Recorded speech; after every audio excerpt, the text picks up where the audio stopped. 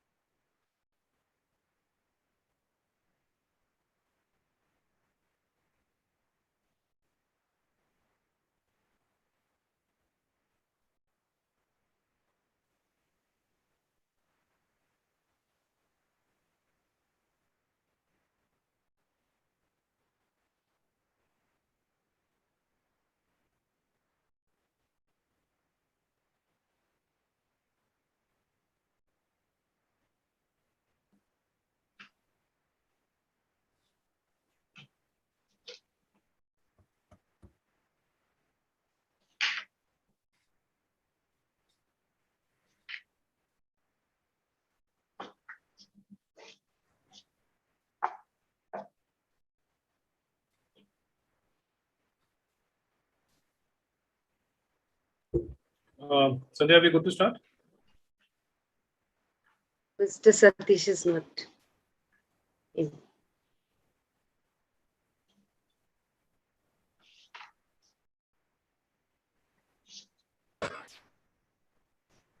So apologies to the panelists. There was a slight technical glitch in the back end with the YouTube connectivity. So that had to be sorted out.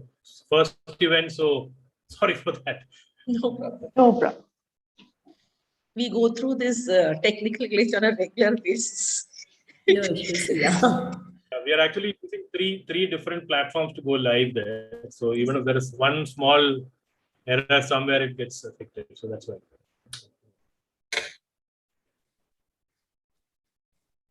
As of now, who are in the visitors in the auditorium are able to see yes.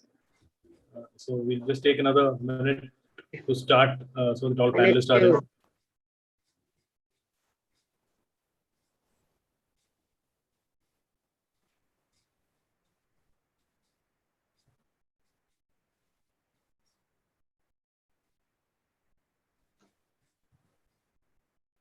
He's logging in.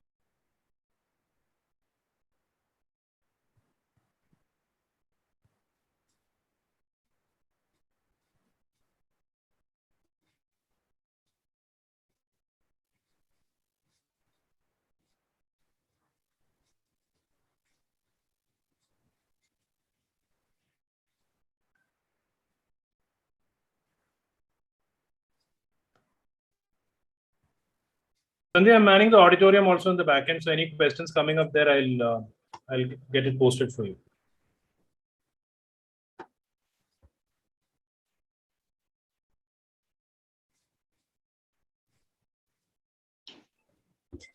Manoj, for visitors to join, who should they contact? There seems to be some issue. I don't Directly know. To? bsca.in, and they can directly log in from there. It is open now.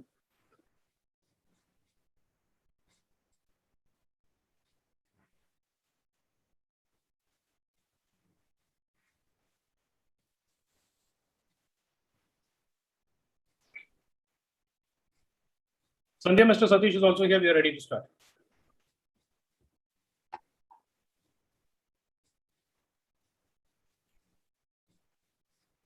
Can we start, Sandhya? Okay. So good morning and a very warm welcome to EduWeave 2021, the much awaited Expo being organized by BSEI, the Bengaluru Schools Education Initiatives, which is an offshoot of the largest online parenting community of 56,000 plus parents. This was started around 12 years by Shweta Sharan. Me and Sandhya helped her in administering that group.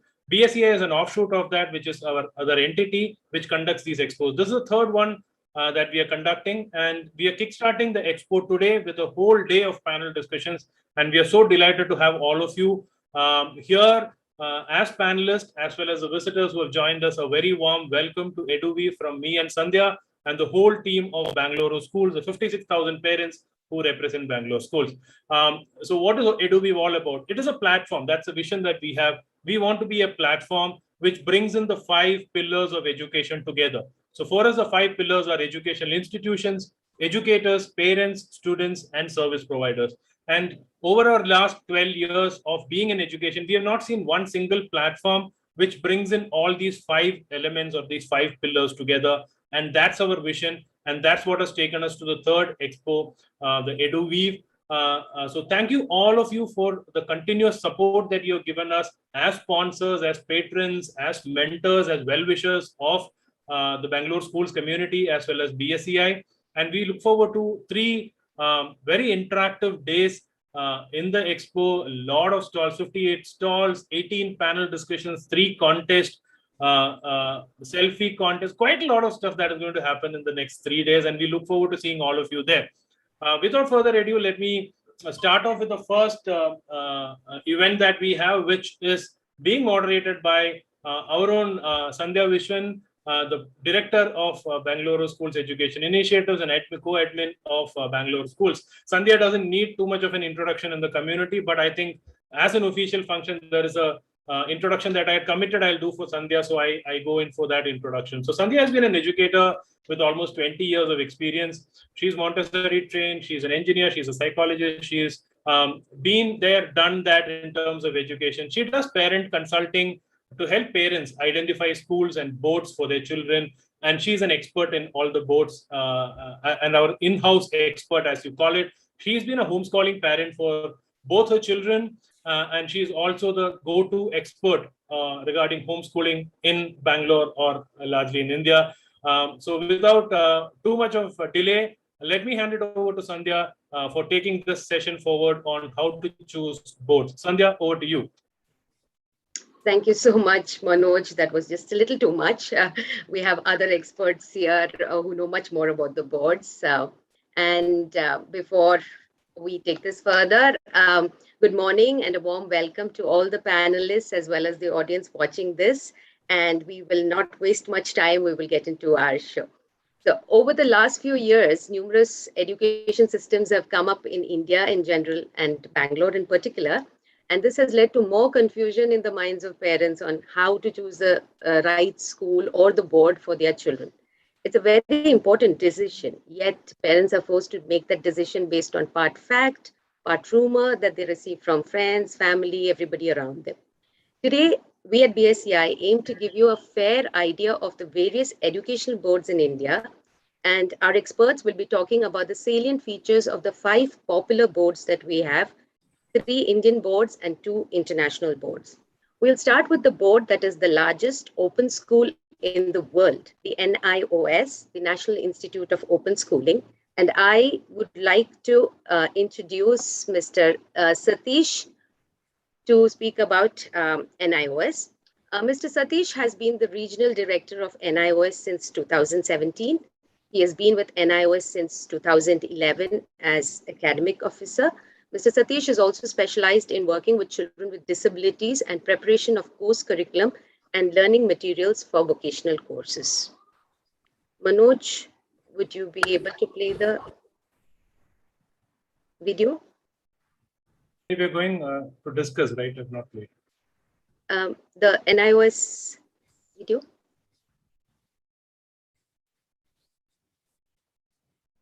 Sandhya, I thought Mr. Satish is discussing that.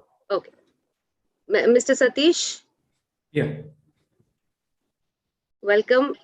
If you Yeah. could give us a little bit of an idea on NIOS, what the board is about, what it offers. Okay. Good morning, everyone. Madam Sandhya and Mr. Manoj. I thank the organizers of the Bangalore Schools Educative Initiative. I'm really very happy and delighted to be part of this the whole day deliberations. To me, it is a very big surprise, and it's a wonderful event where you're connecting the parents together. I suppose I've not come across such a big numbers where more than 50,000 parents are part of your group. I'm delighted to be part of this event, and I also want to thank all the co-panelists who are here. I convey my greetings from the National Institute of Open Schooling. I represent the National Institute of Open Schooling, which is an autonomous organization under the Ministry of Education. The ministry has got two major wings. One is a formal education boards, and then the non-formal education boards. NIOS comes into the non-formal education boards. As country is a big country in population. As it is big, it's also diverse in its own nature. Because of its diversity, not all the children are able to go to the school. In order to give them also an opportunity to have the educational needs, the non-formal education system was created, and then that's how the NIOS came into place. It's more than 35 years that we are in India, and in the state of Karnataka, it's since 2011. We are one of the central boards like the CBSE and ICIC, and rest of it are the state boards. We have been given the same equal importance or the equal credits like any other board enjoys, like the CBSE or the ICIC, in terms of their eligibility into higher education and also into employment. Our board primarily focuses on the secondary and the senior secondary education. And we also have something called as an open basic education, which is primarily for children less than 14 years. They are equivalency programs. They are pitched at the level A, B, and C, which are equivalent to class 3, 5, and 8. And then the 10th standard and the 12th standard, or the secondary and the senior secondary. We also have a lot of vocational courses, which are short-term, 6 months to 2 years. And these work in various areas. We have about 100 plus courses being offered. And all these courses are driven towards making an individual to be a self-empowered or self-employed, than a job creator, than a job seeker. That's how in brief. Our primary focus is on the 10th and the 12th. As we know, ours is one of the largest open school system where the whole curriculum is based on the open and distance learning philosophy, which primarily focuses on the self-study and which is being supported by the personal contact programs. That's what is a common term that's used across the globe. Personal contact program, these are the academic supports provided by the schools or the academic institutions. The self-learning process is kind of enabled through the self-learning materials. These are not books, but they are called as a self-learning materials. In other words, we call this as to be a teacher in print. So by that time, we can understand that teacher in print, it means that it does the role of a teacher to a greater extent. The lessons are written in such a way that as if a teacher takes a class in a classroom, how a teacher behaves. The same way the lessons are being structured and they are being presented to the students. The main focus is on the self-learning materials, augmented by the personal contact program that the children attend in the schools which are being affiliated with NIOS, and also supplemented by assignments which are called as a tutor marked assignments, which are part of the final assessment of the 10th standard or 12th standard or the secondary and senior secondary. It is also being augmented with the online course material that we have. Our NIOS, the whole curriculum, we have the whole curriculum into PDFs, which can be downloaded and children can use it. Plus, we have subject-specific, topic-specific videos that are being made for each of the units. So these online resources are real wonderful resources that the children can use. The key differences that we enjoy with other boards is that being an institute of open and distance learning, there are a lot of flexibilities and openness that we give. Flexibilities and openness in the sense, first is about the age factor. Only a minimum age is being defined for entry level into 10th and 12th. So there's no upper age limit. So anybody of any age can join any of the courses starting from open basic education to that of the senior secondary. We have case studies where, of 80 years, 85, 58, 60, 70, completing the 10th standard or the 12th standard. So there's no upper age, there's no age bar. Languages have also not been a major difficulty with us. We have been very flexible in that, where we have more than all the languages that have been scheduled under the 8th schedule of the Constitution is part of our board. So the child is free to choose any of the languages, and we have various subjects that are being offered. You name any subject that is being offered in the regular board, that we have it here. So we have the languages. We have the major chunk of subjects that they present there. There are no mandatory or there are no compulsory subjects. So the child can choose any subjects of their choice or of their interest, keeping in mind as to what is their interest and also what they want to do after completing the 10th or the 12th standard. And we also have the flexibilities of our examinations, where every child is given a time period of 5 years time for the child to decide as to when they want to give the examinations and how they want to do it. So over a period of time, over the period of 5 years, every 6 months is a public examinations, and every month in a year, almost 8 months in a year, there is something called as an on-demand examinations. 3 days in a week it is there, so which the child can decide and take control of the examination pattern and then give examinations as to when they want to give it over a period of 5 years time. We also give them what is called as a credit accumulations. What we mean by credit accumulation is that for the purpose of certifications of 10th and 12th, 5 subjects are required, which includes 1 language. In this 5, the child can complete each subject at a staggered manner. As and when they complete the subject, the credit is accumulated to them. We permit the children to add occasional subjects into their, the regular course of the 10th or the 12th standard. And we also permit them to have any of their, occasional subjects, which is already there. Few of the occasional subjects we have already converted into the academic subject, like painting, home science, data entry operations are all occasional, which are already converted into an academic subject. Apart from that, they can also choose occasional subjects if they want to do. And to add on to what the language that I was talking about, as there are no language in barrier, our course materials are available in different mediums. It's about 8 to 10 mediums, in the sense 8 different languages that the materials are being translated and are available. Irrespective of the medium of the choice that the child does, the child is free to write the examinations in any of those languages that is being prescribed by the Constitution. As per, there are about 22 languages which the 8th schedule of the Constitution prescribes. So the child is free to choose any of the languages for writing the examinations. Even if I have chosen English as my medium of instruction, I can still choose to write my examinations either in Kannada, Telugu, Tamil, in whichever Odia or whichever languages they want to write. So, and we also permit important facilities that we permit there is something called as a transfer of credit. When children shift from one board to another, be it an international board or be it CBSE or ICSE, from all the subjects they have passed, we permit them to transfer 2 subjects. That's called as a transfer of credit. They transfer 2 of their subjects which they've already cleared it with another board, and then they complete the rest of the 3 to get their certifications in place. That's a brief overview of our board.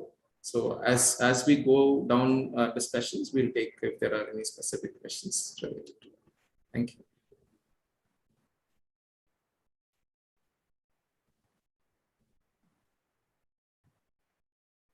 Sandhya, you have to unmute yourself. Yes, I just noticed. Thank you. One of the questions that just came in is the on-demand exams that you mentioned. Is there a maximum number of subjects that need to be taken, or a minimum number of subjects for the on-demand, or can all of it be taken together? No, on-demand examinations is only a facility that is given for the child to complete the examinations. So in a regular academic year, there's a regular academic calendar. When I register for this 2020-21 block 1, I am eligible to write my first examinations in April 22. And before that, I'm not eligible for any of the examinations. All these on-demand and public examinations begins only after April 22.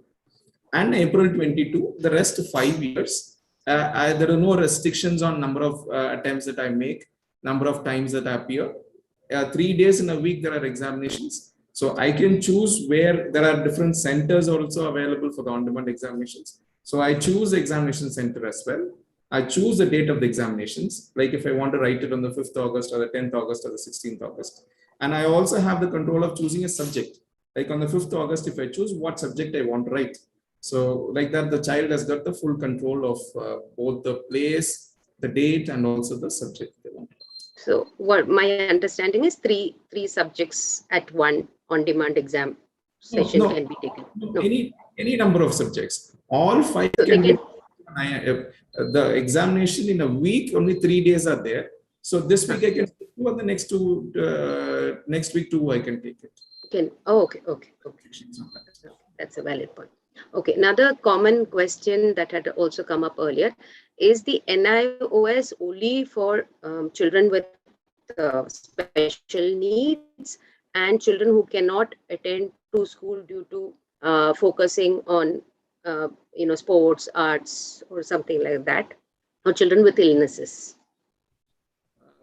Because of the openness and the flexibility, it suits to everybody, whoever is in need. So whoever wants to voluntarily choose a board where they want to have a full control of what they're studying in terms of the subjects they want to study, what are the pace that they want to study with. And so if that is the case, it's open to everybody.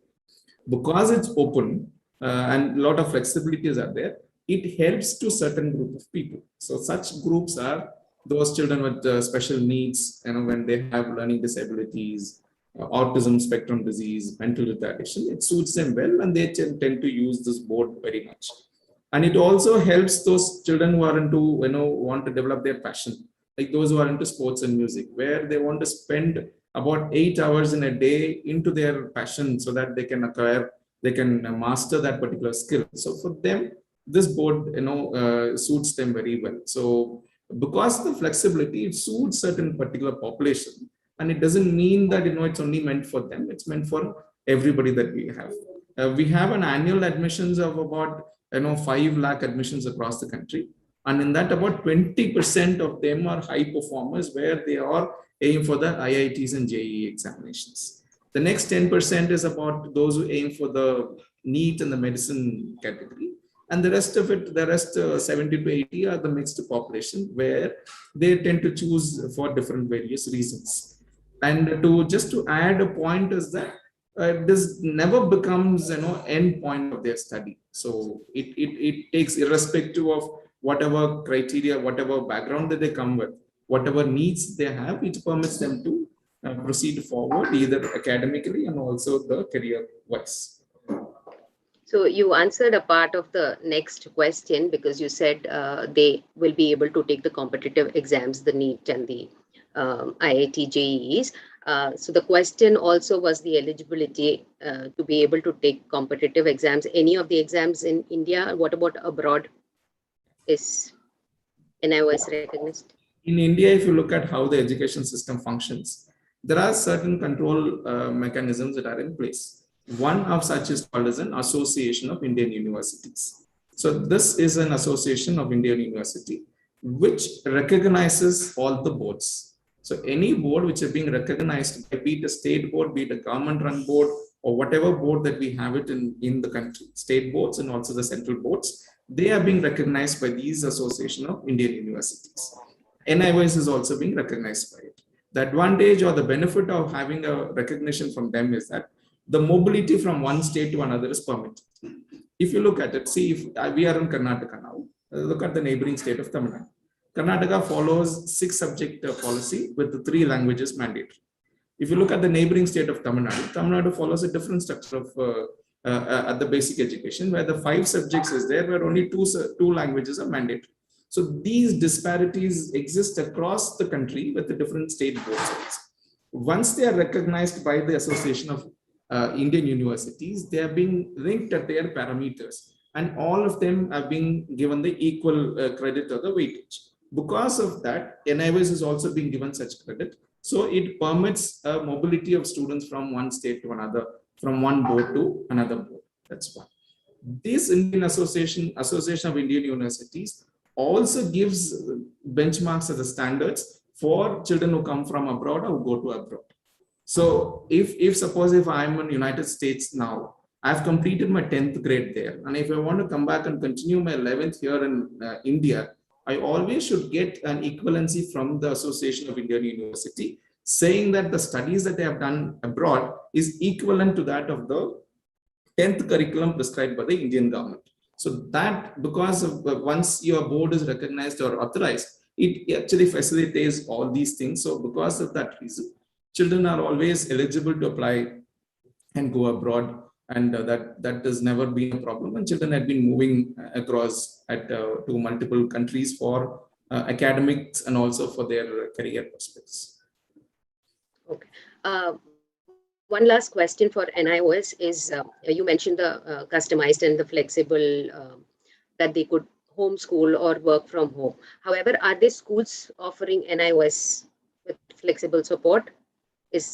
Can a school be affiliated to NIOS?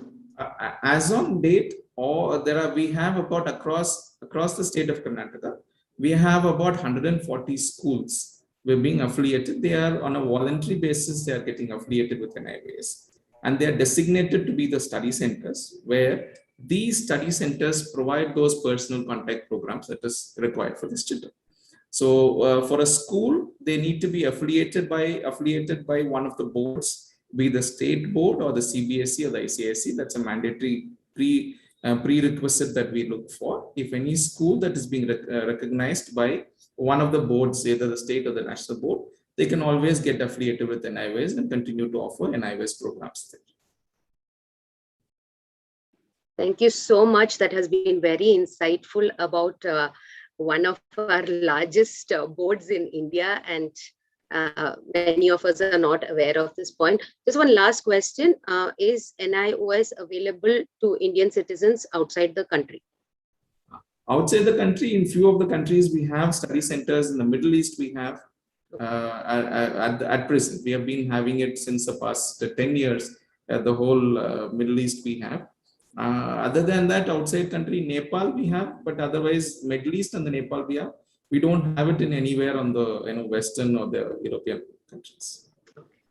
Thank you so much, Mr. Satish. I will now move on to the next board. We will be going on to the CISE board. Commonly, people know it as ICSE, but the board is CISE. And to speak about the CISE, I have Shilpa Kiran here with me. Shilpa Kiran is a head of school IGCSE at Vishwa Vidyapeeth. She has more than 15 years of experience in education. Ms. Shilpa is a bachelor in education and MBA in education management. Manoj, can we have the video, please?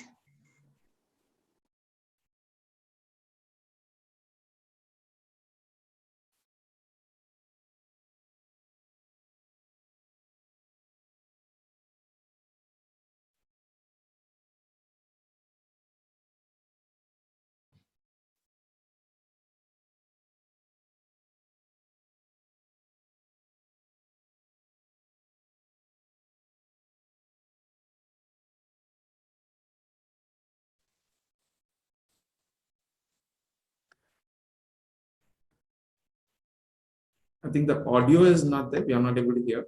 Yeah. Manoj?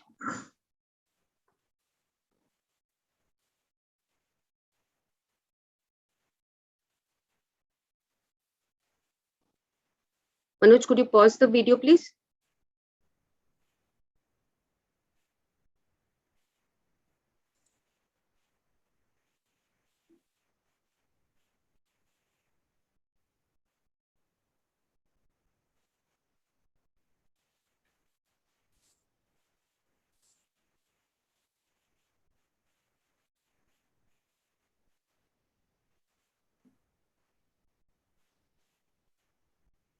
No.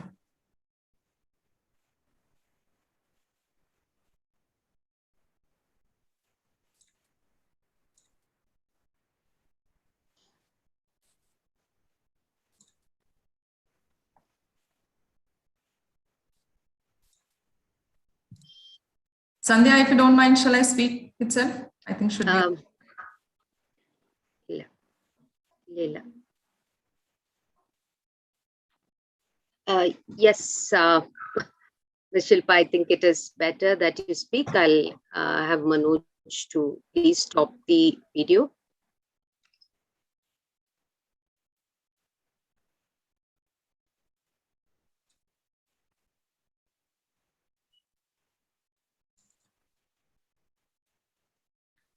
Sorry about that. No problem. Technical glitches do happen.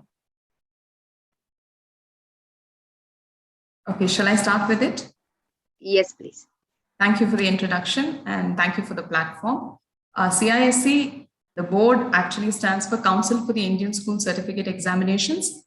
It is actually an offshoot of the Cambridge Board post-independence, which was set up during the 1956, which was a replacement of the overseas Cambridge School Certificate Examination by an all India examination. That is the reason that's how CISE board came into existence, which is commonly known for everyone as the ICSE school or the ISC schools as such. Now, why people or many of them, why is it got very popular? Since it caters to the needs of the children and it's a very student-friendly board because of their marking system. They give a lot of preference to the internal marking system and it's a much appreciated curriculum because it has, in terms of knowledge base, they cater to a wide range of subjects and has an effective career path for most subjects that are suggested. So it gives a freedom for any school or any teacher to experiment with new ideas and teaching practices also. And it's very relevant for today's students' knowledge gain itself. Now coming to the examinations we have ICSE, that is the class 10 examination, the ISC, that's the class 12 examination. They also cater to something called a Certificate of Vocational Education, which is again the class 12. The class 12 qualifications, it's more like a diploma program that the council is actually providing with. They also give some framework for the pre-primary class 1 to 8. They also give certain guidelines for performing arts, the physical education, and a little bit for Sanskrit language. For the class 5 and 5 to 8, they give some particular guidelines for learning as an extra subject for Sanskrit as well. So these are something that the examinations are from the ICSE, the CISE board. Now coming to ICSE, they have a structure that they go ahead with. ICSE actually follows a 3-language policy. That will be the English, another language which can be picked up from almost 45 Indian languages, or it can also be any foreign languages that a child can pick up. That will be French, Spanish, or German. That depends again on the school, what the logistics of the school, how they are going to provide or give an option for such subjects. This is something that the school actually, the ICSE schools, most of the CISE boards actually follow. Coming to the 10th class, they have a certain structure where they have group 1, group 2, and group 3. The group 1 is the compulsory subjects, where the group 1, we have English, we have language, as I spoke about. They can pick up from almost 45 Indian languages or any foreign language. They also have history and civics, which is a compulsory subject. Geography also is a compulsory subject. So these 4 subjects fall under the group 1 category. Now coming to the group 2 category, they have to pick up only, the child needs to pick up only 2 subjects here. So they have, the board suggests almost 7 subjects to pick up from. So you have some mathematics here, you have sciences, that is physics, chemistry, and biology. You have commercial studies, you have environmental science, you have economics, and you have certain modern foreign languages also added here. Now, from this 7 subjects, the child has to pick up only 2. That is your group 2. Now, coming to group 3, it is more, this is an elective subjects where almost 15 subjects the board offers, and the child has to pick up just 1 subject from this group. That can be from any of computer applications, commercial application, physical education, art, yoga, home science, cookery, performing arts, mass media, hospitality, fashion designing. There are so many curricular activity based, but this particular group 3 actually caters to a passion of the child. If the child is passionate of any subject and looking at a career path for a longer term, in particular of commerce line or computer line or anything, this gives you a base for it. So this was structured and placed in a very good manner. So this gave a very good platform for many students who are planning to be software engineers or taking chartered accountants in an earlier stage itself. So this options, but again, coming to options, the options are subject to change from school to school. Due to the logistical reasons of many schools, it is actually the options. The board suggests many options, but the schools also have their own logistical reasons why they provide only certain subjects and not all the subjects. So that is something. Other than this, ICSE also tells that the child has to do a compulsory SUPW. That's socially useful, productive work and community service.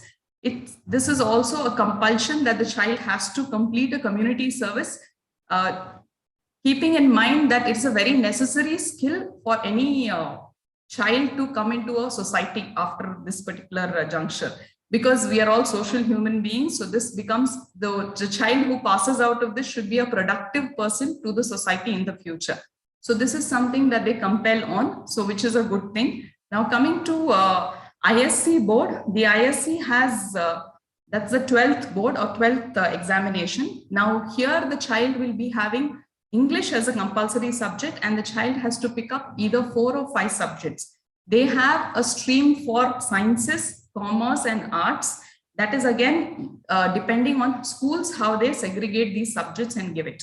So that is also in ISC, that's 12th standard. Other than this, you have, as I spoke, we have this certificate of vocational education, which was in accordance with the recommendations of the new education policy during the 1986.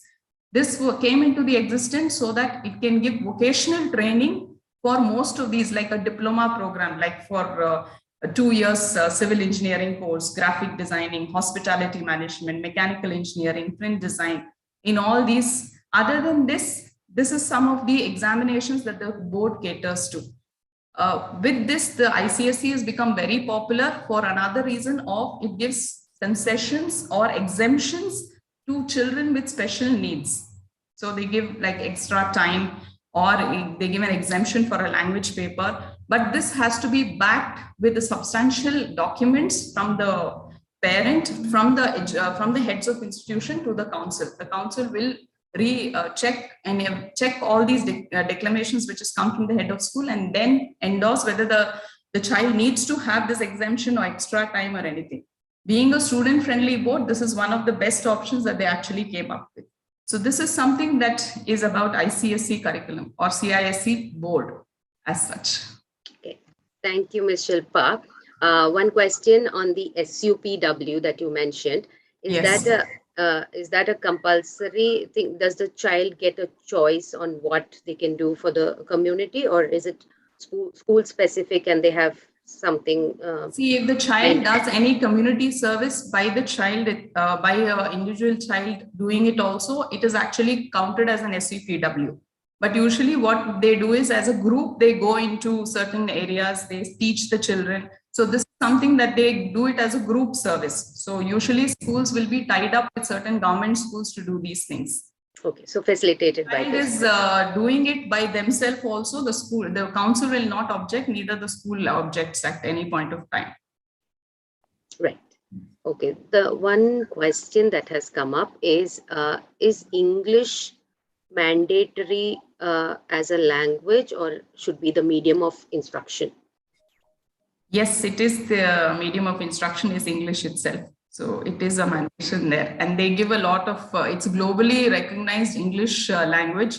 So definitely English is given a lot of prominence with this particular board at least. I think the board itself was developed keeping that in mind that yes. English should be the main prime thing. Yes, yes. Okay, there's another question that is here. What is the maximum and the minimum number of subjects for the ICSE and the ISE exams that can be taken? For the ICSE, they'll have to take at least 10 subjects, or if they are dropping maths, dropping sciences, then 3 subjects will be lesser and only one subject will be added. So in that case, for the class 10 examinations, they will have to take at least 10 or 9 or 10 subjects. But whereas it comes to ISC, they will have to have at least 5 subjects for their passing. Okay, you mentioned that the ISC has the streams also. Yes. And from what I understood, what you just said, it's actually ICSE is a minimum of 7 subjects, but it seems like 10 because subjects like science are divided into physics, chemistry, and biology. And so group 1 mandatory Physics is subjects plus electives together to make 7, but that depends on which subject. So but they have a compulsion. They have a compulsory for history, civics, and geography as well. So that is also yes, the group 1. Yes. Okay. This is regarding the next question is regarding the program per se. Is there only content for high school? I know you mentioned a framework for primary and middle years, but it doesn't. The question is it true that the CISE doesn't have a curriculum for primary and middle years? They actually don't give, the board actually don't give or compel any school to follow a particular structure or anything, but they do give a framework for us that these skill set have to be completed or skill set for each particular class has to be done. So the framework is very well designed and they have come up with the whole PDF for the framework in 2018 for all the schools as well. Yes, this was being done even before, but they give a particular skill set structure for every school. And every school is free to facilitate and develop those skills. However, they are doing it, but they have to reach that skill set so the child is eligible for the 9th level. Okay, a very, very hot topic now, this which has been in the news the last, this month in particular. What are the new changes in the examination pattern for ICSE and ISC? I understand it is for now. Okay, for now, due to the pandemic last year, also it was a lot of chaos that the exams got cancelled. So they wanted to come up with something more at least online and offline based. So in that structure, they made the whole syllabus divided into 2 as semester 1 and semester 2. The semester 1, the papers had to be, will be done in the November end or December first week. That is how the timetable has come right now. The semester 1 is mainly focusing on the objective type of questions. So you have multiple choice and the child I think October 22nd, we got the letter from the board telling that it will be as an offline exam, not as an online exam due to a lot of logistical reasons. So this is what the board has recently conveyed to all the heads of school right now. To semester 2, they plan to do it in March or April. So depending, that should be more of an offline exam itself. Again, it should be as an subjective exam. Now, ISC, they are planning to do the practicals in a continuous basis, and they will do the practicals as per how the school is suggesting it, and then taking the assessment marks will be taken from there. I think the practical papers, the ISC practical papers are suggested for the semester 2 exams. Okay. So what about practicals for the ICSE? ICSE practicals are going on. They don't usually have a paper for it. Okay. They have only a objective paper during the semester 1 and a subjective paper on the same for semester 2. Practicals is an ongoing. So most of them have already done the virtual simulation labs, or they are coming right now to schools and doing the offline labs. Okay. All right. I think we're done with the questions that I've received. We will quickly move on to the next Indian board that we have. And I have Maushami Basu here to be speaking about the CBSE.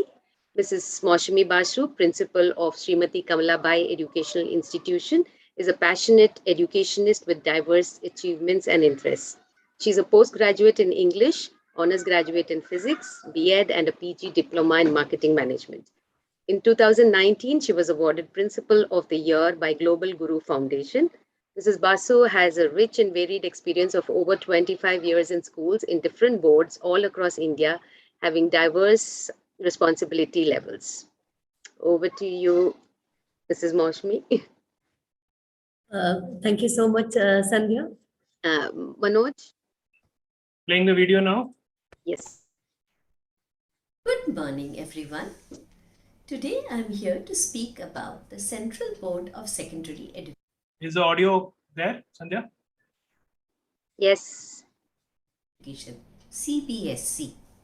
The Central Board of Secondary Education was started with the view of enabling the board to play a useful role in the secondary education to make the services available across the country to all the institutions, specifically for the students who were to travel from state to state as their parents had transferable jobs. It was reconstituted in 1962, 1st July. Yeah. There are more than 20,000 schools across India and abroad, catering to more than 1 million students. It is still the most preferred board in the country. The CBSE follows the K-12 system of education. That is, there is the early years followed by the primary, that is from 1st to grade 5th, then the secondary, that is from 6th to grade 10th, and the higher secondary, that is 11th and 12th. It follows the NCERT books, that is National Council of Education Research and Training, the books developed by them. It is an inclusive board which believes in learning by doing, art integrated education, and physical education and health education has become an important part of the curriculum now. The CBSE follows the 3-language pattern. That is, there is a first language, second language, and a third language. The first language is usually English or Hindi. The second language may be any of the 30 odd languages that are on offer, other than the language that has been selected as the first language.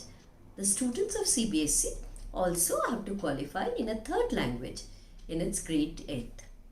It may be any of the languages other than the first and the second languages. From grades 1 to 5, other than the languages, they have 2 more subjects to study. That is EVS, that is Environmental Sciences, and Mathematics. There is no demarcation between science and social sciences at this stage. From grade 6 to 10th, there is a bifurcation of science and social science. In grades 9, 11th and 12th, they have to take up only one language as a compulsory language, and they may opt for another language as an optional one, but compulsory is one language only. Other than these main subjects, the CBSE also provides option of optional electives or skill subjects from grade 6 to 10th. There is a list of subjects which the schools may opt for. The final choice is left to the school, what are the subjects they are going to offer. But there is a wide array of subjects available. It's quite interesting to know that CBSE student can take a subject like optional subject like physics with fashion studies or maths with music, for example. That is something we didn't have in our times, and it is very, very interesting. CBSE as a board, it is not a fixed curriculum.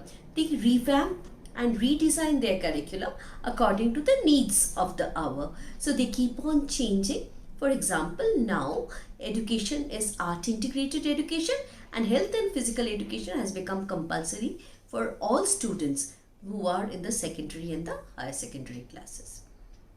CBSE also is digitized, so all the textbooks in their platform and all the vocational subjects and the extra options are all available in the online platform.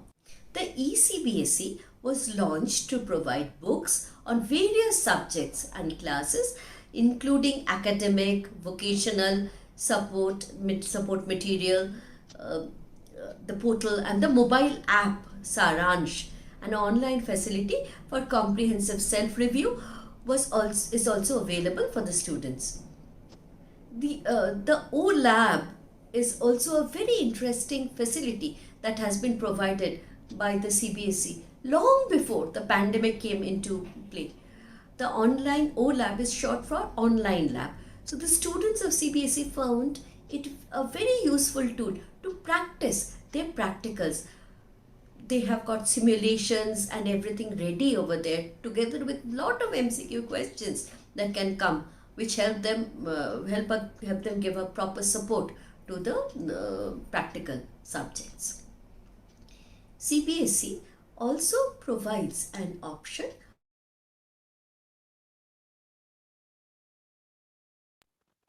Manoj? basic mathematics and standard mathematics, so that references.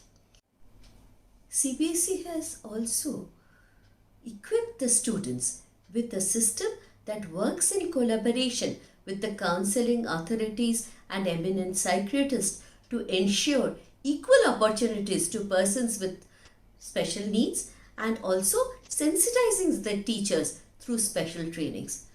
The other unique part of CBSE is it is very vast, 20,000 and more schools under its umbrella. CBSE provides standardized training, mandatory training to all the teachers, coordinators, principals to maintain the uniformity in their levels. The Diksha platform is a repository for all the training needs a teacher or a facilitator may need. Another ambitious project, UDAN, was launched to provide guidance and training to deserving girls from economically disadvantaged backgrounds and to prepare them for professional engineering entrance exams. CBSE is a board which is in tune with all the competitive exams like JEE for engineering, NEET for medical, or CLAT for law exams. The students opt for CBSE. That is one of the reasons they opt for CBSE. CBSE provides continuous opportunities for students through different competitions they conduct across.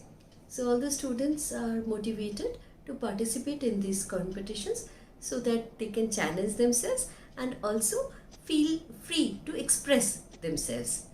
Another interesting part of CBSE is their collaboration with Adult Tinkering Labs, that is ATL. It is a unique opportunity for students to try out design thinking. So CBSE is at par with the times, at par with NEP, and it is a board that is ever modifying itself. I feel privileged and proud to be a part of this amazing system of education. Thank you.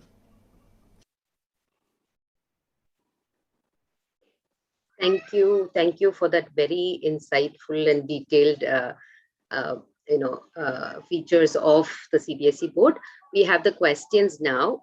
There's one question that says, is the extracurricular activities mandatory in a CBSE school for the CBSE? Thank you, Sandhya, and BACI for organizing such a pertinent topic. Yeah, I'll just go directly to the question. CBSE mandates that extracurricular activities are co-curricular, means there is no option for not doing them. Okay, so of them, as I was stressing, art education is a mandatory field. So art education is not exclusive to only fine arts. Art education includes theater, play, everything. And CBSE has got a pattern and a plan design for the whole year. So that is something all the students, CBSE caters for each different type of students. All the multiple intelligences are taken care of. So art education is a mandatory part of CBSE. Another important thing that they always deal with, and again, a part of the CBSE curriculum, as I was telling, is health and health education and physical education. Now CBSE has made it mandatory that when the students are in campus, when they are in physical school, every day they should have one physical education period. Because physically they should be at it. Now we understand the importance of physical education, specifically now. So that way it's a very forward-looking board, the way they think about it. And they also offer a lot of skill subjects from grade 6th onwards. though they are not tested, but the schools have got the option. There are 11 skill subjects from grade 6 to 8 that they can take up, like artificial intelligence. ICT though is already there. Then beauty and wellness, financial literacy plan. These kind of things are there. There are 11 topics that the students can take, which will, if even after 10th, if they want to start a career, means some job, CBSE wants to develop the entrepreneurship feeling. So then it is scaled up in 9th and 10th. They have got more over there. They have got 18 skill subjects that the students can opt for. And the one interesting part of this, I'll just tell you. Suppose a child doesn't do too well in one of the mandatory optional subjects like maths or social sciences or sciences, and they have qualified in the skill subject like ICT or marketing, for example. If they do that, then CBSE has got the option for changing these subjects. Like if they have not made the mark in, say, social sciences, they can, ICT will be taken up in its place. So that is a very good thing for people who are mathematically challenged. Maybe, I'm just... So the best of 4 or 5, whatever, which leads me to the next question that has come up. Which are the mandatory subjects and which are the electives in a CBSE board for the 10th and the... Till grade 10th, they have got 2 languages which are mandatory. First language is either English or Hindi, and second language, any of the other, there are all the Indian languages, foreign languages, many, there are 40-45 odd languages that they can take up from, and 2 languages are mandatory for grade 9th and 10th, and together with it they have to go for maths, science, social science, 3 subjects. So total they have got 5 subjects in grade 10th, compulsory electives, right? And for grade 12 they have got only 1 compulsory language with 4 compulsory electives. So they can add optional electives. So CBSE provides that also. So another thing is for grades 10th, for example, a student who has got certification that the child is digitally challenged, then the child can opt for home science. So that is also provided by the board. It is totally in line with the NEP curriculum that is being taken up. Actually, this NIOS was an offshoot of CBSE. The whole planning was to give help, provide support to all children all over the country for an education that is at par with the times. I hope that answers your question. Yes, yes. Okay, now the common question that just came up for CISE as well. What is the latest examination format for the CBSE? It's all in the news now. Yeah. CBSE had talked of 4 different parameters. So now in November, we can talk of 2 are over. So we can see that at present, we have the term, they have divided into 2 sessions like CISE. The first session with 50% of the syllabus will be in November, December. So there they will appear for, but here it will be only MCQ questions. They will have about 60 odd questions. Of them, there is a choice. Okay, for maths and all other languages, they have to answer 40 questions, 1 mark each. For all the other subjects and English, they have to answer 50 questions. 50 questions. So the all of them are of equal value. So it comes down to 0.8 marks per question. But there is a choice over there. This is about term 1 exam.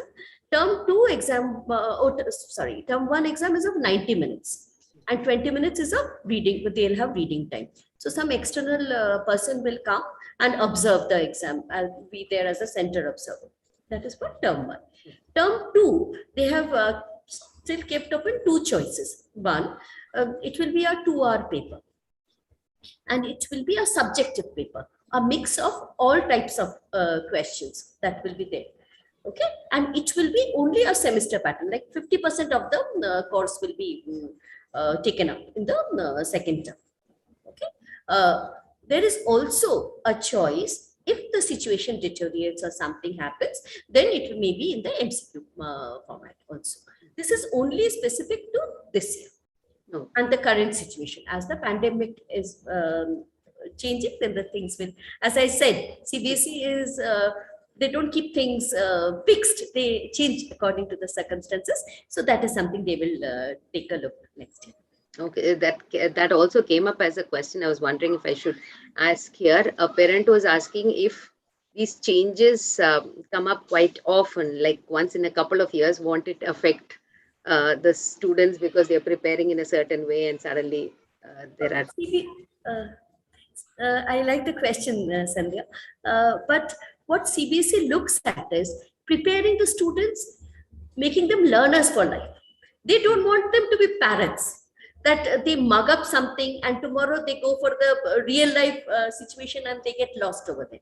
So if you look at the CBSE evolution throughout the ages, this changes like this necessitated it. This pandemic caught us all by surprise. But at least CBSE had that Saransh platform, the digital platform. So it was quite comfortable for the CBSE schools to go to the digital medium. So the changes that come in CBSE are not out of the blue sort of thing.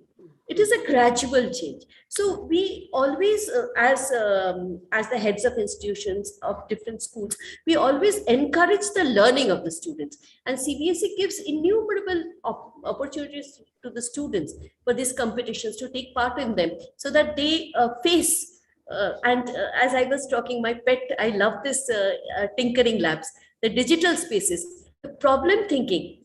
They get a problem and they think on their own and they become problem solvers for life.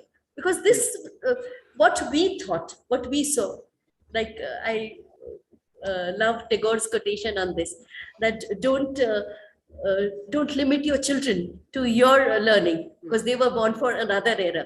So it is a forward thinking age. So we have to keep evolving. Otherwise we will be left behind. And our students. So what I understand is skill building is primary focus of the board, and that is staggered through the years before these changes are being made. And they are not sudden changes. Like the changes are there and being planned and they know it. So they move forward gradually. Oh, thank you, ma'am, for that. And we'll quickly move on now to the international boards and not the Cambridge, actually, the UK curriculum has been quite popular in India for many, many years. But now it's commonly known as the IGCSE exam, which is the 10th grade exam. And we will move on to that topic as UK curriculum. And we have Anjana Gupta here to be speaking about it. Ms. Anjana Gupta is Cambridge Program Coordinator at Candor International School, Bangalore. She has close to 2 decades of demonstrated history of working in the education management industry. She's skilled in classroom management, curriculum development, and teacher training. She holds a B.Ed and MBA. Manoj, over to you. Welcome, Anjana. Ma'am, you're muted. Thank you, Sanjay. Thank you. Yes. Manoj will, yes, thank you. Good evening. I'm going to talk about the Cambridge program, which is a UK-based international curriculum, which is widely popular and well recognized in India. The Cambridge International Curriculum sets a global standard for education and is recognized by universities worldwide. The curriculum is flexible, challenging and inspiring, culturally sensitive yet international in approach. Cambridge students develop an informed curiosity and a lasting passion for learning. They also gain the essential skills they need for success at university and in their future careers. Cambridge programs combines and emphasizes on mastering subjects both in depth and with the development skills for study and work in the future. It values deep subject knowledge as well as the conceptual understanding that helps students make links between different aspects of a subject. Cambridge also encourages students to develop higher order thinking skills, problem solving skills, critical thinking, independent research, collaboration, and presenting arguments. Cambridge students are encouraged to reflect on their learning so that they are able to build on experience and plan ahead. They become confident, innovative, and resourceful, secure in their knowledge, yet open to new ideas and opinions. Cambridge Pathway is for students aged 5 to 19 years. Its wide range of subject and flexibility gives school the chance to shape the curriculum so that it is exciting and relevant to their own student. It also have the chance to acquire the knowledge and skills they need to achieve at school, university, and beyond. The Cambridge Primary Year program, which caters to 5+ years, Cambridge Lower Secondary for 11+ years. It also caters into the checkpoint, which builds on the primary stage and develops children's knowledge and skills in mathematics, English, and sciences. It offers schools a means of tracking students' progress through the lower secondary phase, an integral package of teaching, learning, and assessment materials. Checkpoint tests are for use at the end of grade 8. They are marked by Cambridge and provide schools with an external international benchmark for students' performance. Checkpoint also enables feedback to be provided on a learner's strengths, weaknesses in their key curriculum areas. Feedback of this kind is an invaluable source of information. Schools and colleges will be able to make strategic decisions drawing upon a pool of information and specialist reporting tools built into Checkpoint. Cambridge Upper Secondary, which is meant for 14+ years, is IGCSE. It helps improve performance by developing skills in creating thinking, inquiry, and problem solving. There are about 70 subjects available in Cambridge IGCSE, including 30 languages that schools can offer them in any combinations. The syllabus is designed to enrich the students' knowledge and culture.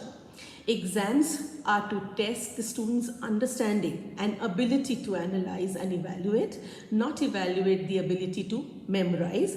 Specially designed questions are included in each exam, thus to differentiate between outstanding and average students.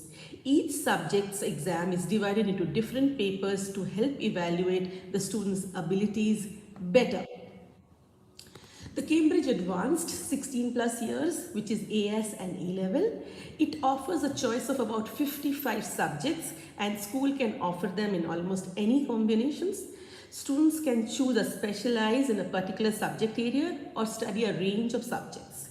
Cambridge International A-level is typically a 2-year course and Cambridge International AS level is typically 1 year.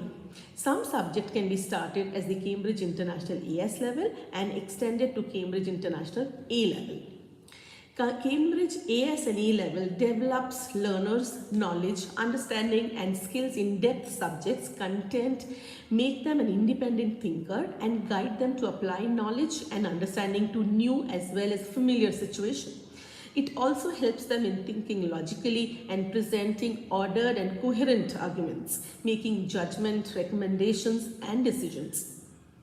The Cambridge examination offers in 3 different series, which is Feb-March, May-June, and October-November. Feb-March being specifically catering to India. Thank you.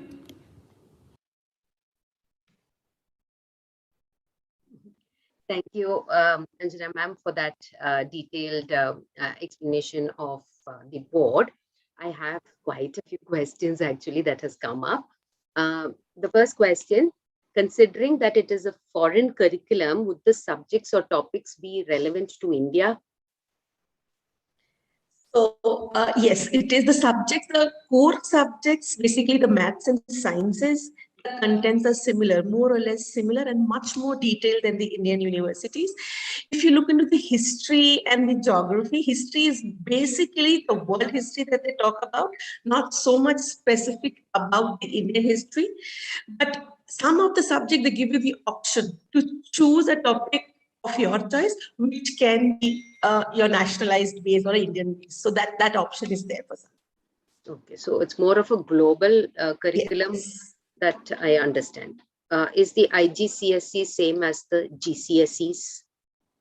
So IGCSE and GCSE is more or less same, but the GCSE and Excel things, they come under the Pearson Excel, and Cambridge comes on IGCSE, and AS A-level comes under the Cambridge UK. Okay, that's actually another question that had come up, the difference between the Cambridge curriculum and EdExcel. EdExcel is from Pearson. Yes. So is it like two different boards? They are a sort of two different board, but both of them have equal weightage and equal importance. So there is no difference. There's no hierarchy of any of the curriculum there.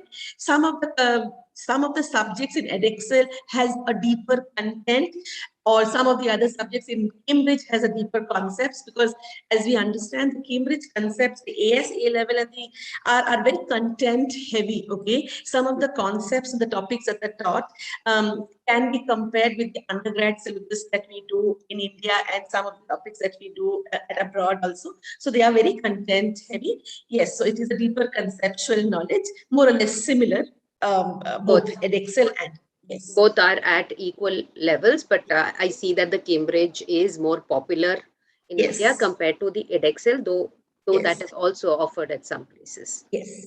Okay. Now the next question.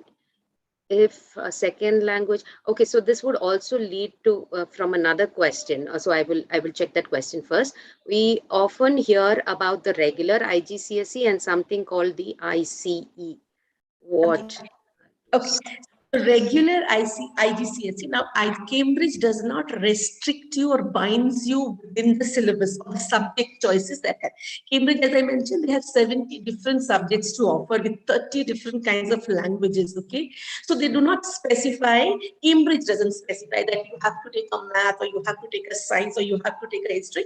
Unlike some schools would like to put a framework into the system and they plan the subject choices.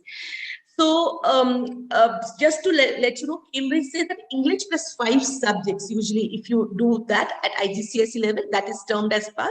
But most of the school minimum ask you to do 7. Some school goes to 9 and 10 as well. Okay, so there is no restriction. It depends on the time frame, timetable you have. You can offer 5, 7, 10, and also depends on the capability. Sometimes it is we have a specially able child who cannot handle 7 or 8 subjects, so we do give them the chance of doing only 5 subjects. But that does not mean that he or she does not pass the IGCSE. They do clear the IGCSE. We term as a pass of IGCSE. Now, when it comes to ICE, ICE is a separate certification along with the IGCSE, which is developed for a holistic curriculum. That means under ICE, you have to do 2 languages, 1 second language, 1 from the humanities, 1 from the math, 1 from the science, and 1 from the creative. So if the whole syllabus of 70 subjects is divided between 5 or 6 categories, and when you choose the subject, you choose 1 from each category to get that to be enabled to get that ICE certification, which actually leads to a holistic curriculum, basically. So that's the difference between the ICE. And so ICE is an additional certification apart from the IGCSE. Okay. I'll just add on to that. I think there are 5 groups for the ICE. Group 1, which is languages. Group 2, which is humanities and social sciences. Group 3, sciences. Group 4, mathematics. And group 5 would creative and vocational. Okay, so from that, what you said is at least 1 subject from each group needs to be 2 languages. So it can be the English language and any of the second language. So 1 English, 1 second language, 1 from each group, and a minimum 7 subjects you have to get that ICE certificate. That's a condition. Right. And is there a maximum for that? No, there is no maximum for that. Maximum. Minimum 7, and you have to take 1 subject from each group. Each group. Okay. Yes. Which means that from any one of those groups, you'll have to take at least 2. Yeah. Usually people take a language and a second language, an English language and a second language. So that's 2 from language, and any 1 additional subject from any of the groups. Sure. And that was the question I was going to ask earlier. If second language is compulsory, is it a foreign language? Does the board offer any Indian languages as options? Yes, we do offer Cambridge. Cambridge offers English, Hindi also as a second language. Just to let you know that Hindi is offered by Cambridge, but the exam happens only in the Feb-March series. So Hindi is not offered in the May-June and the October-November series. Whichever school offers Hindi, the board exam happens in Feb and March only, because it is mostly India, so they only restrict it to Feb-March series. Okay. Okay, this application-based question paper, I mean, I think that's the term that we keep hearing quite a bit. So the question is, does this mean that more marks are allocated for practicals, or is it only experiential assessments that are done? Okay, so I'll just take up one subject of IGCSE. IGCSE subjects, as I told you, that it is assessed with a wide range. So you will have 3 papers in IGCSE, any sciences if you take. Paper 1 of the paper will be a multiple choice. Now, when you look into the multiple choice, the learning, the assessment is based on the entire, there are lots of skill sets that has been assessed, okay? So it is not only the knowledge, it is the analytical skills, it is the application skills, it is the evaluation skills, okay? So these are the kinds of skills that we focus. If we also look into the marking scheme or the structure of the curriculum, it focuses less on the rote memory, less on the knowledge per se, but the application, the analysis, and the evaluation of that knowledge into a given situation is given more focused on, okay? And hence, a learner, a student has a holistic, I mean, he's a problem solver, as we say, you know, given a situation, he has the knowledge, given a situation, and he applies that knowledge into the situation and solves the issue, you know, that's how it goes. Okay, so it's actually a written paper, but the questions are more application based, where the skills need to be applied rather than rote learning questions. Like you don't have a direct question saying define such and such a thing, or no, there is no what is and how is, okay? There is no, it's always explain and discuss. Okay, I think we're the first set of questions are done. We will quickly move on to the IB. And we have Bindu Thomas here to speak about the IB. Ms. Bindu is a dynamic educator, and this is her 8th year in educational leadership.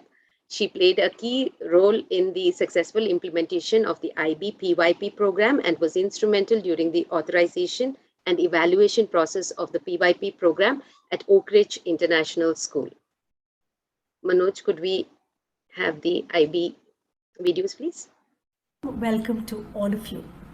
I'm Bindu Thomas, the head of primary PYP program at Oak Ridge International School, Bangalore.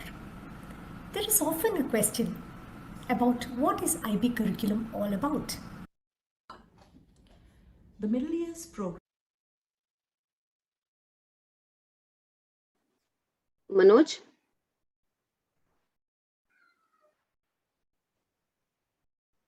Sorry.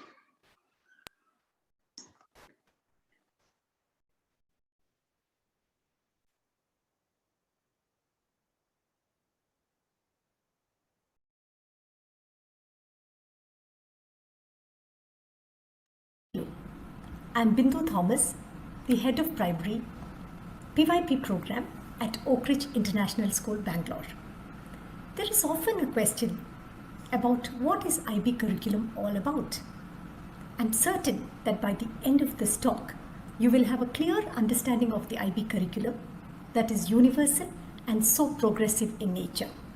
A curriculum that has extremely high academic rigor and that can be approached from anywhere across the world, ensuring progression of learning.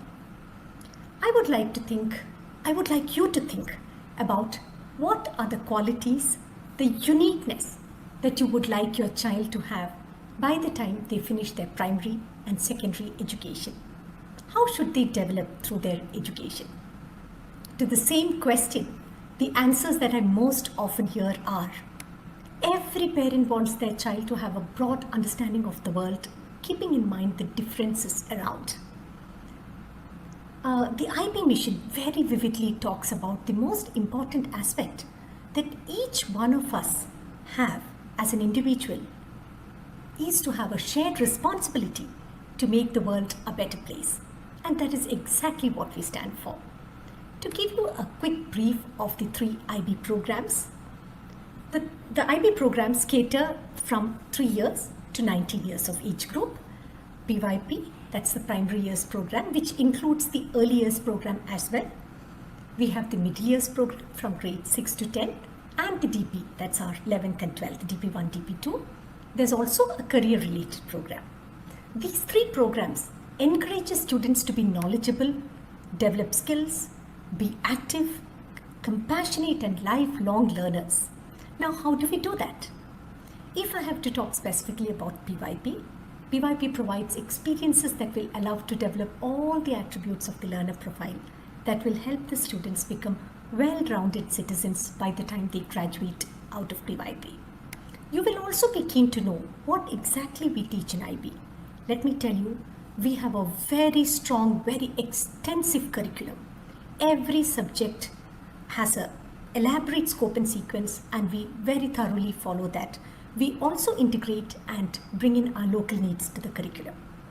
The 3 important areas that are well documented in the curriculum are the written, the taught curriculum, and the assessed curriculum. I will quickly take you through the stages of these. We have the essential elements of PYP, and this is actually what we teach and learn. For instance, knowledge. What we want our students to know. Concepts. Concepts are nothing but organizing ideas to help them make connections, to help them make real life connections. ATL skills, the approaches to learning, need of the hour, right? You all will agree with me. The 21st century skills are the need of the hour. Action. Action is what action do the children take to make the world a better place? Please remember, we always put our students at the heart of everything that we do. Around this, we have other areas of teaching and learning and holistic development. We aim to provide international experience to our students, and at the same time, we are mindful of the uniqueness of every single child. Assessments are another integral part of the IB curriculum. It's not one of those scary times where what I and you have gone through, right? Instead, the objective of the assessment is to bring our students on board, taking their inputs into designing the assessment and also to decide the rubric furthermore.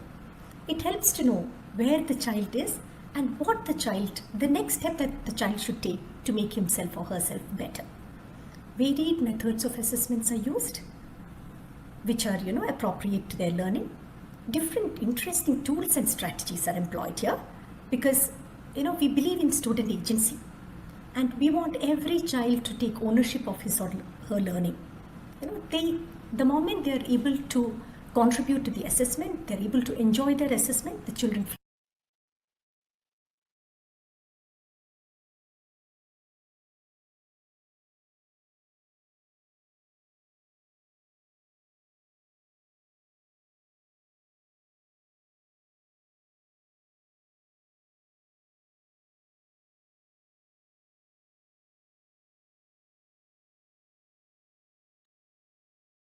program focuses on the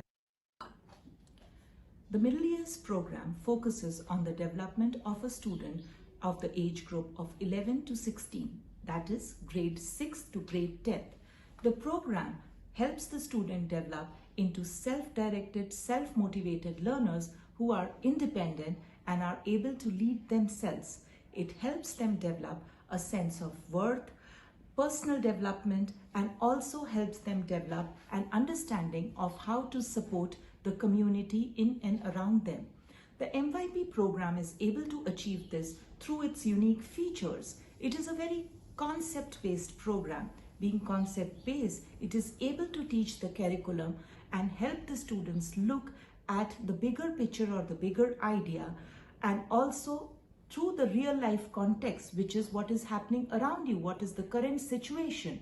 So they are able to apply their knowledge, which they learn in the classroom, in and around, and make those real life connections and connections with other disciplines or subjects through interdisciplinary learning. This is something which is very unique to the MYP program.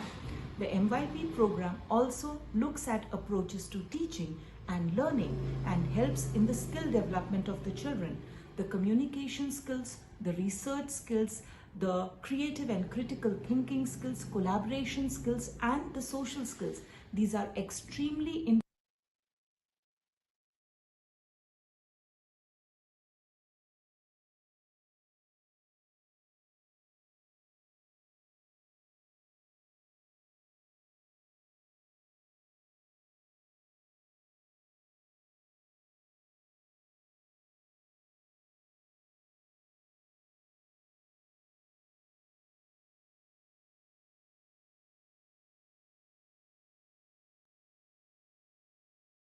Another reason I could say is college values students with meaningful experiences beyond the classroom. When I say it's beyond textbooks, beyond classroom, they look at something what the IB offers, what we call it as creativity, action and service. This is one of the core elements of IB, and by doing this CAS, by the prerequisite hours that each student puts in over this 2-year program, they are able to go beyond the classroom. So this is a very, very meaningful experience that is there for the IB program. Next, I think IB also creates a lot of independent learners and strong writers. When I say strong writers, all the students who undertake the IB program need to do an extended essay.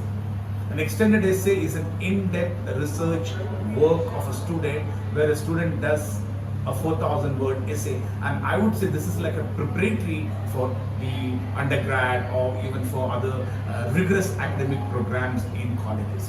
So in this way, the IB prepares most of the students to be strong writers and independent readers. And one of the most important things of an IB program is it creates an international mindset.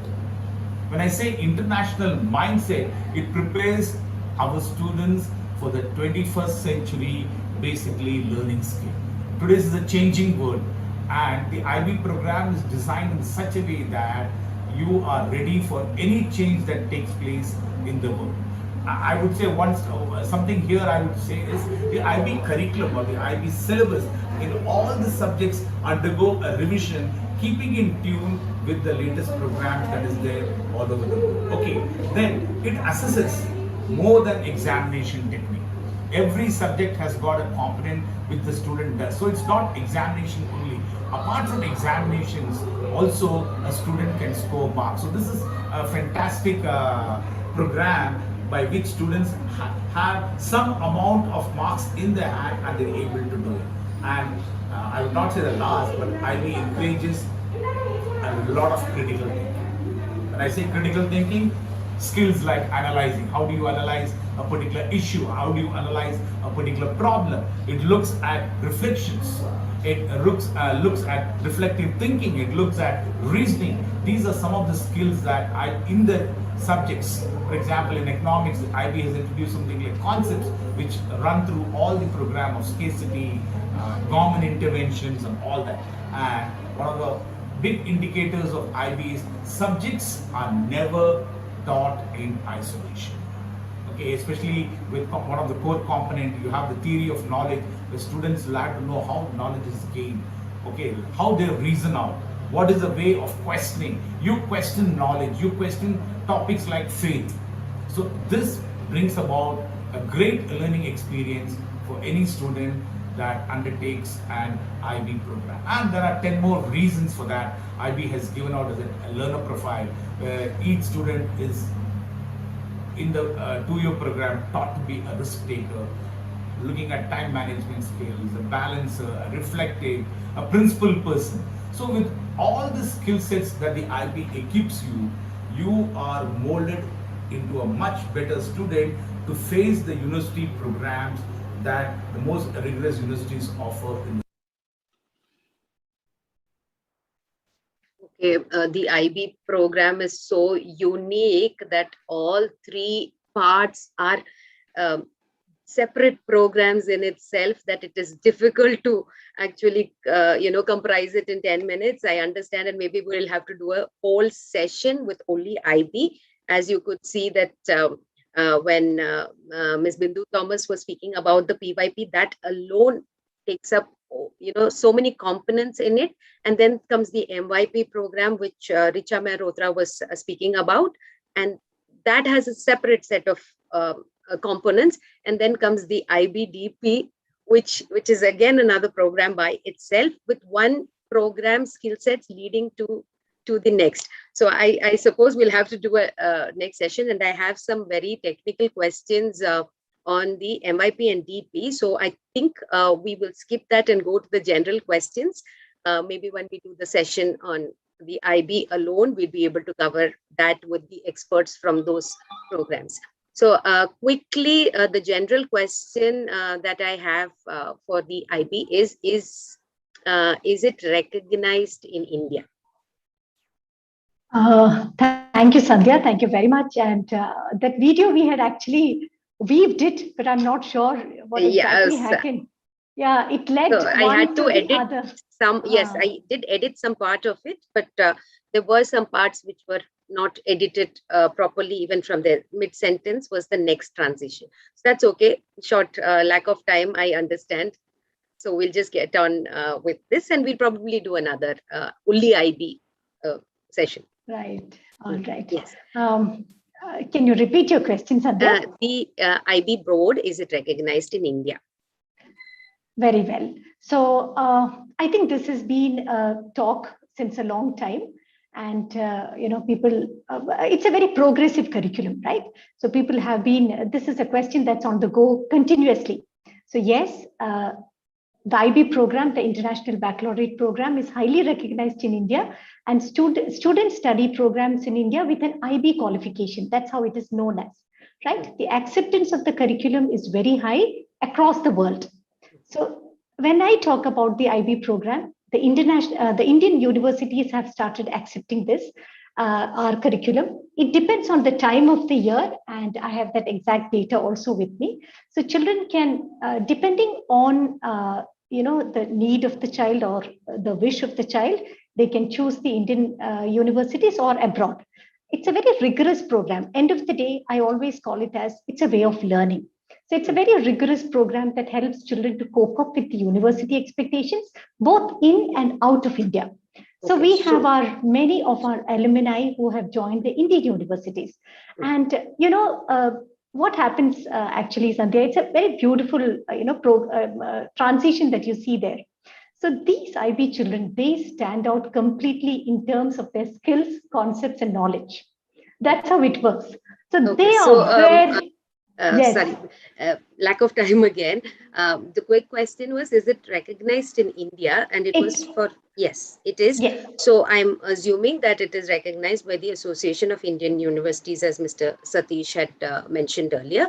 The question is also to Anjana ma'am, because that's an international board. Is that recognized in India, Anjana ma'am? Muted ma'am. Yes. Yes, it is widely accepted. AICU accepts the Cambridge students with wide open arms. The only thing is, because of our timing of the exam, our May-June series exam results comes out only in August. So the admissions are mostly based on the predicted grades that the school provided to them. So they are accepted. Oh, okay. So, Bindu ma'am, when do the exams of, and I would assume it is the IBDP that is relevant here, or maybe the MYP as well. When do the exams happen, and how does it affect the hires? So July 6th is the time when the results come out, Sandhya. And also I have a small data on, in terms of the percent of the transcript request that has happened to the Indian universities from the IB schools in the last 5 years. We have seen almost a 49% increase in 2020. That's the way the acceptance is high. That's the data that I definitely wanted to give to the people here. Okay. Yes. So now to the Indian boards, Manoj, maybe I can have all of them on screen, please, because these are the general questions and it will be directed to different people. Thank you. Okay, so the same question back to the Indian boards. Are the Indian boards recognized in universities abroad? Do they have an equal footing is the question. Maybe we could go with Mr. Satish first. Yeah. As I said in the beginning itself, our board, which is well taken by the Association of Indian Universities. So any board that is being accepted by the Association of Indian Universities are taken up by any of the international universities, Okay, both so, for the academic and also for the career perspectives. Oh, okay. So if it is recognized by the Association of Indian Universities, abroad universities also just, accept from that. So I see that the CISE and the CBSE also would be recognized by the Association of Indian Universities. So that means all the 5 boards that we are talking about here are recognized in India as well as for universities abroad. Okay. Okay, this is a very, very common question that keeps coming up. Are the international boards only for students who wish to go abroad for higher studies? So this is to Bindu ma'am and Anjana ma'am. Bindu, Right. maybe you could go first. Yeah, sure. So Sindhu, Sandhya, just like how I mentioned some time back, it's just a way of learning. So there's nothing to do with, I have to go. There's one huge differentiator that stands here. Since the curriculum is international in nature, worldwide in nature, keeping all the universal, the global aspects in mind, the IB, the International Baccalaureate, has designed the scope and sequence, which is a very extensive transdisciplinary or an interdisciplinary program. Right. So when it comes to a worldwide, so for example, a child studying at say my school in Bangalore or in an IB curriculum in Bangalore, he or she will find it extremely easy to go to any part of the world with edges, because we are at par with national curriculum and the international curriculum. The mapping of the curriculum is so beautifully done. So that is it the child? So the question is it only for those who are aiming to go abroad, or do more children or students take it up if they want to remain in India as well? Definitely, that's because the systems trend are very different. Okay, yeah, that's the trend we are of. seeing. That's the trend that I spoke to you about, the 49% increase that we are seeing. So it's just a way, providing opportunity for children to develop their critical thinking and get into more of application-based learning, conceptually getting stronger, and the question comes from parents who understand the system in India is very different, and does this map to that is where the query came from. Anjana ma'am, your experience with so the curriculum is designed in such a way, okay, where the apart from the rote memory, what the skill set is developed, the approach to the learning and teaching process is entirely different than that what we have grown up with when we were growing up. Okay, it is much different. So the children are trained to face the challenges of the real life scenario is what actually helps. Now, whether they go under the Indian university or they go into the international universities, they are much more prepared to face the situation, is what I would say, if they take up the challenge of the international. Okay, thank you. So Sandhya, I just will quickly come in. So the curriculum, the IB curriculum itself comes with a very extensive scope and sequence. And so there's a direct question on that. I'll just read out the question. Maybe you can answer it relevantly to this question. Will students studying in IB board able to appear in the Indian competitive exams at par with students in the CBSE or the ICSE board? Right. For the competitive exams. Right. So every competitive exam, as we have seen, has a set pattern, and a focused preparation is required for that. But yes, the subjects required to take up the competitive exams have to be selected accordingly when they are in the IBDP program or as they grow. The way we also do, even in the national curriculum, that's exactly what we follow. But definitely the baccalaureate helps them to, equip them with the competitive exams in India in terms of teaching the process, understanding the application. Like if you have to give a JEE, it's all application-based questions. So that is where this comes handy, the way of learning comes handy there. Okay. I'll ask one more question on the IB that has come up. The future of students studying IB in India. What next? So, Sandhya, because of the curriculum framework, where the local to global approach is so very extensive, this prepares students at par with any curriculum anywhere across the world. That is where we find our children very, it's a seamless transition. Whether they go to the University of Ontario, or they are at MIT, or they are at Flames in India, or at Ashoka. So just that wherever they go, since the entire pattern and the way of learning and the whole progression of that learning structure is so very well defined that they don't find it difficult anywhere. That's how the transition happens. Okay. So any planned future career options are open to IB students, even if it's in India or abroad? Absolutely. Okay. This is next question is to the Indian, the CBSE and the CISE. So even there is a misconception, I would say, that says, do parents still prefer to choose CBSE if they want their child to stay in India and give the national exams, and ICSE is still for kids who want to go out of India? So the views, maybe Shilpa can go first on that. I think it's again the skill set. What ICSE teaches is again more of application oriented and a comprehensive knowledge base that they give. And they are much in part to do competitive exam, not only in India, even abroad exams. I think they fall in par for any of it. I don't think so. They need to. Yes, CBSE is much approached for certain reason that the paper setters are more from CBSE background. That's all right. That's the only thing I can think of right now. Otherwise, I think there's nothing much of a difference there. As I started out this, there's a lot of common myths about all the boards that parents have, that let's say competitive exams for CBSE, and that is why in India, and ICSE focuses more on the humanities and languages, so you can go abroad on that. Maushami ma'am.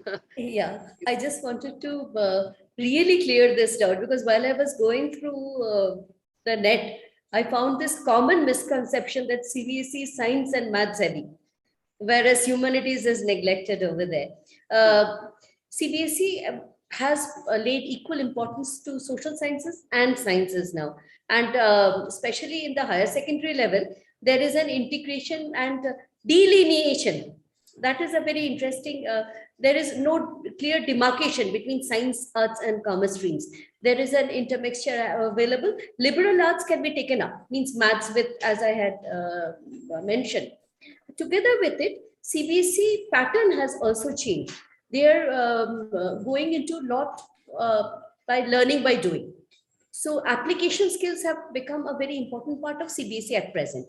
So our CBSE students find it very comfortable when they are applying for SAT and TOEFL and all the exams that they take up for going abroad. In fact, a large chunk of the CBSE students go abroad for education too. So if there is actually, that is a myth that it is only science, maths heavy. Right. It is across, and a very, very versatile board as such. Okay. So that leads to one of the questions that has come up, and I will also answer that because it is general in nature. The question is, in effect, the student is dependent on the school for subject choices in ICSE is the question. But honestly, every student is dependent on the school, every school, whichever the board and what they can offer, as Shilpa was saying earlier. Logistically, it is not easy to provide all the subjects that a board offers, and the choices are made by the school. On that note, there's also another question to Maushami ma'am. if the school doesn't provide the option, if doesn't offer those subjects that you spoke about, like marketing or finances, is there a way for the student to take part in the exam or appear for the exam? There is a provision over there too. Specifically, I will talk about like people coming from abroad. For example, they have taken English and French. And here in, say, Bangalore, French is not offered by the specific school they are joining. It may be Kannada or Hindi or any other subject for that matter. In that case, CBSE offers the flexibility of preparing the exam papers in-house and giving the paper. That is possible. But the child should have a history where the child has taken up that subject earlier. So the school can facilitate another, which they are not offering. And just quickly going by, I'm just checking with Anjana ma'am and Shilpa ma'am. Is that a possibility in the CISE as well as the IGCSE schools as well? In the CISE, shall I go first? Sorry. Yes, please. Yes, please. For the CISE, it usually doesn't allow because private candidate thing is not a structure in CISE. That was my next question. No, but leading from what Mosmi ma'am said, can the school facilitate? Let's say you are not offering a subject like cooking, but it is part of the board. Usually the CISE board doesn't give that structure at all because they need to have particular facilitations in place, and then they have to register the child for that. So clarification done. Anjana ma'am, what about So Cambridge is flexible about taking a subject as a self-study subject, but while giving that permission, we have to be very careful. As you just mentioned about cooking, cooking has a practical component of the examination process. And if the school doesn't have a lab set up where the practical component of the exam is being conducted, then it becomes a challenge to offer that subject as a self-study. Oh, okay. Got that. And I'm sure with the IB, because the programs are interdisciplinary, it's about the choice from there, which also all these answers just led to another question that we have. Private candidates, which board allows, of course, so Mr. Satish had clarified first, mostly private candidates for an NIOS. Very few schools are, not very few schools, comparatively few schools are study centers that offer it. However, just to quickly go through IB, does IB allow private candidates to take the exams?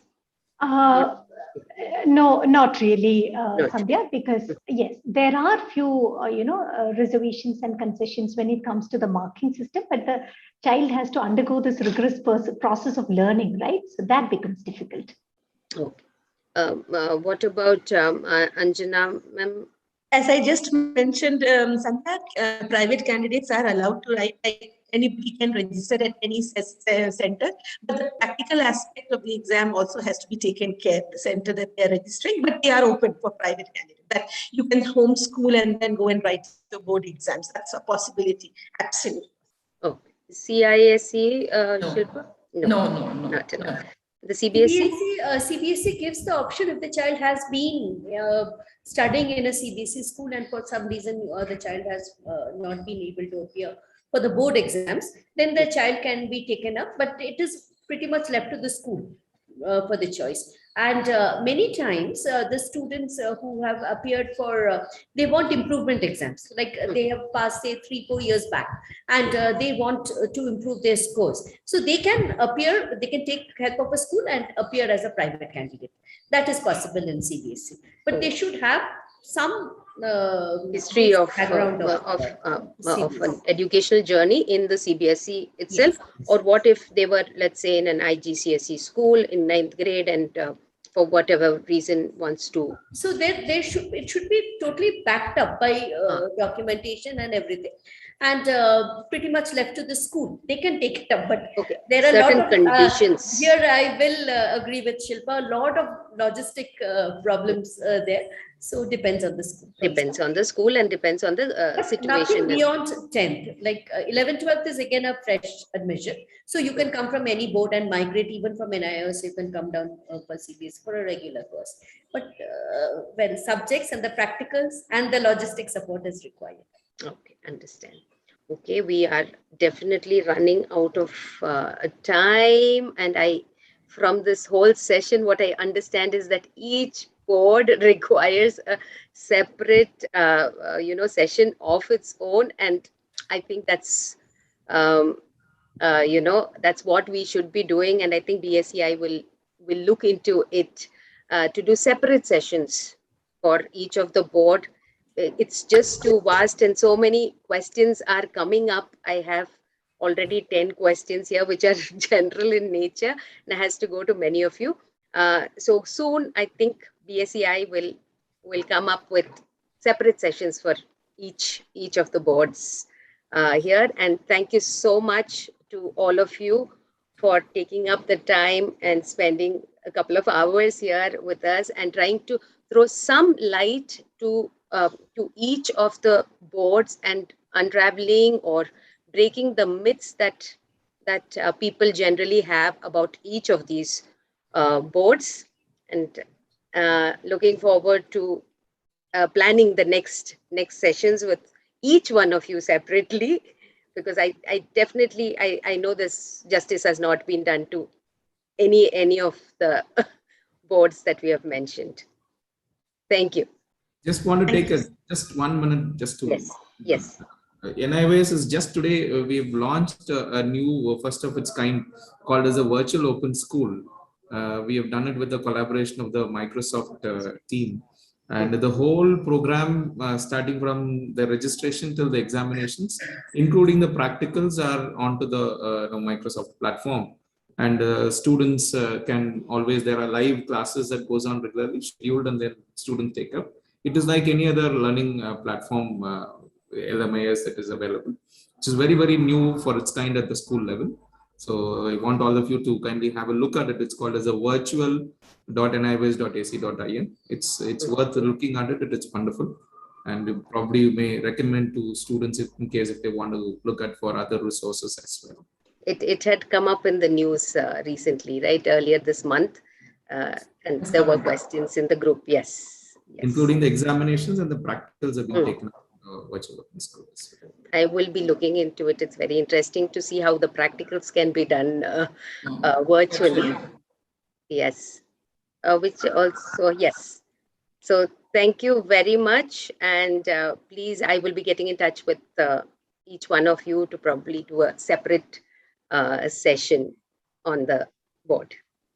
Thank you. Thank you so much, Sandhya. Thank you so Thank you, much. Sandhya. Yeah, Thank you. thank you. BSA. For the visitors who are in attendance and for the panelists, we'll start the next session at 12:30. The meeting will continue. 12:30, we have a session on inclusive education. So please stay back for that session also. Thank you so much. Thank you.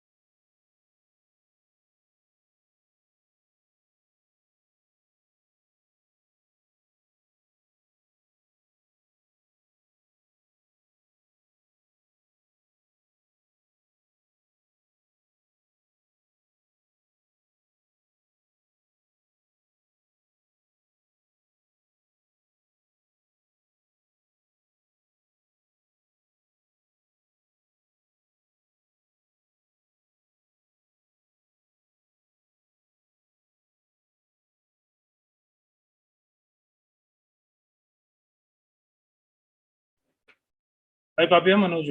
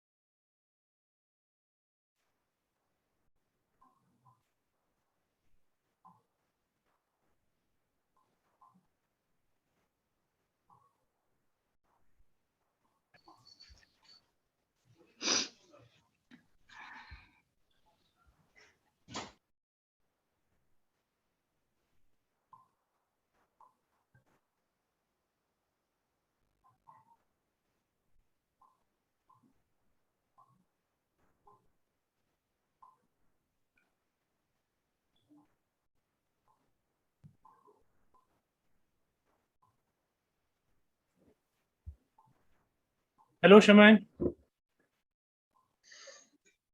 Hi, Shweta. Hello. Okay, hi. Hi, Manoj. Good morning. Morning. Are we? Have you joined in? Sorry. Diana? Yes, sir. I've joined. Okay. Could you please rename? Rename, yes. Yeah. Okay. So I'm just stopping the share of the screen and I'm going to put you online here. Okay. Shaman, take over. Yes. Shaman, I'll have Kirtana. Kirtana, you in? We have another 5 minutes to go, so just hold on. 12:30 is the time to start. Yes. Kirtana, you can do the introduction at 12:30, and then we'll start the program. Sure.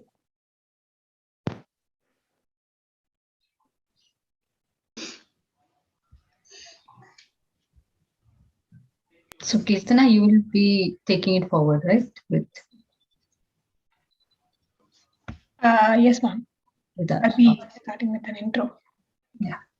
So, Shaman, just to update you on the progress, Kirtana will introduce you, and you can introduce the panelist, and then you can go into the session.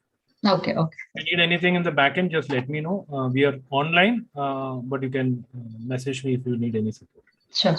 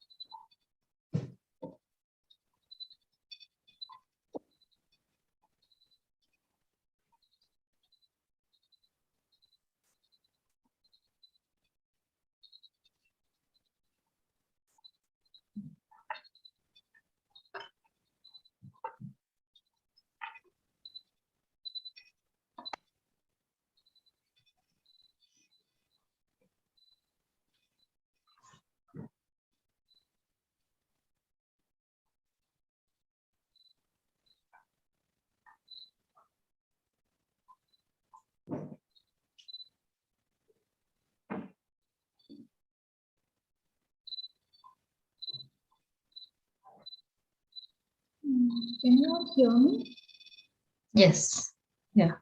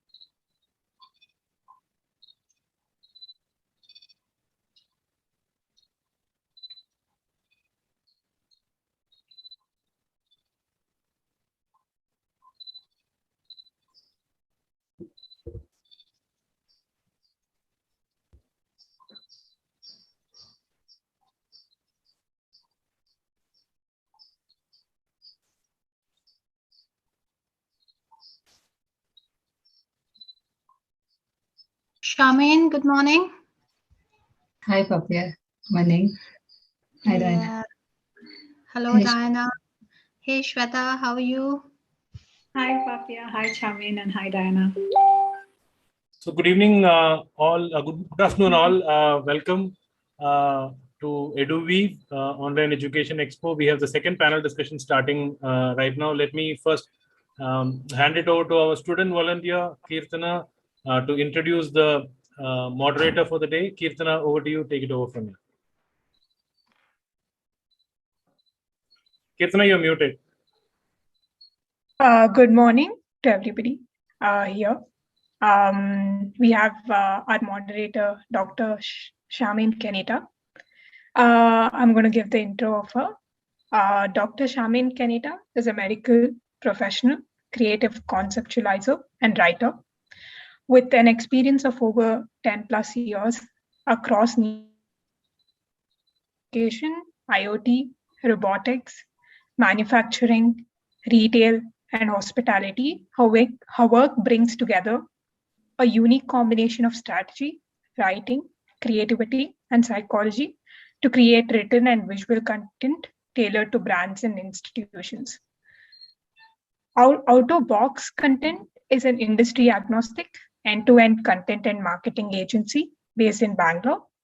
She is a homeopath and a certified interventional yoga practitioner, believes in sustainable living, participates in city-led green initiatives, and engages in forums that promote women empowerment, transgender and LGBT rights. Thank you, ma'am. Over to ma'am to introduce the panelist. Thank you. Thanks, Kirtana. Good afternoon, everyone, and thanks for having me here and moderating this panel.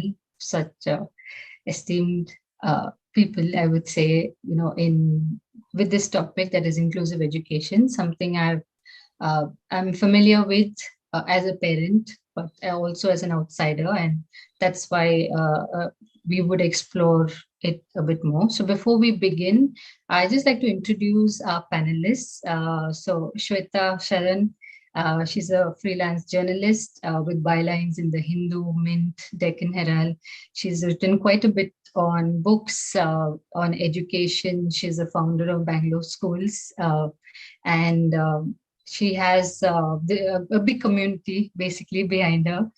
We have known each other for close to a decade. Besides that, she's also one of the 3 women behind Toka Box, California-based company. And she has an MA in literature with a specialization in journalism. And of course, loves spending time with an 11-year-old. So welcome, Shweta. Papia Banerjee, she has almost 2 decades of education experience in the industry, an expert in the field of special education needs, that is SEN, work globally across international schools and organizations, and most importantly, help students transition to universities and education system. So she has her master's degree in the field of SEN and inclusivity from the UK, as well as memberships in most prestigious institutions, and currently the Chief Education Officer of London-based Lingua Phil Skills Hub. So welcome, Papia. Nice to have you here. Diana, our third panelist, she has an MSc Holistic Counseling, pursuing her degree in special education, also been in this field for over 9 years now. And her specialization is learning disabilities, autism spectrum kids, and she's a very enthusiastic, passionate educator, and also works around kids with being accepted as a part of the society. She's a SEN educator currently from Redbridge International Academy. So thanks for being here and nice to have you all. To begin with our discussion, and something that I, as I mentioned previously, as a parent who has been in the system, who has a kid there, when it comes to inclusion, 5 years ago it was something just academic mostly, and has over the last few years, been a topic of discussion and the parents have had their say. So there is slowly awareness building up. But on the ground, if I were to ask you, Papia, how do you see that from an education point of view, from the schools? How is that being, integrated? Hi, Shamain. Thank you for that lovely introduction, and thank you, Diana. Thank you, Shweta, everyone. That we are here. We can discuss some valid key points and help the parents make sustainable decisions in their current ecosystem to work better for their children, of course. As back to your question, Shamain, I would say it is a comparative analysis. So there, since I have been exposed to different countries and different education mediums, what I'm finding, and when I did my ground survey working for Linguafile to set up our operation in India, I found there was a big difference in terms of what is happening at the ground point. So inclusion looks a very small word, but then working it out in the practical, in the real scope is very challenging. And from the point where I left India and when I came back, there was a big difference of around, I would say, more than 15 years or so. And there I found that, of course, there was a big change in the way in India things were working. But when it comes to the secondary sections, that is, grade 7, 8, 9, 10, moving forward in the higher education field, there is still a big challenging gap. Why the challenging gap?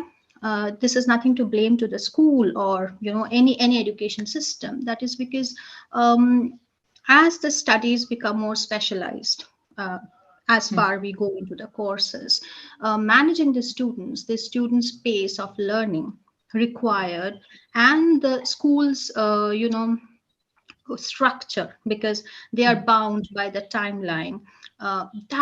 There starts the gap. Okay, and of course, when I was doing. When I was there with a school in India and I was looking at the special education department, how it was working in Bangalore, there was a whole lot of things being done in the primary level. But as you move to the secondary level, the students were also kind of, moving back because emotionally they couldn't, because they were also growing up. So they didn't wanted to come to the SEN department to learn, because there was that, fitting into the social group, those self-esteem values were kind of hitting them. So they didn't want to come. And the teachers were struggling in a classroom, to bring that pace. So there, the gap was quite noticeable. Okay, and at the end, I think I have always said that it also depends upon how much, as an institution, you are empathetic to this whole system, because it's an ecosystem. No one person can work with the child, but it takes the whole society to work with the child. And in that case, what I found was that there was a lot of bottom-up approach. So the SEN department wanted to do something to push it further, to give more ideas. But from the top down, from the management towards down, there was always a lack, because in a school's ecosystem, you have 1,000 students, and there, what we say in the world of special education need, any school might be having 10% of special ed students in the inclusive field. So as a school, my target would always be to take care of that 90%, because that's where my grade is. This 10% is there. If they're there, they're fine. If they're not there, it's okay. I mean, it's not my priority. Not priority. And it's absolutely understandable. It's how the ecosystem work in a schooling ground. So as I coming back again, so what is happening is that gap is building, and reality is quite challenging. Okay, right. Thank you for sharing that. So if we were to then, you mentioned from the bottoms up approach, I mean, there are two levels. There is the legislation part of it. There is this whole change happening there, and there is then this whole acceptance, awareness at the school level. So Shweta, if you can weigh in with that, with, the actual on the ground, how does it work out when it comes to, this whole acceptance, this awareness from a parent's point? Yeah. First of all, thank you to Manoj and Sandhya, and Shamin, great to see you here. So I am a parent of a child with neurodiversities, proud to say it. I will say that there are a lot of anxieties that parents face, primarily because they don't really know much about their child and the diversity that the child has. So many of them don't have the right information. They haven't really been given access to the right information. And then many of them don't know where to go to seek that help. So what they do is they come to me or come to one of the other admins and ask us. So I feel that we need a lot more parent education, so that parents can understand what are the different diversities that their children have. That's one thing. Secondly, I feel that many schools are not willing to, many, not all. I mean, I'm sure there are many schools. My daughter goes to one such school. So, but most schools don't really want to address the issue of inclusion. They don't want to, not don't want to, they're not able to as well. So it's not easy to kind of just do it. You need the resources, you need to have a setup that helps parents and students kind of integrate into the system. So either they don't really want to go there, or they don't know how to go about it and get access to the resources and set up something which helps to integrate children with diversities into the school system. So I feel that we need to really get schools to take inclusion more seriously. I think it is very important because inclusion and diversity are key talking points when it comes to hiring and employment in the coming years. Many career symposiums I go to talk about diversity and inclusion in a big way. And we do realize that that's going to be how the future is. Our children think differently. And it's all about being different and really capitalizing on your strengths. So I feel that you need that schools to embrace inclusion.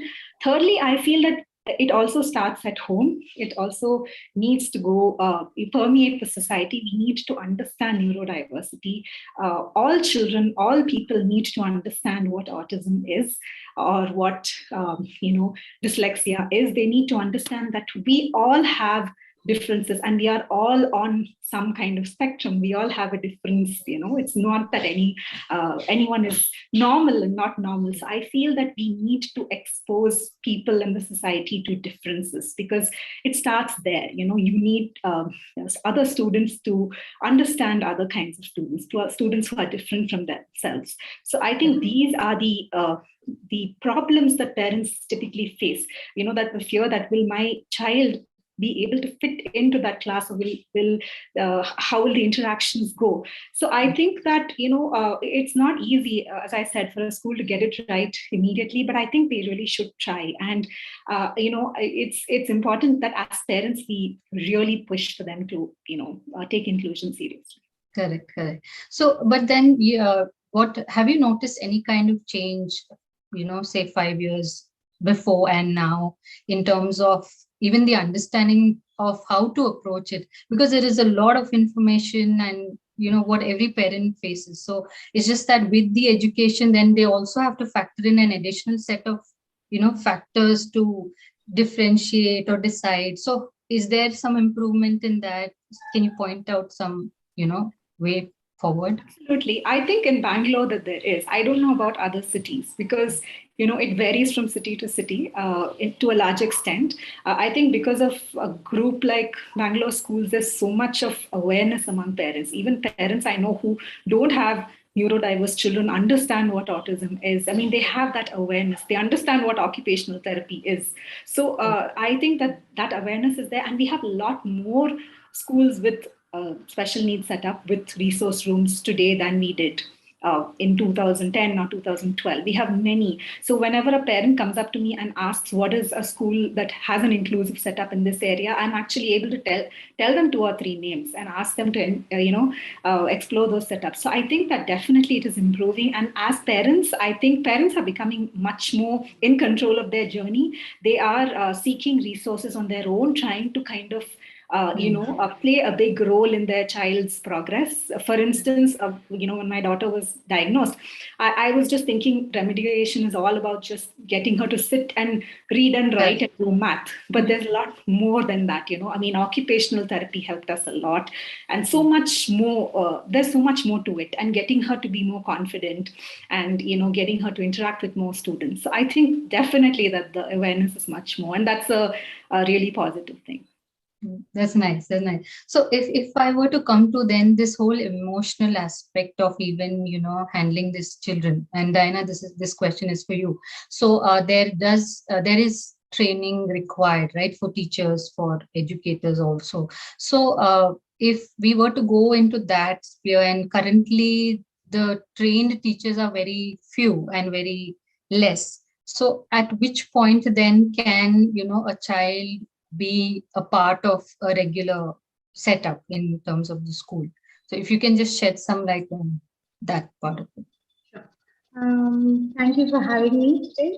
And as a school, I would like to say that we train not only our teachers, but the admin staff and the helping staff. It starts from this house, as Shweta ma'am addressed it. It starts from the house. We need to remove the fear of the parent that your child will be safe in an inclusive school. That's the first step. Then when the child enters the bus and he travels to the school, there's a buddy, friend sitting next to him who he is comfortable with or she is comfortable with.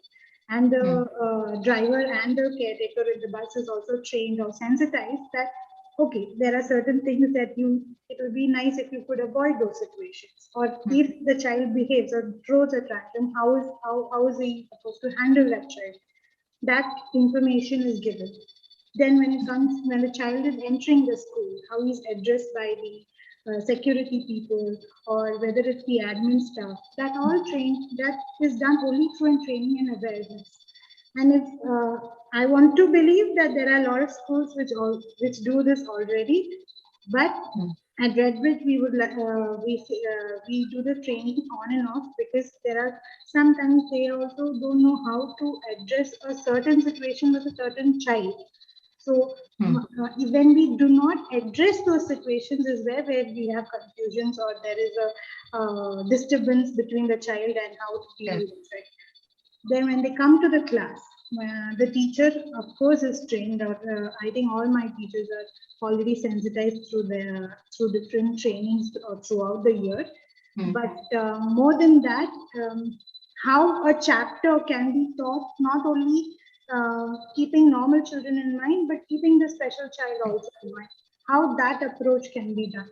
That is what we do in our awareness or training programs. I think and that's how the bridge is being normalized. And of course, there are certain cases which we can't take because inclusive learning, if it's a severe child, if it's severe, when I say there are children in autism or in learning disability with different range of disabilities. Like for example, this learning disability child may know to read and write, but hearing or listening to a instruction could be difficult.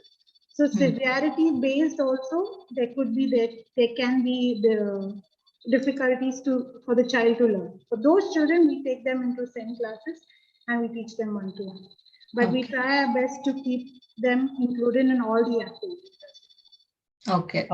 So the idea in a broad scope is to get them involved in everything. But at a very, if you delve deeper, each child has different set of, I mean, he's not able to, or he or she is not able to do a certain set of things, a certain set of activities, whether it's a Down syndrome or autism. So is there any specific, I mean, when you come to training, is there anything that's done based on it, or is this, how is the approach to? Okay, let me explain this through an example. So in our school, we need to do a project which is given to each child. That if a class is taken, the class is divided into small groups.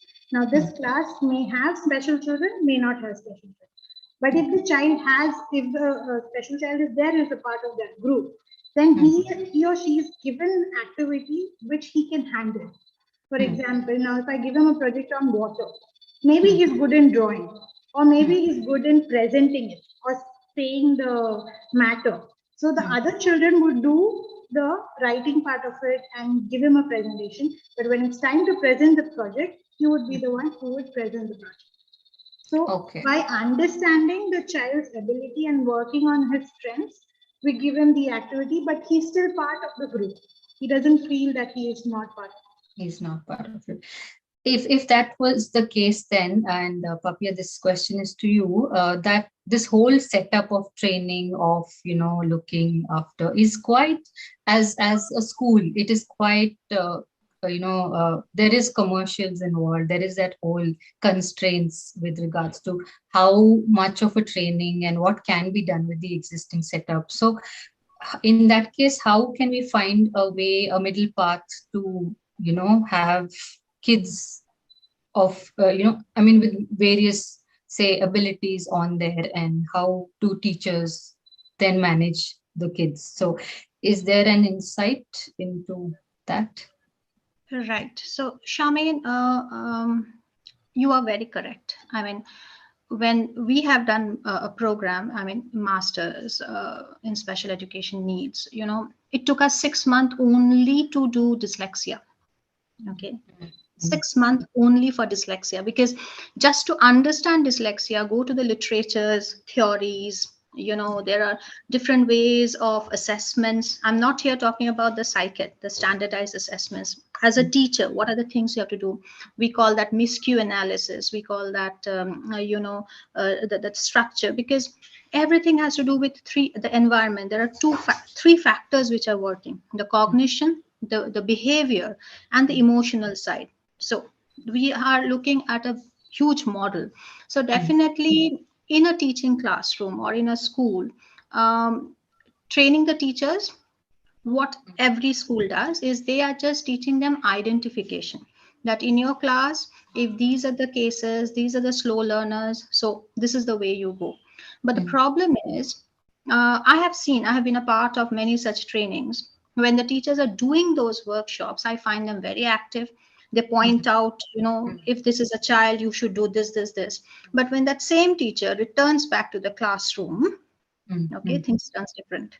Because then you are more concerned about those 25, and those twos are, okay, they are there, they try. So either at that time, the worksheets become too easy, okay, or they are sent to the SEN department with their work. Please complete this. And it's more like what we say, it's like learning, vomiting. So it's something, it gets stuck there. It's not moving. What needs to be done, if I really want the teaching, the training is to be happening, of course, the SEN teachers goes and they observes the teachers in the general teachers in the classroom to see how they are teaching, and etc. and etc. But what the teachers need to do is, the chapters or whatever they are teaching, it's very important that the progression of that child needs to be capped, or that need to be measured. And if that is done, then only the general teachers will keep it in their mind that whatever the workshop, whatever that little bit of training has been done, is systematically, structurally used in the classroom, because that measurement is not done. From the teacher's perspective, we are looking at how the teacher is doing what we nowadays call a differentiated curriculum. Okay, how much the teacher is using the PPT, the laptop, how much the teacher is doing scaffolding, how much the teacher is eliciting the questions, the general teaching, how much all those 4 learning styles are incorporated in the classroom. But probably that same video which you are showing, you may not know that that child who is having ADHD, okay, and you are showing that video to the classroom, that child probably is zoomed out, okay, in that ADHD video. So am I correct as a teacher that what am I doing after that? That video. Am I stopping that video somewhere and kind of putting that child and asking, so, honey, we watched this. Could you recall something has happened, or could you make 2 small notes and come back to show me? I understand. In a general 40 minutes class, it's very difficult. Yes. Very difficult. Trust me. And there, what I said, that comparable, that's why I said in your last question, it is a comparison. It's a comparable difference, because you still can do it in the primary level, because at all in primary, the subjects are more on the conceptualizing skill. But as you move into the secondary, after some time, it really becomes difficult, so. And there, I mean, in the international setup, since I work there, what we do is we resource with a learning center, with a specialized school. And what they do is, in a week of 5 days, they put 3 days, the schools collaborate, that is school to school collaboration. So 3 days, the child goes to the special school, doing that 1-to-1. 2 days the child comes back and goes with their own school doing the mainstream with the other. So in that way you have the balance of both. Otherwise, such intrinsic requirement, and each child is different. So in the spectrum of dyslexia also, there would be huge difference between the individuals. So with due respect to all teachers, how much we train them, there will still be a gap. Still be a gap. So this assessments that you mentioned now, we are aware of the regular assessments, assessing their grasp and knowledge and all of it. Is there then more added to it? How do you evaluate kids besides their, just their learning when it comes to Right. So in our center, we not only do what we call the general psyched IQ assessment, that is WISC, which we all know, or some psychologists use BKTs, that is Binet Kamat Intelligence. So that you are just testing the IQs, right? The IQ level of the child, or some is using MISIC or whatever. But what about the child's internal learning? So there we are using RAT. Okay, we use TOMAL. TOMAL is test of memory and learning. Okay, and then we have to use VARC, which help us to know the learning style. But these all again fall under standardized assessment. If I don't have to do standardized assessment also, we do MISQ analysis, we do reading analysis, we do writing, phoneme, graphic. So there could be all. And a child with special education needs, I mean, this is something which again the research says that as they grow up, there would be a trend that they would blend one difficulty into another difficulty. So there might be cases that what we say that out of every 5 children with dyslexia may also show every one child, 1 out of 5 cases of dyslexia may also show attention deficit issues as they grow up. Okay, but as they grow up, we get so much bogged with that attention deficit, that ADHD nature, that we are forgetting that it has masked out from dyslexia. Because as they grow up, they try to mask because they have to fit into the class, right? They don't know how to read, or they are having difficulty with the subject. So what is the best way to mask? By disrupting the class, or just telling, I forgot my homework. Okay, or oh, you said that, I didn't listen to you. Okay, or doing something and making the classroom busy, so the teacher's attention moves to something else. And these are general techniques which all children do. And whether, because when they're 11-12 years old, then that whole idea of self-esteem also comes in.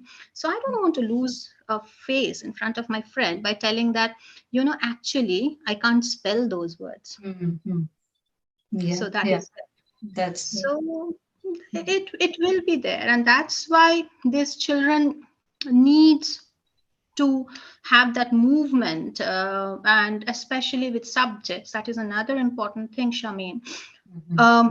As we all know, if we have to really bring out the real persona in them, we have to work with their strength. Now, each school, you have only a bag of subject. Okay. Yeah. Probably that child is not suiting in that bag. Yeah. Correct. True. So what about the other thing? That becomes difficult, isn't it? Yes. I mean, so it's very limited. But like also to add into what ma'am said. I was going to, So when a child comes in, when it's a new admission, we do the what ma'am said, the the test which we are not given by the clinics. A regular reading test will be done. So this is not followed by any strict clinical tests. This is just what I do with the students. According to the age and the standard what the child is asking for admission, based on that we test the reading level, writing level, and what phonetics does the child know. And based on that, I suggest them, okay, it would be nice if you could do an LD test and come back, or autism spectrum test, or whichever I would suspect the child is having an issue with. Once the child is referred to the clinic, once the testing is done, they come back to us, and if they join the school, then we decide a way of curriculum, I wouldn't say curriculum, but a way to teach the child inclusive of our curriculum. Now we have 3 different curriculums which we follow in WellBridge: ICSE, IGSE, and IB, which is given at different stages of standards in India. So they do have a lot of options now. This is not only with my school, but other schools as well.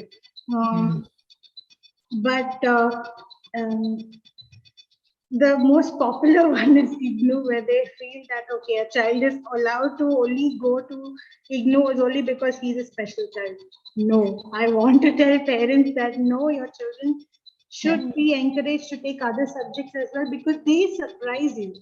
They surprise you every year.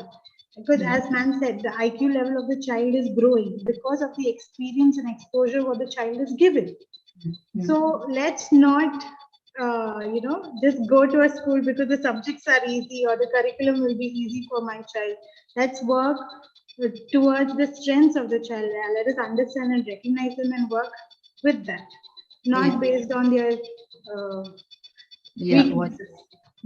So that is again another choice that parents make, right? Based on how their kids are, they first choose the school and then it works backwards to fit in the child to that school.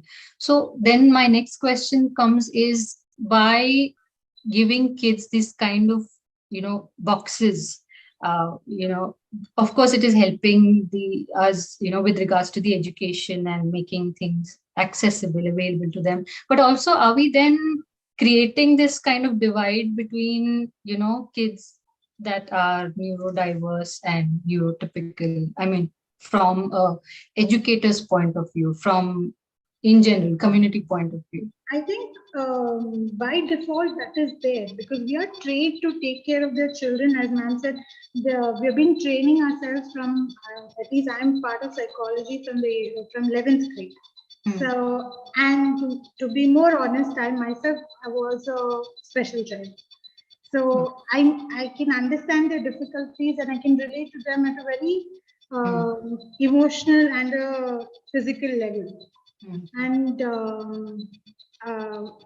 that gap, how a normal teacher would teach a child and who would just attend training, and of course the same teacher, there is definitely a difference into the way they approach the child, the empathy level, the patience level, everything is different. I guess it's also because of the detailed study what we do. But having said that, I know there are teachers at a normal class as well who do have the empathy and the patience to take all the training what we have given them and implement them. Maybe not all, but there are few as well. Thank you. Shweta, if I were to ask you a very simple question, to actually make a child flourish, to have, to give them what they want, to help them manage in this education system we are today, as a parent, where do you see that coming from, or what kind of, facilities, assistance, in what way can parents then see that their child gets what they want? I think as parents, we need to be the biggest advocates of our children. I mean, it's hard when you go to, someone who does a test and tells you that this is what your child's challenges are. I would rather look at the strengths that the test has told me. For instance, she has got really good visual spatial skills. Again, that doesn't fit in because most subjects are reading, writing, like Papia said. In school, it's just the science, reading, writing. What about visual literacy? How can it be that she's so good in visual spatial skills? So I think we need to be big advocates of our children, understand their strengths. I also feel that somewhere, I'm a parent of 11-year-olds, so it's been 11 years of this journey. I somehow feel that I think that we should start looking beyond a school and look at other ways to educate our children, other ways to find them avenues in our world. It doesn't have to be in a school. It can be something like a homeschooling setup, or it can be a micro school. It can be something wherein you put them in a school that has a culture of inclusion, but outsource your remediation. It could be something wherein you put them in a place where you have a lot of other activities that you explore, not necessarily academic. It can be something to do with anything that doesn't need that academic strand that we are so obsessed with in this country. So I think that especially now, we have so many resources. We have, for instance, apart from NIOS, Linguafile also offers BTech, which is something that is very exciting. So I think that there are many opportunities outside this, narrow notion of school that we can look at. I'm not, dismissing school. I think we can do things with schools as well. And, we can really find ways to make our children flourish, because again, it's, like I said, I think diversity and inclusion really make you different. Yesterday there was a panel discussion with Ashoka University on, avenues for children with dyslexia in universities and, careers and things like that. They had so many alumni and people who are doctors, who are, in different fields, who had a diversity. So they were coming and speaking about it. So I think, to make your child really feel accepted and to really flourish, I think we should stop obsessing over their performance in a school and start looking at different ways that you can get their talent to kind of flourish.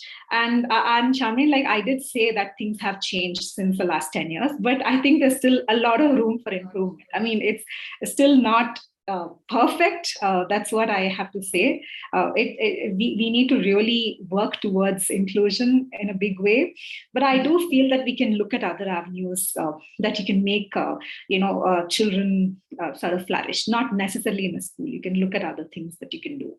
Yeah, I like the fact that you mentioned that you look at everything positively, because the first time the assessment comes in, it's all the negatives that are highlighted, and then you are scrambling to find ways to plug the negatives, Yeah, exactly, Charmaine. And I think I looked at it, I thought, okay, she's actually beyond her grade level in visual spatial skills. Why is no one talking about that? Why is everyone going on and on about how she's below grade, below grade in that? And you do need, when you're talking about future of work, visual literacy is a huge skill that you need. You need it in today's world. Today, Mark Zuckerberg just launched Meta. So we are looking at a future that is so visual, and it's not just reading, writing, and math that's going to drive our future.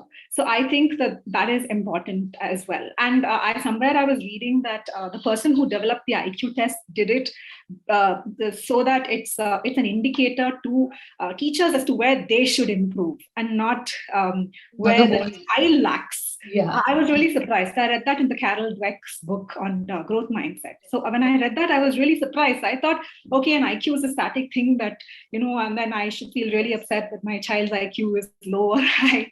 So that really changes your perspective. So yeah. Thank you for the insight. So sorry, Charmaine, I would just like to add into it, and I think it would make sense. I'm just giving you 2-3 instances. Whether, yes, it is true that in Bangalore, we find that many schools have come up with these different boards together. So till class 8, grade 8, they say that the child will be in a mixed bag.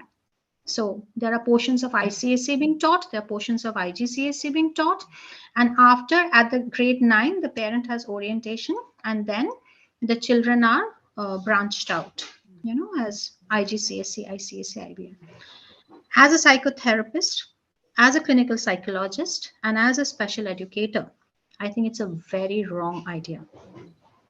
Okay, because when it comes to the teaching done, it's a mess. It's a mess. My son, I can talk about my son. He's 16 years old right now. Throughout his age, of course, he was in an IGCSE curriculum. It was only that the time when I was in India, because I was working for Linguaphile, setting up the ground and all. So I had put him in an international school there. And at that time, he was in grade 8.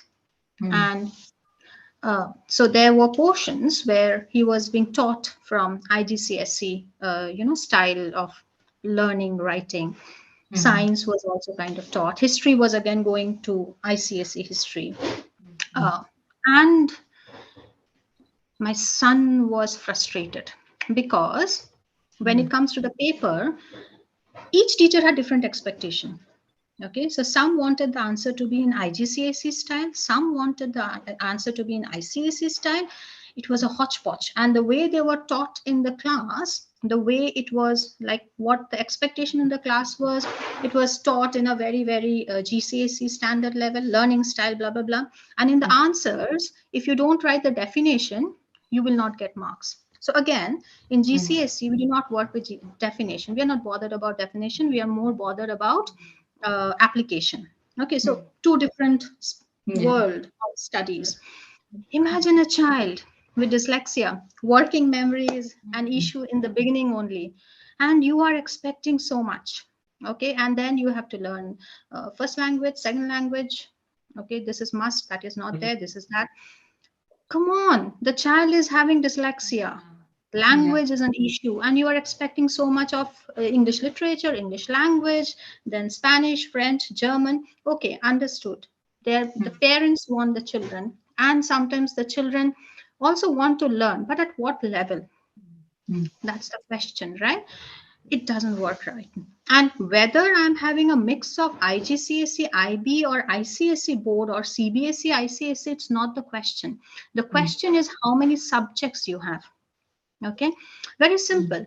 That same child right now, we are back in London, and of course he is going to stay back. I would only be going up and down from India and London or my other countries, wherever we are present. He is now back and he's so happy because here the school has, it was given to him. So of course we know that in GCSE, English and Maths is compulsory.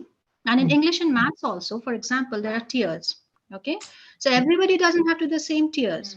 Okay, and rest, he was given a choice of 20 subjects. Now choose. There. So choices. And he is completely a creative person, so his choice of subjects were of those creative ones. Okay, and there are subjects like film studies also. There are subjects like creative media also, and I'm not saying these are the vocational or extracurricular subject. These are qualifications. With that, you can move on to the next step as A levels and then to the university. So here we do not have mix of ICSE. Okay, we have different boards here. Okay, but all the boards, why we bring those boards is that, so I have a flexibility that I can choose from, say, suppose EdXL, the English and Maths, and I can do my art and design from AQA, and I can do my XYZ subject from OCR. Okay, I'm looking at the subjects, I'm not looking at the boards. And when I get these transcript, at the end of the day, I have my minimum, say, suppose the university requirement is minimum 5 Cs. Okay, that is 5 subjects. Having English and Maths is compulsory till grade 10, 11, 12, it is no more compulsory. Okay. Except the Indian dynamics. I'm not talking here about the Indian dynamics because in India, still in higher education, 11, 12, you have to have English. Okay, whether you get a D, it doesn't matter. You have to show English. Otherwise, there are a lot of other issues. So there, minimum 3 subject is required in the A levels, that is plus 12 level. And it doesn't matter what subject you're taking. So you can have a combination of art and design, geography and statistics. That's it, job done. We say 4 because by chance, if one subject, it doesn't come out a good grade, at least you have another one to support you. That is what inclusivity is.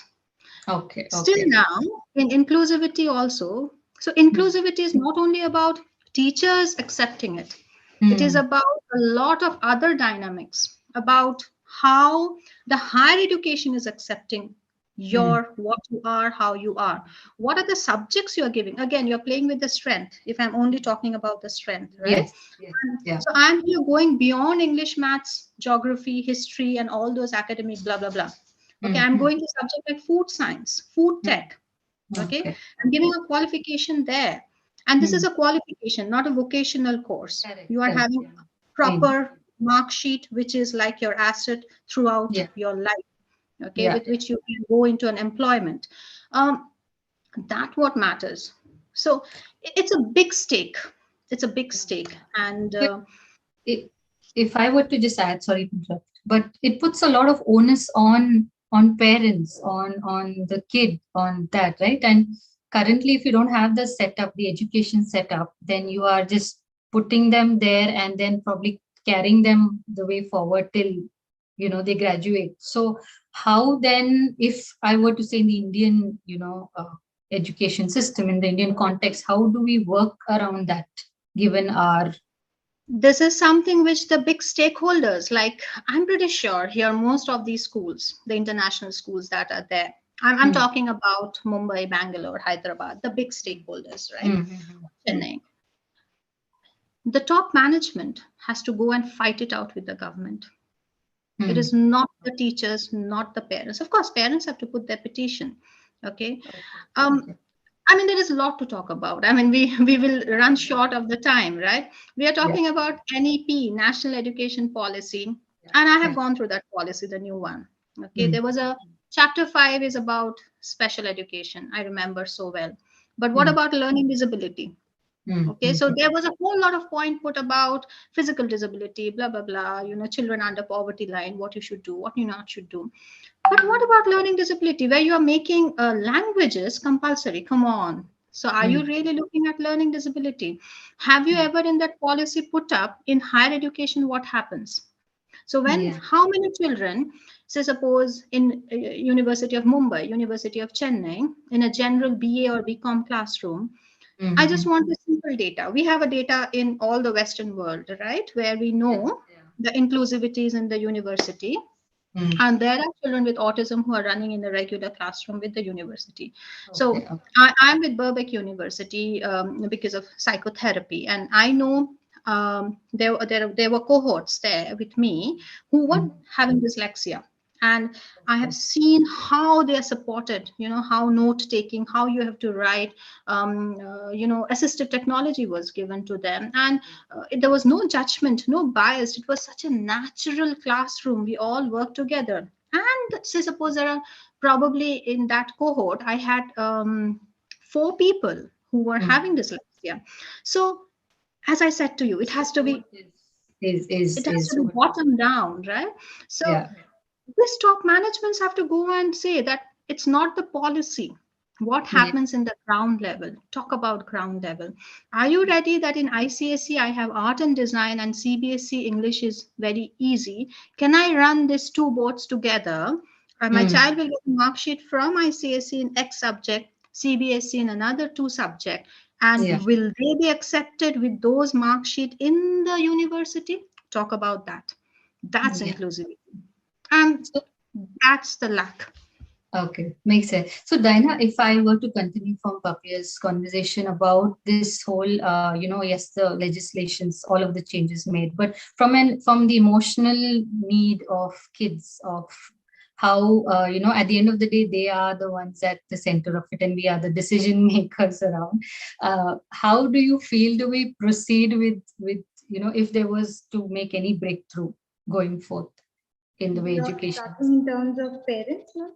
Yes, parents in terms of the education system, will creating what you say, like Papia mentioned, breaking it up into, So yeah. I have a different perspective towards the whole thing. Okay. Do we have IDs? I mean, I completely understand what Papya said. And yes, that is a big difference between how the Western culture works and how India works. And we still have a long way to go. And yes, in the national policy, even I was very disturbed when they didn't add anything about learning disability children. Then that spectrum is so huge, and we have a lot of children in that spectrum. And but I want to say that when I was detected as a learning disability child, I had issues with math.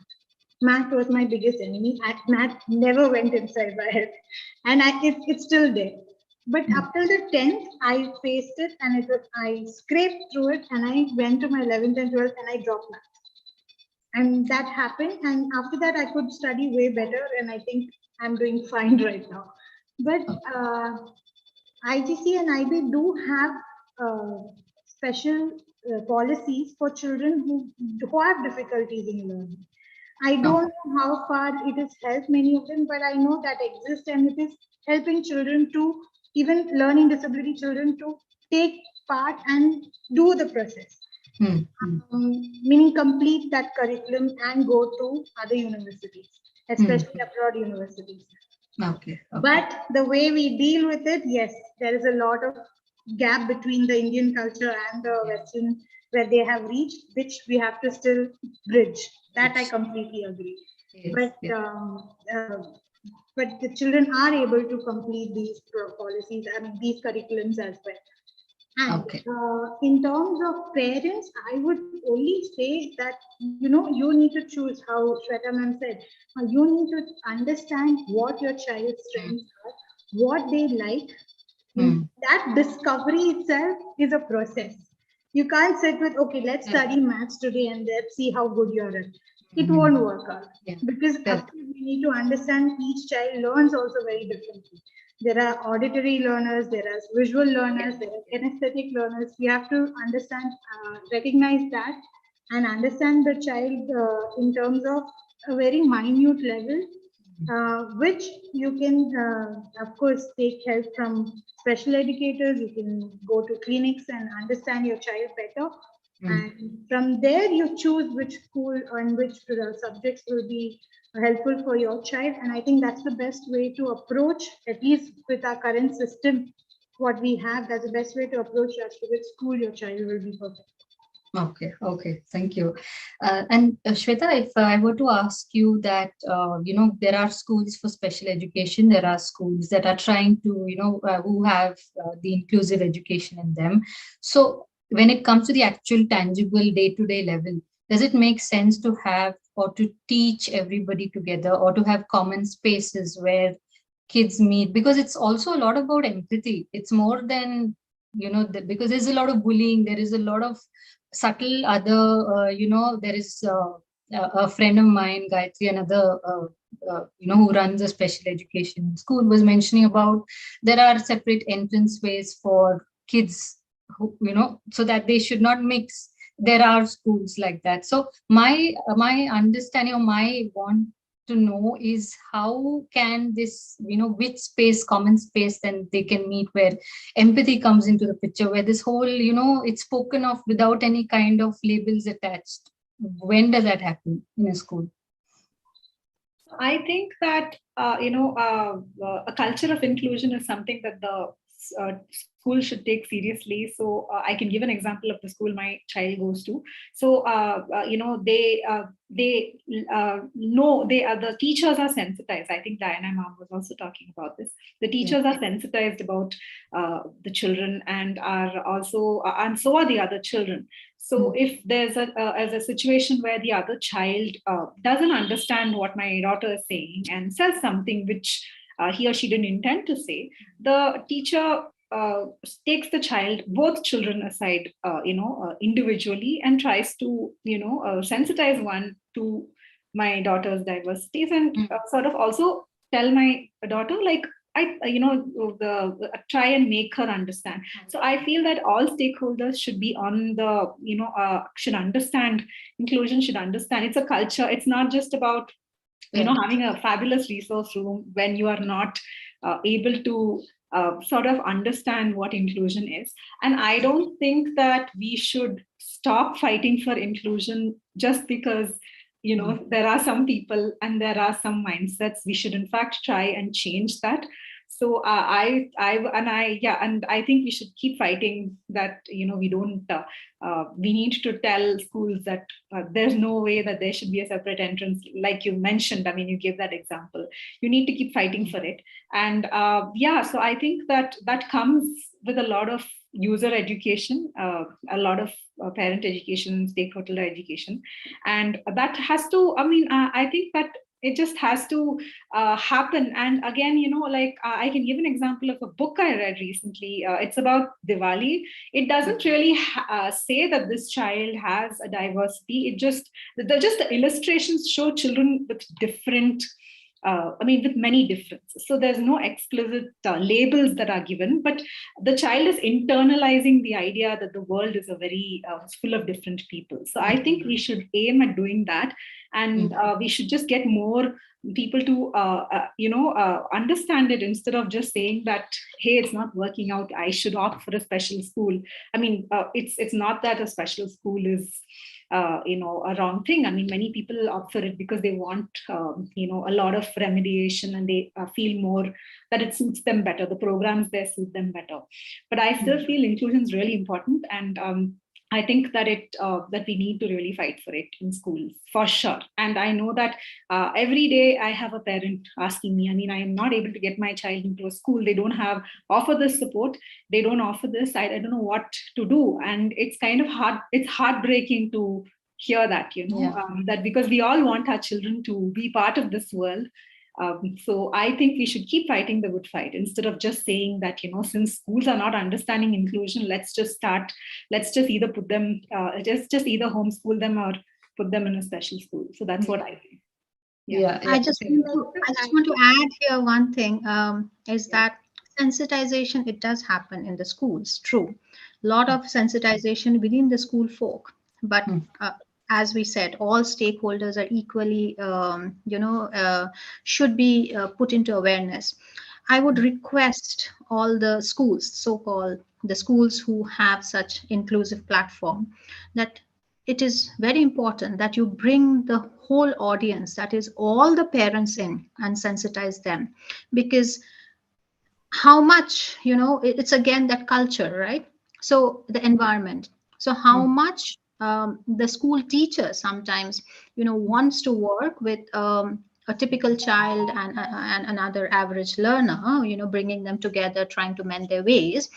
As they age up, 12, 13, 14, the children who are having difficulties, they are shunned out of the social groups. And there, it is a lot of bullying that happens, okay? And they just put labels, oh, you are a slow learner, you get differentiated paper, you get extra time, So these all affects that child who is having a differentiated learning needs. And that child is speaking not because the child is speaking her, but because, if that child goes back probably to their household and says, I have a friend who has autism, the parent, a general parent might not, you have a friend with autism, the child have meltdown. Why do you need a friend like that? Why don't you have, just go to, so it's the whole population of the adults. Okay. Yes. So until unless, again, that 90% is also being sensitized, okay, then only that 10% of inclusion will slowly seep in. So the parents, the whole parents population, they should be also called over, and a very good speaker should be brought in, and they should be also given these ideas that, look, if your child is having a friend and who has autism or a CP, cerebral palsy, or a GDD, speaks differently, thinks differently, again, I'm going to the macro system, right? So that's what the ecological model is, and we have to work towards it. And that will be a big change in this whole perception. Yeah. Diana, you wanted to add? So when the child is actually, they come for admission, and what I follow in terms of the parent is this, that sensitize your child to different situations, what he or she can face during the day when he comes into the school. Like he might have a situation that he might be bullied in the bus. Though there is a buddy, there is, oh, we are doing as what we have to do as part of the school. But how is he going to handle it? So that exposure only a parent can give when he, or rather it's best when a parent is actually exposing the child to that particular situation and doing a role play and telling, okay, you know what, you might go through this, let's see how you're going to act. And then you role play it and he or she is more confident, rather the child going into a panic mode. Or even when the child is, especially in the 8th and 9th grade, when he's like, oh, you have autism, oh, you have more time than us to write the exam. When he's already exposed to that in his safe group, you know, that event, he's able to handle it much better when he's actually facing that situation in life. So I would suggest that the parent is more sensitized and more aware of these situations, and then he sends it to. And maybe it should be repeated, because these children, repetition is the best method of teaching them. Yeah. Thank you. One thing I just wanted to know a little is about kids. I have an 11-year-old, and we are aware of smaller kids, and it is mainly about parents and the school trying to work around it. But once they move into the secondary, they understand, they are aware of what they have, and then becomes the isolation part of it. So is there any specific support that kids need once they grow when it comes to managing, whether it's education or the friends, or would you suggest anything that? Usually they do come and open up in a counseling setup, and when we have counseling sessions, they tell us that, okay, I am aware that I'm an autistic child or a learning disability child, and these are my issues. Okay. And based on that, as the therapy progresses, then we come up with conclusions as to how we can face his day-to-day issues. So that's how I have seen a difference in the child. So there are counselors that specially handle. Yes, I do not know if there are special counselors for this, but I've taken cases with learning disability and autistic children, and they have opened up and they have said, no, ma'am, they bully me a lot. Or when they are playing a game, maybe they're playing badminton or football, they don't let me play. Why I am not supposed to play? Am I not good enough? So the confidence and self-esteem is already going down as they open up to this. So then we try and figure out a way of how he can prove himself or herself and be part of that group as well. Sometimes it is possible that I may have to talk to the other group, and then we have a group counseling session as well. Okay, right. So do you also then go into the school and counsel there as a group, or is it just they come to you? And usually in the school, whichever school I'm teaching, and that school I introduce myself and I tell them that I'm the counselor and they can approach me privately. Usually that is what I prefer, because sometimes teachers or other parents who are visiting the school, oh, your child is going for counseling. That is another label what parents or teachers do sometimes. So I like to keep it private between the child and me. But of course, the management is aware that this particular child from so-and-so class is coming to sessions, and until it's but it is not discussed, or it is not told until it is something that life-threatening or it is suicidal. Then we discuss it with the management that we need to be aware that the child has this fear. Okay, right. This question has just come from one of the parents, that many parents decide a school on the inclusive culture, and that there is no freedom to decide subjects and all of that. So as a starting point, what should such parents do if they have this kind of quandary, this confusion of how do they approach a school to put their kids into? Is it the board? Is it the subjects? I mean, yeah, if you can shed some light. I would suggest that first thing is to understand what the child likes, what subjects does he like, what curriculum comes in later for me. I would look at what strength he has. Is he good in music? Is he good in drawing? Is he having co-curricular activities like karate or any other martial art? Does the school provide that? Does the school has those facilities, or does he have even do they have a science teacher? And how does the science teacher approach these kids? What facilities as a science resource team do they have? And how do they deal with it? I would question the school first and then suggest, based on your child's interest, suggest the school then. Okay, thank you. Shweta, you'd like to add to that as well, please? So I think the question was, what should we look for in a school in terms of an inclusive school? Yes. I think there are many things that just not one thing that, that we can expect a school to provide. I would, of course, definitely look at how supportive they are with the parent in terms of helping the child navigate the system. So it's not necessary that the school should have a full-fledged resource room. I can always outsource my remediation, but they should be willing to work with me to be coordinated and sort of be involved in the drawing up that individualized education program, and sort of be involved in that so that they know what the remedial person is doing. I would look more at that flexibility, that support.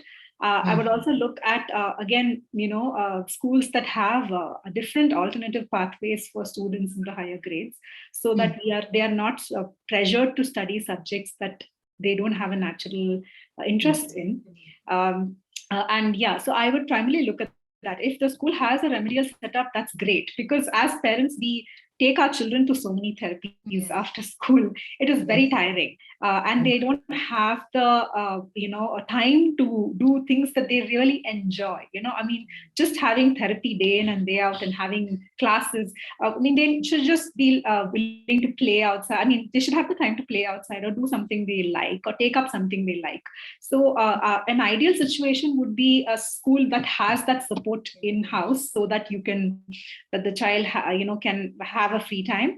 But I would look at a school that is willing to work with the parent and really values and cherishes the child, and also offers different pathways for the child to blossom. Because I feel that even if you have a great resource room, and I have had this experience, I have been to so many schools for my daughter. She has been rejected by so many schools, and they have had a really good remedial setup. They have teachers and everything, but they kept questioning us. I think she should be in a lower grade, and she's not in this grade. In fact, they wanted to take her down 3 notches grade level.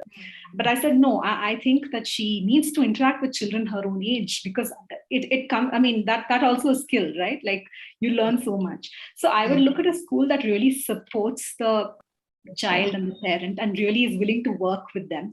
Other things fall in place then. So that is what I would look at, really. Yeah. And Papia, if you could add, and with all the experiences on the ground level that I had, and that's the vision of, I can say about what we are doing. I can't say about all the schools out here. So we are coming up with the center. Till now, we were only working online throughout the world. But right now for India, we are coming with a hybrid model. We are bringing the center. And our center is not a traditional school center. So here we are bringing all those subject qualifications, which in a general school, you can't have 40 subjects, but we are bringing it based on what each individual child requires. And it would be a place where the child is free to mingle, okay, and they have both supports to study one-to-one based at their pace, as well as in small social groups where they can learn about the social skills, they build the social skills. We have under one roof, we have all the therapies. So it's a part of the regular timetable, and the parent, post the time gets over, the child and the parent can have some other things to do rather than just academics. We at our center, we do not give homeworks. We believe that weekends are weekends, and we do not want them to push through against studying. It's a family time, let them enjoy. Of course, in my center, what I just right now don't have is the sports.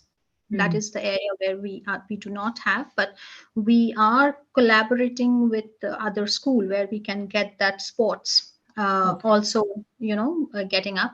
But when it comes to subject, I mean, we don't mind if a child is studying, say, suppose ESL with art and design and food science, where they're learning, and all these three will be coming as an international qualification, and from there we would be putting them through the universities. We are providing internships, corporate internships to for the ones who are 16 plus, 17 plus, how to work in the corporate level. Yes, and we are giving them, exploring them with all the different different cultures, different people. We have regular PSHE sessions. We have a happiness coach. So it's nothing like a Santa sitting and talking to them about anything without judgmental, without having a curriculum to speak. And our children love that. They just speak their mind out, whatever they want to. There is no bar, what do you want to speak? And so yes, we are not having a traditional school, traditional center, something different. Anybody can walk in. We are refurbishing the place where all the simple things like probably a tic-tac-toe on the floor where the child can just move on, a part of the OT being done without even knowing that it's in a play form. They are just walking. So that's what we are bringing in, and that's what we are trying to do. Yeah. No, so thank you for that. What I am understanding from your conversation is that working with the parent to, for each child, the flexibility in approach to choose subjects, to choose what they, and most importantly for the parent as well as maybe, to assess the child and then map the way forward, as opposed to the way we traditional do, which is reverse. Look at 10th and then, map the childhood based on where they're going to head. So thank you so much, Diana, Papia, Shweta, for being on this panel, for very candid sharing of ideas and thoughts. And I hope whoever's watching takes away from whatever we can give them. Thank you for your time on this as well. And hoping to catch you again soon. Thank you. Thank you. Thanks a ton, Charmaine, for doing this for us and supporting us. Shweta, big thanks to you. Diana and Papia, big thanks from BSEI and EduWeave. Thank you for joining in, and all the visitors here. Thank you so much. We have the next panel starting sharp at 2 o'clock. Very interesting panel that we are going to discuss on the impact of music, sports, and dance in education. We have some phenomenal panelists again joining us for that. The panel is going to be moderated by Neha Mathur, who's an image consultant. And in the panel, we have Saurav Ghoshal, who's the Asian gold medalist, India #1 in squash, world number 10, the first Arjuna awardee from squash. He's going to be in the panel. We have Dr. Bindu Subramaniam, who's the CEO of SAPA, a violinist, GIMA nominated musician, songwriter, daughter of renowned violinist Dr. L. Subramaniam.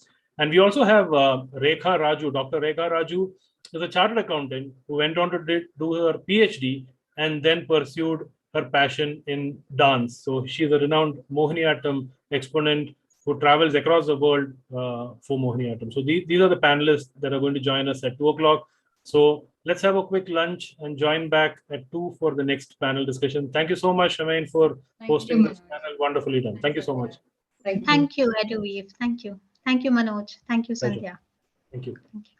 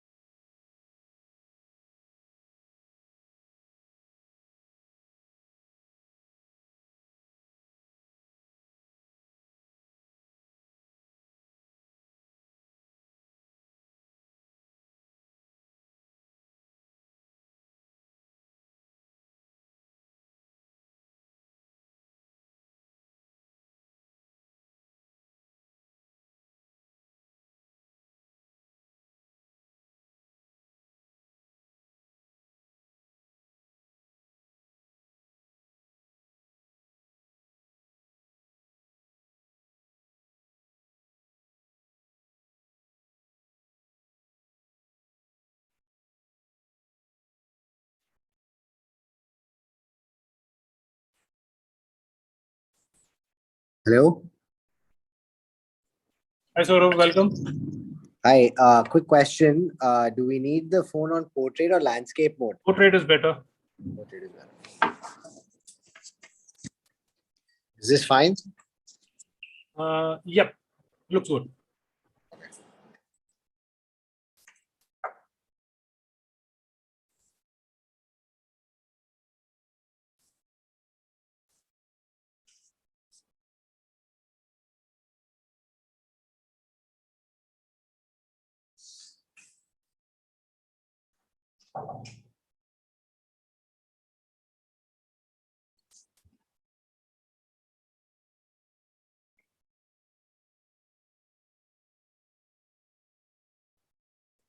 So, on second thoughts, I think the landscape one will be better because it is getting streamed on the screen there. Yeah. So like that. Wait a sec.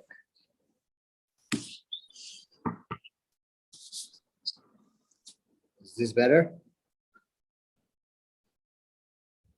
I can't quite see me because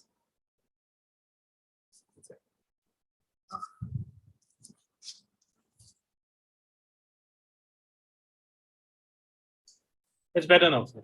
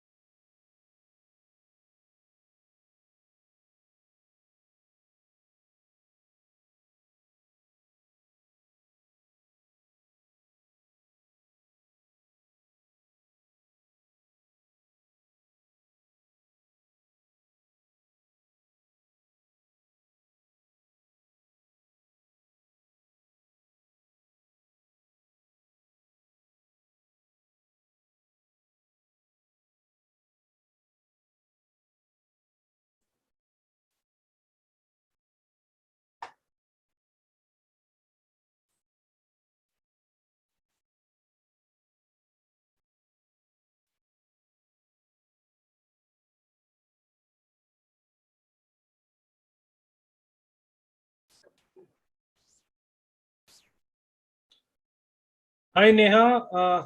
Hello, Bindu. Saurav. Hi. Anandita, you online? You muted, Anandita? Hi.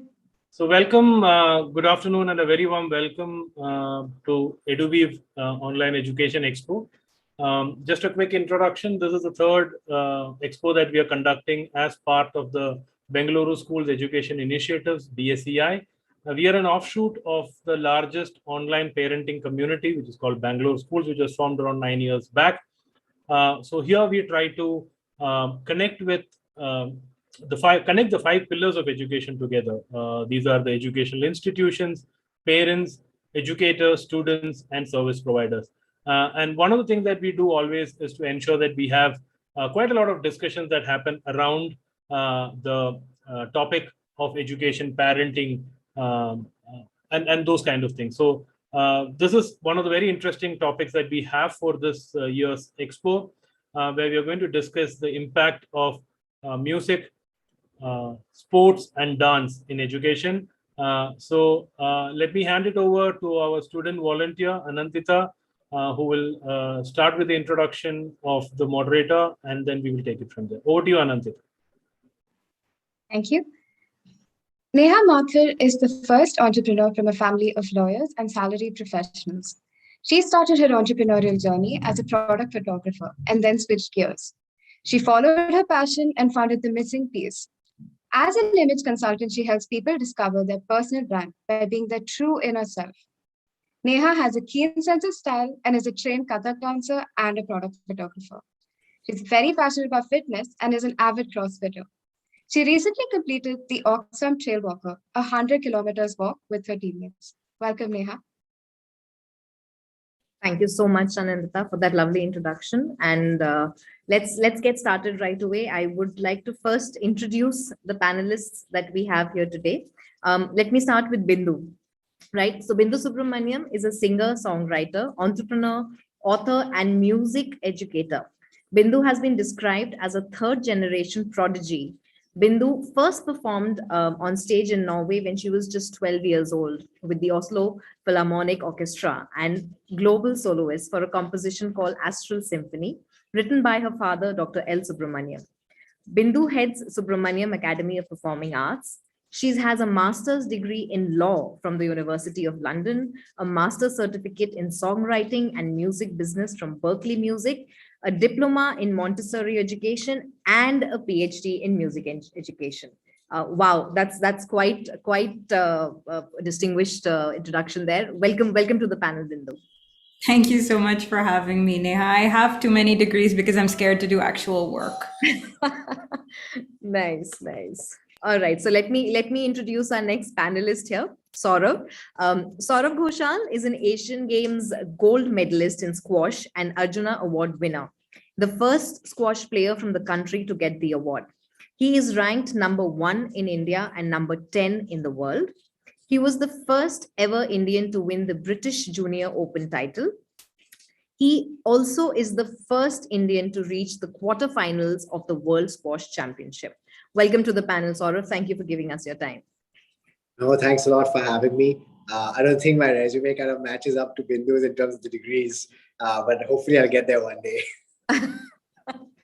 It's okay. I don't think we're having any comparisons here. I mean, each one of you is accomplished in your own fields, and there's so much to learn and look up to from you guys. So let's get started. While our third panelist joins, we can just start the discussion. Let's not keep our audience waiting here. So Saurav, let me ask you this question. Let's start first with you. Generally, right, for us Indians, music, dance, sports, this is always considered as an extracurricular activity, right? It's not really a mainstream, something that, kids are encouraged to do. So what do you think? Should these be a part of the regular education, or should they be kept separate?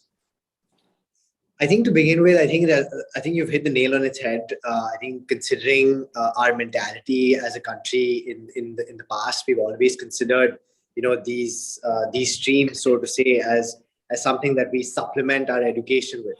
I think what we kind of need to understand is that music, dance, sport, all these other kind of activities actually make you a better person, and they make you a more learned person. Like some of the best education that I've had in my life has come from traveling from different traveling through different cultures and meeting different people, and that education cannot be substituted for what I've learned in school or in college before. Also, like today I'm sitting here doing this panel discussion. It's not because of what I did in my class 10 or class 12 boards or what I studied in college. It's because of what I did on a squash court. And I think that's in itself is testament to the fact that I think it's important to give children the opportunity and the platform to discover what they are really good at. And you need to give an equal opportunity for that to take place. And once we do give the next generations that opportunity, we will surely find that we have so much talent within that generation that we can go a long way in making India a massive country on the world stage. And I think that's what we need to kind of look at and see that there are so many different opportunities for people to pursue if given the right platform and the right opportunity to pursue it.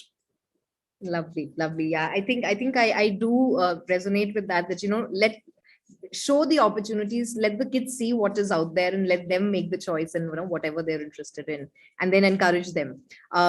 Ladies and gentlemen, we have our third panelist also joining us, Dr. Rekha.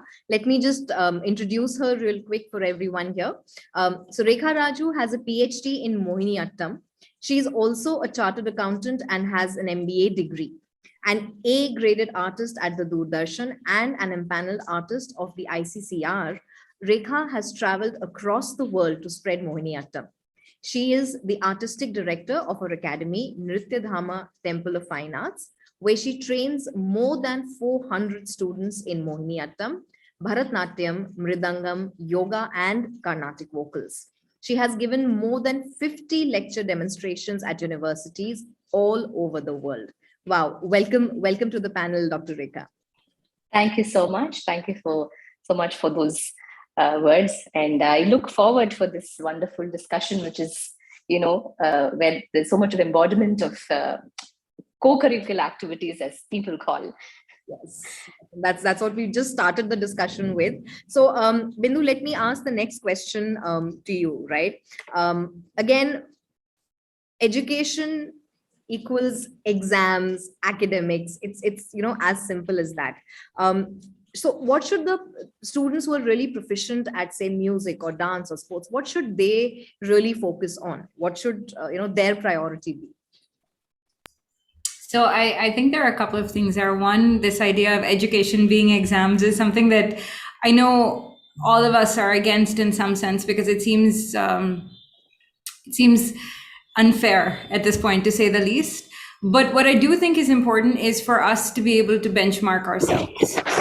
So whatever it is that you are passionate about or that you're doing, you need to make sure that you're getting better. So it doesn't have to be exams, but whether it's sport or art, I think the only danger that happens when you're looking at non-traditional career paths is that if you're not benchmarking yourself, it sort of becomes an excuse not to move forward, right? And obviously, it's not the same in a competitive sport, because you're out there every day and you're making sure somebody's making sure that you're doing your best. But I think that's what it is. I don't think exams are important, but I do think that you need to have this sort of sense of non-competitive excellence, or this feeling that you are motivated enough to make yourself better every day. And you need to take a career or steps towards arts and sports, if you're passionate about them, as seriously as you would, say, a career in mathematics or, rocket science. Yeah. I like the term that you used, non-traditional career path. Yes, because these are not what has been conditioned into our system. But yes, things are changing, things are opening up, and in fact, parents, of today are more and more open to exploring these career paths for their kids and supporting them. So the next question, Dr. Rekha, then I would like to ask you is, how involved do the parents really need to be, because to support their child, to make sure that, the child is able to find what their true passion is, and then, so how should a parent go about it? Firstly, they say that the home is the first school and the parents are the first teachers. So the education or the knowledge that the parent gives at home is very, very important to every child. So I think, I would say that, for example, if I would consider dance or music or even sport, I think they should be more exposed to all these things at home. Like maybe, when you're watching, whether you're watching TV or whether you're listening to music or whether you're watching a sport, I think that itself comes from as a child. And then later, when the child actually looks at all this and then sees the realistic values of it, so the child can kind of analyze what best suits her or him, or what is her liking, and I think they can put that forward to the parent.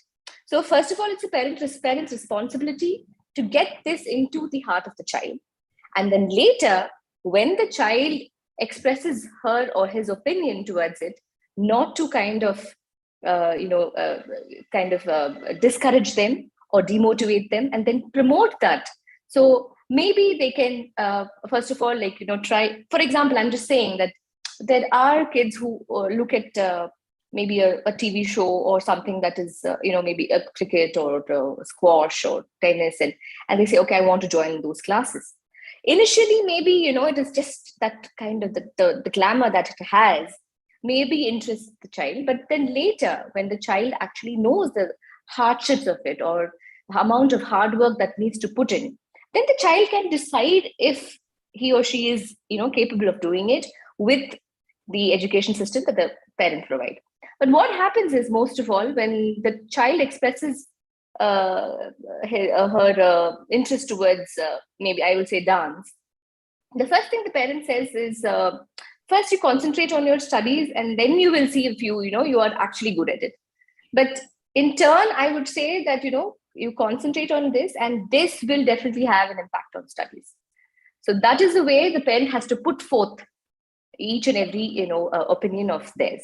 So I think that is the way they will support. The parent will be supportive.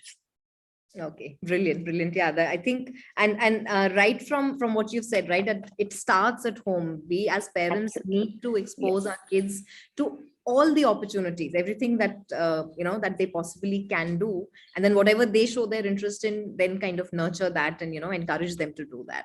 Absolutely. Also from what you said comes my next question, which is about does being I'm going to use your term, Bindu, over and over again. I quite like that.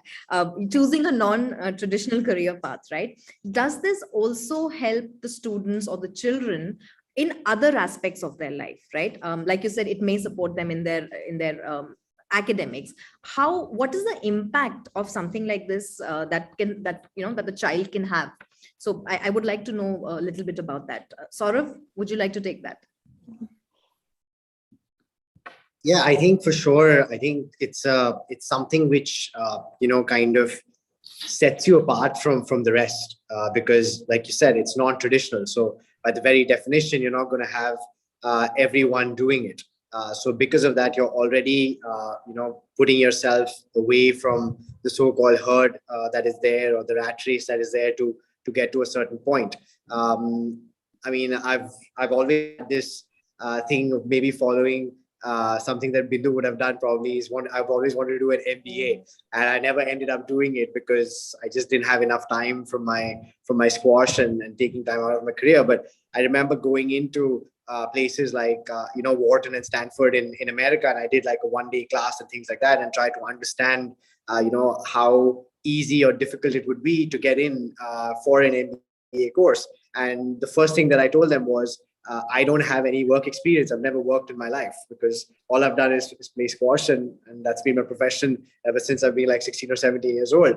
And the first thing that they told me was that, look, most of the people who come here are coming from like the McKinseys and the Goldmans, and that's not what we want anymore. We want people coming from diverse backgrounds. So it obviously helps that you come from India. It helps a great deal that you're doing something which probably no one else in your entire cohort is probably going to be applying for. And that creates something which is special inside that entire cohort. And that's going to like set you apart from everyone else who's probably worked in a McKinsey or a Goldman for the last 5 or 6 years. So I think even if you want to do something moving forward, I think playing a sport at a high level, or doing something in music at a high level, or doing something in dance at a high level, what it shows people is that you can be successful at what you do. You pursue something with a great deal of drive and a relentlessness, which is not common to everyone. And I think that quality is very difficult to find. And I'm sure everyone will agree that human capital is the most special form of capital in this world. It's very difficult to find high quality human capital. And by showing proof that you have done brilliantly in some field or the other, you are proving that you are a high quality form of human capital. And that can only help you no matter what you want to do, whether it be start a business, whether it be going into something completely different, whether going into higher education. And like I said previously as well, getting a different kind of form of education in terms of meeting new people, having a greater view of the world, and being a lot more rational in times of irrationality that we live in today. I think all that put together makes doing something other than the so-called traditional forms of work, so to say, a great idea to pursue if you think that is where your passion lies, and obviously being realistic about the fact that you can actually get somewhere doing it. Lovely, lovely. Yeah, in fact, I also agree, and I've seen, I mean, I have a few friends, and I have a few friends whose kids are, inclined towards these non-traditional career paths. The amount of dedication and the amount of effort that goes in, be it practice, be it in case they're in sports, maintaining their physical fitness. It's not as easy as it looks. It's, of course, there's the glamour aspect of it, but then there is a lot that goes behind the scene that most of the people do not even know or get to know about. So yeah, I think that human capital, what you guys bring to the table is very different from what somebody who's purely academically driven will bring to the table. So everyone brings in their own energies and their own strengths when things like this. So now that we know that, right, we know that there is commitment required, we know that there is a drive that the child needs to have to pursue something like this. There is also the academic part. I mean, of course, we cannot completely ignore that. So how does a child balance that? How can the parents support the children on this particular aspect? That, of course, maintaining that balance is important, right? So what is your suggestion on how do we maintain that balance? How do we really go about it? Bindu, would you like to take that? Sure. Before that, I just like to say, I really like this idea of relentlessness. I think Saurav articulated that really well. And I think this relentlessness and in some sense, a restlessness of always wanting to get better is a skill that every child needs and every adult needs, right? It doesn't matter what you're doing in terms of your career. It doesn't matter what you're getting out of bed to do every morning, but you need to kind of be restless and relentless and kind of want to keep pushing things forward. And furthermore, I think that when you're looking at non-traditional career paths, everything in some sense can be a non-traditional career path, right? We don't know what jobs are going to exist 5 or 10 years from now. Whether we want to acknowledge that they're good careers or bad careers, 10 years ago, nobody thought being an influencer would be a thing, right? Or 25 years ago, you didn't think that being somebody who coded Instagram would be a thing.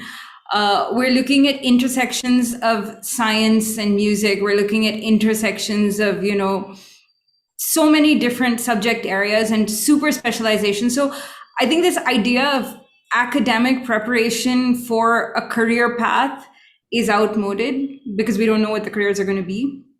So what we really need to focus on is building skill sets, complementary skill sets, unique skill sets, things that will make you shine. So all of us here have built skill sets around things that we are passionate about and things that we are good at. So when you're looking at kids in school, I think it's really important to sort of dismantle this idea of how do I balance academia with whatever else it is that I want to do, or how do I create this right balance? Because it's not, there is no such thing as uniform or universal balance that everybody should have, right? We need to find our own balances. There are many things that we need to do, but as human beings, I think we are innately capable of doing multiple things, right? So I don't think it's too much of an ask to say that whether you want to be a musician or a sports person or a mathematician, you should learn a little bit of everything. Now, math doesn't like me at all. I'll be really honest, okay? But I still had to have this love-hate relationship with mathematics for many years. So when you look at the justifications that sort of come from the other side about why math is important, I have never used the Pythagoras theorem in my life. And what I learned in grade 9 or 10 math has not helped me file my taxes. It's not helped me run my business. It's abstract at best. But I think if we look at things in terms of building skill sets, how does dance help you become a better person? How does music help you become a better person? What are your social emotional learning goals in that area? How is sport integral to life when you're talking about competitive, non-competitive excellence, personal excellence, physical fitness? all of these things are critical. So if you start thinking about, and the National Education Policy has done this as well, right? The new policy has done this really well, saying that we should stop talking about curricular and co-curricular. We should stop talking about academic and non-academic, and this is important and that is supporting. We need to just really be looking at what are all the different things that kids need to have access to. So I think that's the answer in some sense. And if you are passionate about it, and if you are able to present things in a right way, then you'll always find your own balance and your own way to make time for things. Yeah. I love what you said, that, build your skill sets and find your own balance, because every child's balance would be a different one. So yeah, find what works for you and just go with that. On that, Rekha, I heard you giggle a little bit when because I'm sure you resonated a lot with what she had to say. Would you like to add something here? The thing is, when people say that we need to make special time for this or special time for this, I don't completely. For me, it's like out of logic, because why don't you find time? If you say that I need to do time to do this, so it's like it's one of your regular routines. Now, if for example, it would be like I need to find time to eat, or I need to find time to watch TV. So when you say that you need to find time, you automatically have, you build a routine where there you find time for all these things. So when you say that, my academics is so much that I don't find time to pursue these things, is completely illogical to me. Because when you are set to do something, or when you are passionate about something, or definitely not by enforcement, but when you're passionate about something, I think automatically those things fall in place. And time management is something that all of us human beings are basically, we are machined to it, time management. And then I think that is why, for 24 hours, even if 6 or 7 hours goes for our sleep, the rest of the time we know exactly at this period is what this has to be done. So why specifically that you need to say that, no, I can't find time for this? That is what, is kind of meaningless to me. Yeah. And you somehow make time for whatever you are passionate about, right? Absolutely, yes. So if you really want to do it, and if you're relentless, like you guys, you will make the time for it. You'll move things around, and you'll make sure that you go ahead and do it, right? Lovely.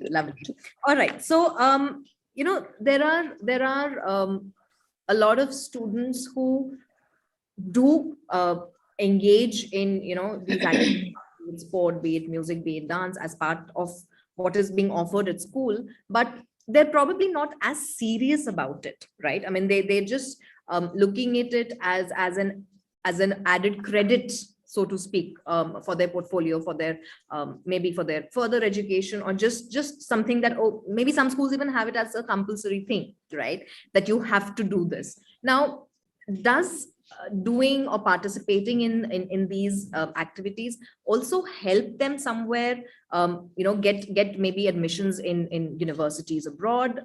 How does that work? Does that help them? Is it a question for me? Anyone?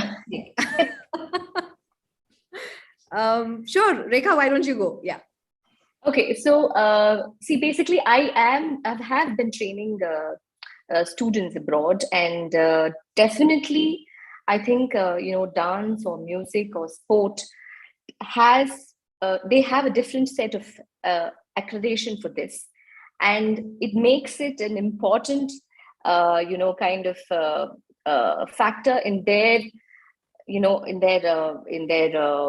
curriculum, saying that you are a part of this course for some time, or you are taking this as one of your main streams, which makes it easier for the universities. And I've had people who've been taking the course for many years, and who have applied for the universities have got through because they are connected to this.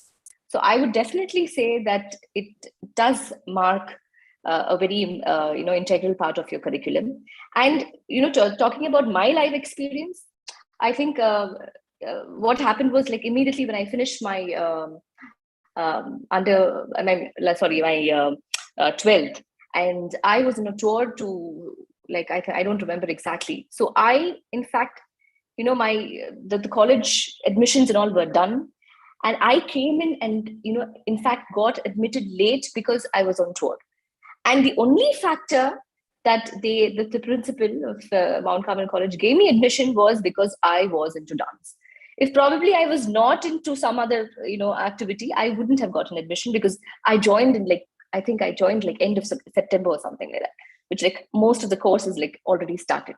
True. So I think it makes a very, very, you know, a notable thing that you are, you know, you have taken something so passionate and you are, you know, pursuing it in the long run, just not to make sure that you're a part of the course for, like, say 1 year or 2 years, but you have a continuity in it. Nice. Yeah. So it does help, and also, like, absolutely, of course, it builds character and that as well. But you know, for the college or the school to see that, yes, you know, you are committed to this, it kind of adds to your points and your credits as well there. Very well. Lovely. So, Saurav, I would like to ask you this question. Now, of course, you would have decided to be a squash player very early on. What was the response really like for you from people around? Of course, the family, I'm sure there would have been 100% support and they would have, you know, backed you up. But I'm sure there would have been people around you, or even for your parents, right, saying, what is he doing? Why is he not focusing on education? How did you handle that kind of, you know, conversation, or how did your parents handle something like that?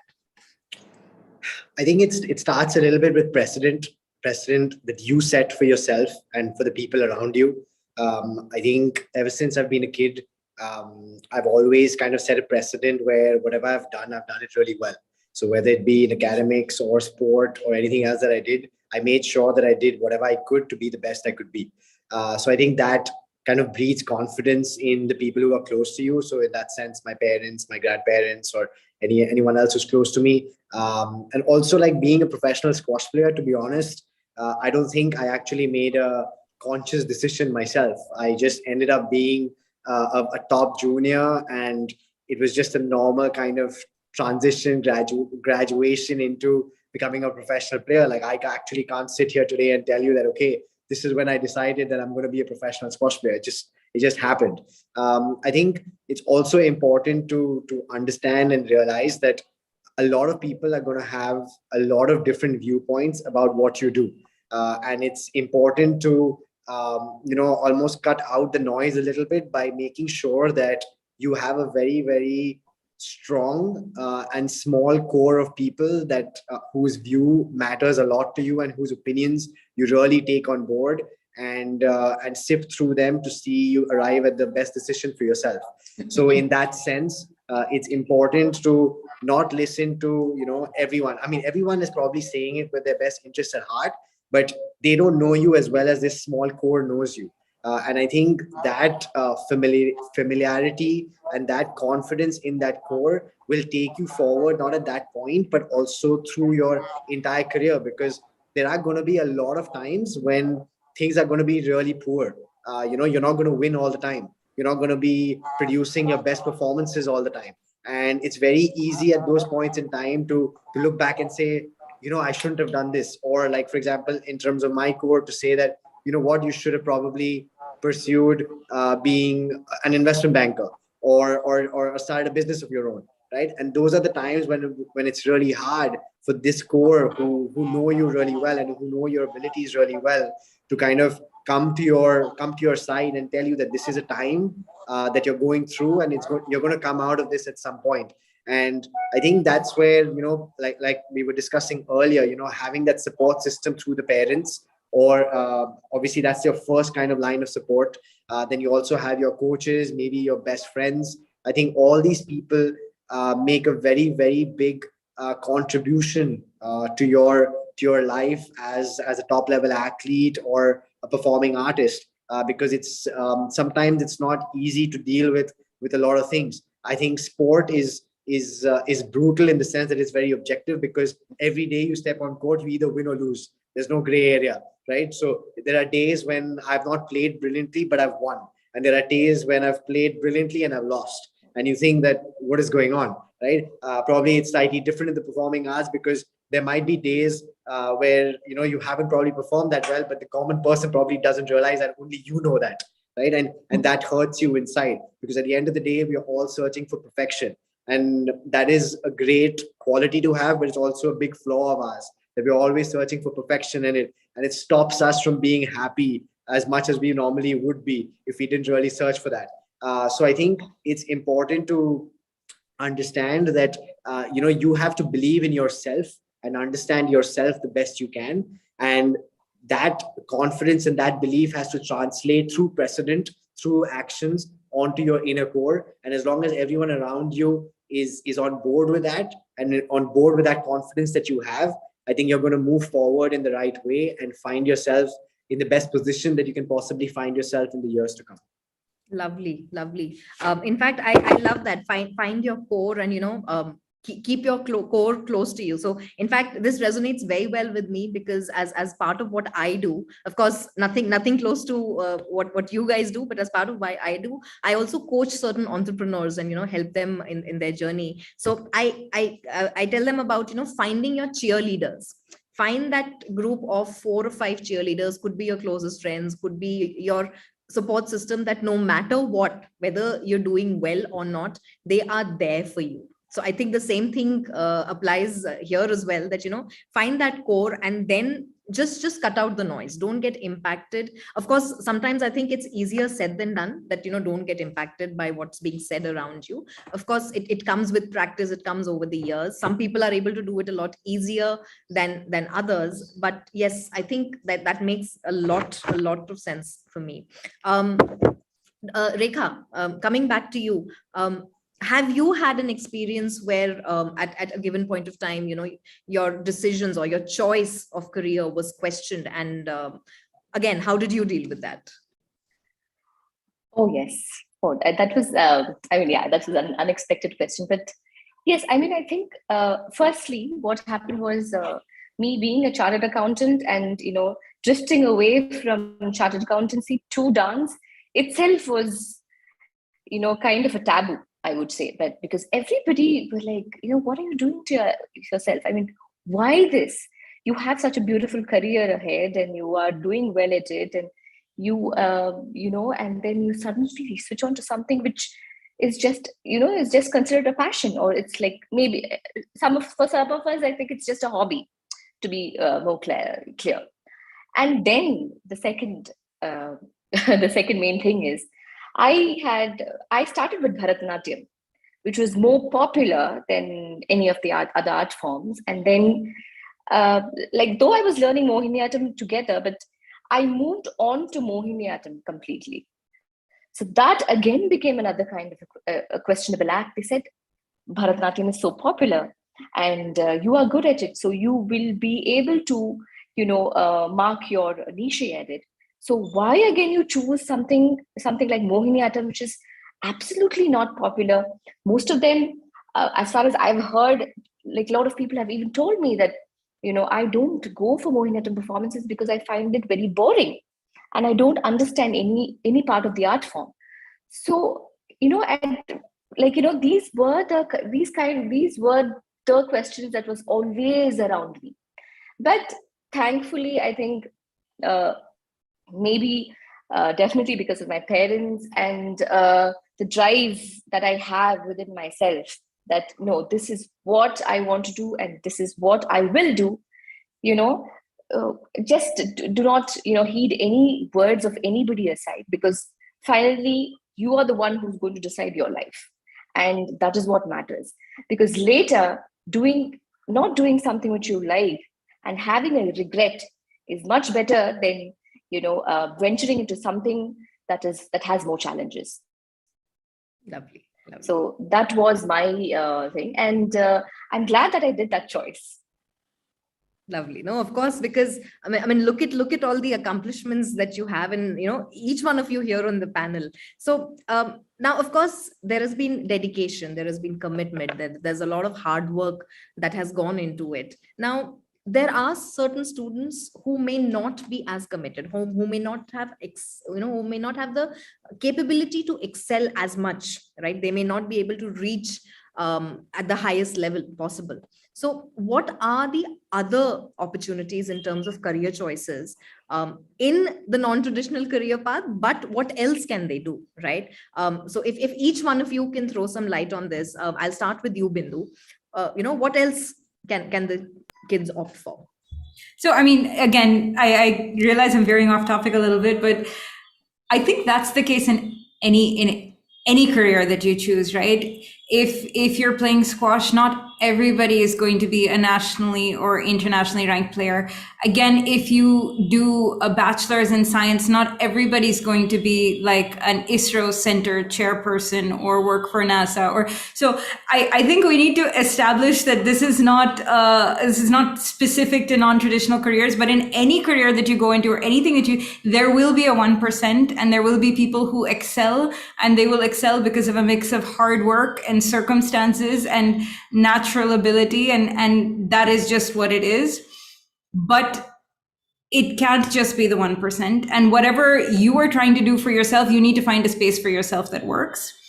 In the area of music, I think there are so many career paths available now, both kind of unidirectionally and in terms of interdisciplinarity. I don't think going forward there's going to be any musicians who are just one thing. Like when we work with kids now, we see all of them are, you can be a singer songwriter who's also into production, and you're drawing in your free time, and somehow that artwork finds its way into like the videos that you make, or you can get into music business. If you look at Spotify, Apple Music, YouTube, all of these guys are running businesses and they need musicians to be a part of it. Right? If you look at live performances, the kind of crew and the people who are not on stage around it, whether it's producers, whether it's composers, whether it's, venue managers, whether it's sound technicians, whether it's recording engineers. So I think it's really exciting to see how many careers there are around music. And it is really important to understand that if you are a sports person, it's not just the Olympic game that you're playing. If you are a musician, it is not just a reality show, which for some reason is the first threshold for most people, or being in Bollywood or being on stage, right? So this whole idea of building a career is, again, and I'm saying it many times because I really believe this is important, multiple skill sets that lead to the same thing. Okay. Thank you. Thank you so much for that. Saurav, what about you? From a sports perspective, what are the other career options that the kids have? Yeah, I think firstly, what Bindu said regarding, that this is not specific to non-traditional sports is something that needs to be reiterated. I think anything, no matter what you do, there are always going to be people who are outliers, who are excellent and who are brilliant. And that's, like she said, a 1%. That's why they are the best. Right, and there's going to be the rest of the herd, so to say, who have to kind of either try their best to catch up with them or do something else which gives them their happiness. In terms of sport, I think there are things which have definitely kind of built up over the last decade or so. I think that the entire ecosystem of sport was very limited. I would say probably about 10-15 years back, but now I think it's a lot better. So I think you have opportunities like going into sports medicine, becoming coaches, running sports management companies who don't just deal with cricketers. Some other sporting people are also on the roster now, so that's helpful. Gives you a very kind of look. What else? I think you could go into things like administration in terms of running top level sports centers. Like 10 years back, the only sports centers which we had were Sports Authority of India centers run by the government, and now we have a lot of private centers doing it. There are a lot of sports trust funds as well, where people manage the talent on that front. And I mean, these are just things which have come up in the last, I'd say, 5 to 10 years. And I'm sure there's going to be a lot more coming into place over the next decade or so. So I think that ecosystem is something that the country needs to kind of provide to a greater extent, which we're trying to do. And I think that is the key in us becoming a sporting superpower. So every Olympics, when we go and we say that, why a country of 1.3 billion people are winning, 1 or 3 or 7 or 11 medals, and we say that, are the athletes not working that hard, or are they not getting the support they want? It's not that. Everyone is trying to do their best. Everyone wants to win a gold medal. No one wants to go to the Olympics and not win a medal. That's just being really stupid, right? Everyone wants to do that. But the problem is that we are trying to pluck one person out of nowhere to make an Olympic medalist. When you have an ecosystem which is robust, you're going to have a system which produces Olympic medalists. And that's kind of the transition and the sporting evolution that the country is on at this point. It's not all doom and gloom. There are silver linings. We've done our best this past Olympics in terms of the medals we won, and that is because the sporting ecosystem has improved over the last 5 to 10 years. And we can't expect to win 100 medals overnight. It doesn't happen. We're suddenly not going to find 100 PV Sindhus out of nowhere, right? Badminton is doing really well because there's a very good ecosystem in badminton in India today. Cricket is obviously doing very well and has always done well because we have a ridiculously good ecosystem for cricket in India, the best in the world. So I think that's something that we need to translate to each individual sport and entire sporting landscape in general for us to be counted as one of the best sporting nations in the world. It's not just about numbers. It's about quality in numbers as well. And that comes with a robust ecosystem, and that'll help. And every person, like in a big company, you start off with people starting off at the lower level, and then you have CEOs. Every single person is a cog in the wheel, which makes it turn. Every single person has a role to play, and every single person's role is very, very important. So someone like Sindhu winning winning 2 Olympic medals now, there are so many people behind her who have made that possible. Of course, she's brilliant. She's probably one of the best we've ever had. But there are a lot of people behind her, not just in the last 2 years, but in the last 10, 15 years who have made PV Sindhu who she is. And I think that's something that we all need to understand and realize and give that respect to every single person, however small that person's job might look at that point in time. And I think that change in mentality and that change in respect for everyone around will make us a better nation overall. And I hope that happens quicker than slower than what generally happens in India.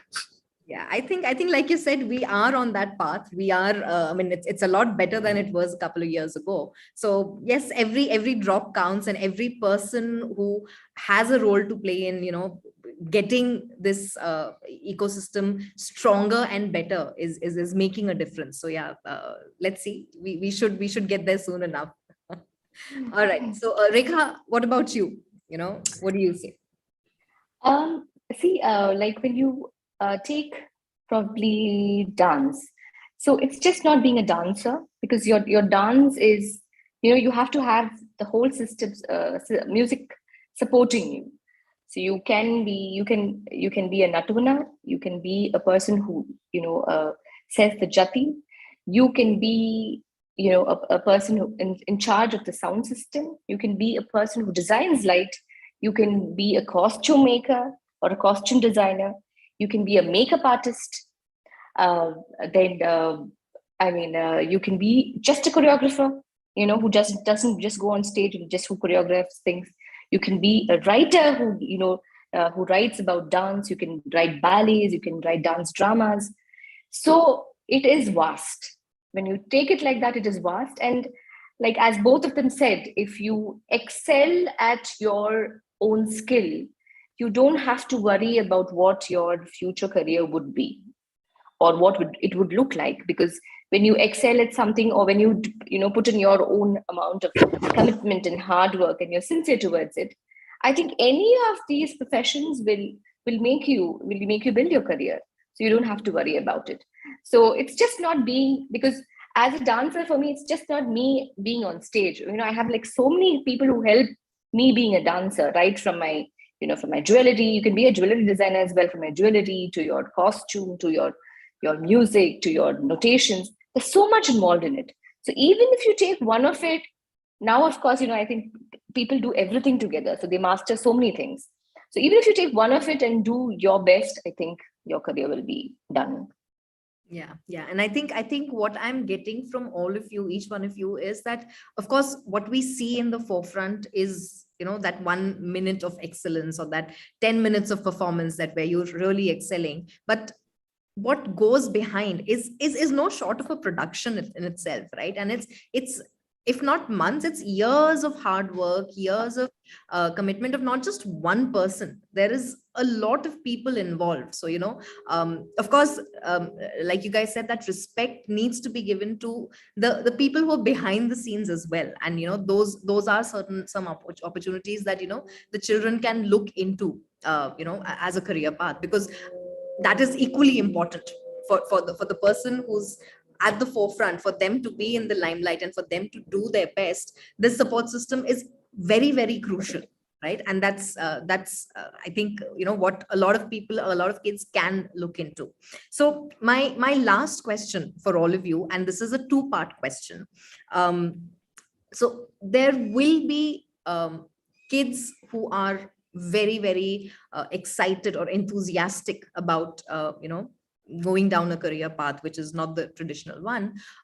But there might be some resistance from the parents on, oh, no, you should focus on studies, do this later. So the first question is, what would your advice be to such parents or to such kids? And, what should they do and how should they go about it? And the second is, of course, there is another child who is very keen on taking this up. There is full support from the family as well. What is your maybe 2 or 3 lines of advice to those children? How should they go about it? And what kind of message, so to speak, that you want to send to all of them, right? So Saurav, let me ask you this first. I think for the first part of your question, I think every parent's, end goal with regarding their kids is to see them happy. So I think what they need to kind of look at first, cutting out all the other noise and all the other thing, is to see that if your kid is playing a sport or playing an instrument or in music or is in dance or any other thing, is that time that they're spending doing that the happiest part of their day. So one of the reasons why I started playing squash and continue to play squash is because the 1 or 1.5 hours that I spent on a squash court was the happiest part of my day. I like doing a lot of other things, but that was the happiest part of my day. And that was the main kind of determinant in my decision to continue playing competitively.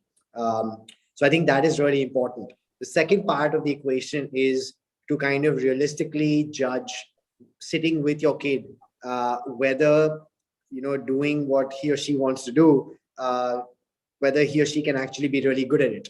Because sometimes, you can, kind of almost delude yourself into thinking that you can be really good, but you can't, right? Everyone doesn't have the ability to do everything. Their calling might be in something else. So I think it's you have to kind of have a realistic judgment or selection of what you're really good at, and understand that you're really good at it. It could be anything.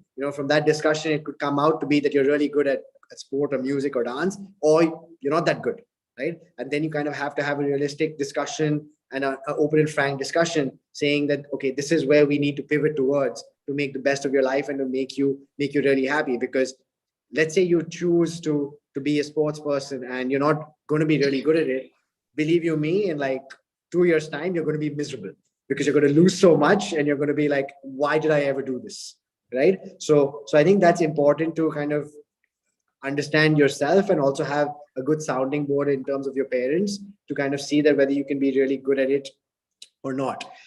Once I think you've established that, okay, this is what I want to do, and you've got your parents on board, well done. Now you've got everything on board. I think the most important thing that I see from kids, especially in sport and, in the squash world in particular, is that their dreams are too small. They're very myopic in what they want to do. So if I go to a 12-year-old kid and ask him or her, like, what is your goal in life, right? All they tell me is that I want to be national champion, right? That's a great goal. But being national champion is not the be all and end all of your career or of your talent, of your potential, right? Being national champion is a stepping stone to where you really want to be, which is world number 1, right? Today, if you dream, it's like, they say dream for the stars and you'll get somewhere. So you kind of need to dream to be world number 1, and then you might get to 10 in the world, right?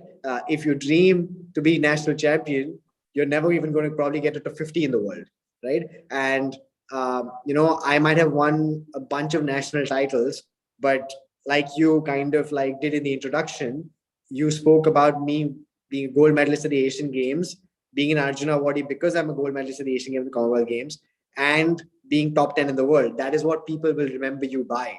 They will not remember you by the number of national titles that you have.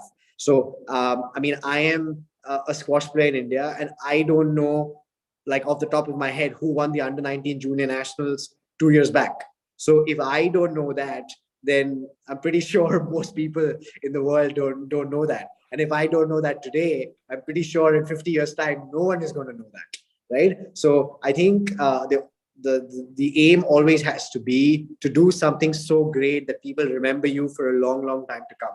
And for that to happen, you have to do something unbelievable on the world stage. And that's where the relentless drive to perform every day, to go into practice every day when you don't even want to do it some days, and to be the best you can be in terms of effort. Because in terms of the quality you produce, you're not going to be the best you can be every day. It's not possible.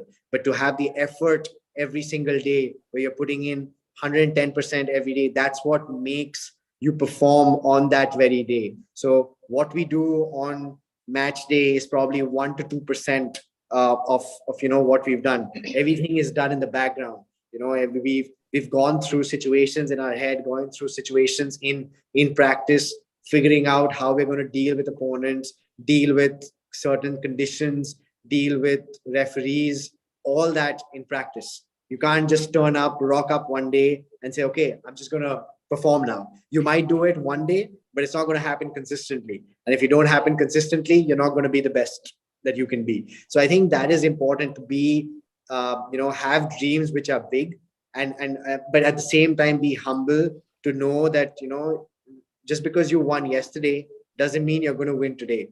You're only as good as what you did yesterday. So I lost my last match, so I feel terrible today. I lost 1 week back and I still feel terrible about it because I'm not a winner right now. I'm a loser, right? So I want to do well so that I win my next tournament, and then I'm going to be happy. It's terrible. That's a very, very bad kind of thing to go in with, but that's just the way we are. We just want to win. No matter what, we want to win. So I think that's important that, like sport is brutal. You win and you lose. There's no gray area. So you have to be humble. You win one day doesn't mean you've conquered the world. If you're world number one, doesn't mean you've achieved it all. If you're world number one, you have to show how you can stay at world number one. It's difficult to do that. It's much tougher to do that almost. So I think always having goals ahead of you, which push you to your very best until the day you stop, is what keeps you going and makes you the best player or artist that you can possibly be. Lovely, lovely. Thank you. Thank you so much for that, Saurav. I'm literally taking notes here. I'm a mother of a teenager myself, so I'm like literally taking down notes that I want to show to my daughter after this. So thank you for that. All right, Rekha, what about you? What would you like to say to the parents and then to the children as well? First of all, to the parents, like it's always been there that they always take dance as, maybe a secondary or a tertiary, or I don't even know which. Okay, so I think the parents should understand that, if the child is interested in something like this, just let her do it or let him do it, whatever she or he likes. May it be a sport, may it be music, or may it be dance. If they want to do something like that, let them do it. And then secondly is like during exams. Oh my God, she has exams, so she cannot come for, she cannot practice, or she cannot come to class. That whole thing itself has to be completely, I think removed from the whole system of the parent, I guess. Because no human can study for 24 hours. And I only feel that when you come and you do something that you want to, you're passionate about, only regenerates your whole system. So I think that is very important. And that is like one major advice that I want to give to parents. And to the students who want to take this as a career path, I think, see what happens is like in traditional dance or music, we have our gurus who we always idolize, and we have them to guide us as well.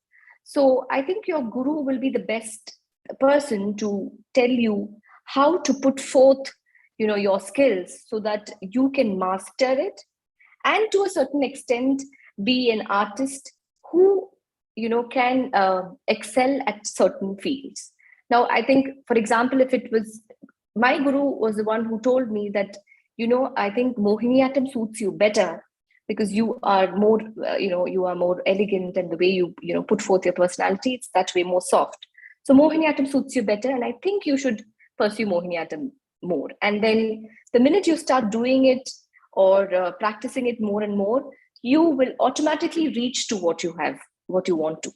And be it whether it's performances or be it the small little nuances that you miss maybe when you're practicing, I think it's the guru who guides you exactly. And being from a traditional art form, I think I would definitely say that the students should just mark the guru's words, because it says, Guru Devo Bhava.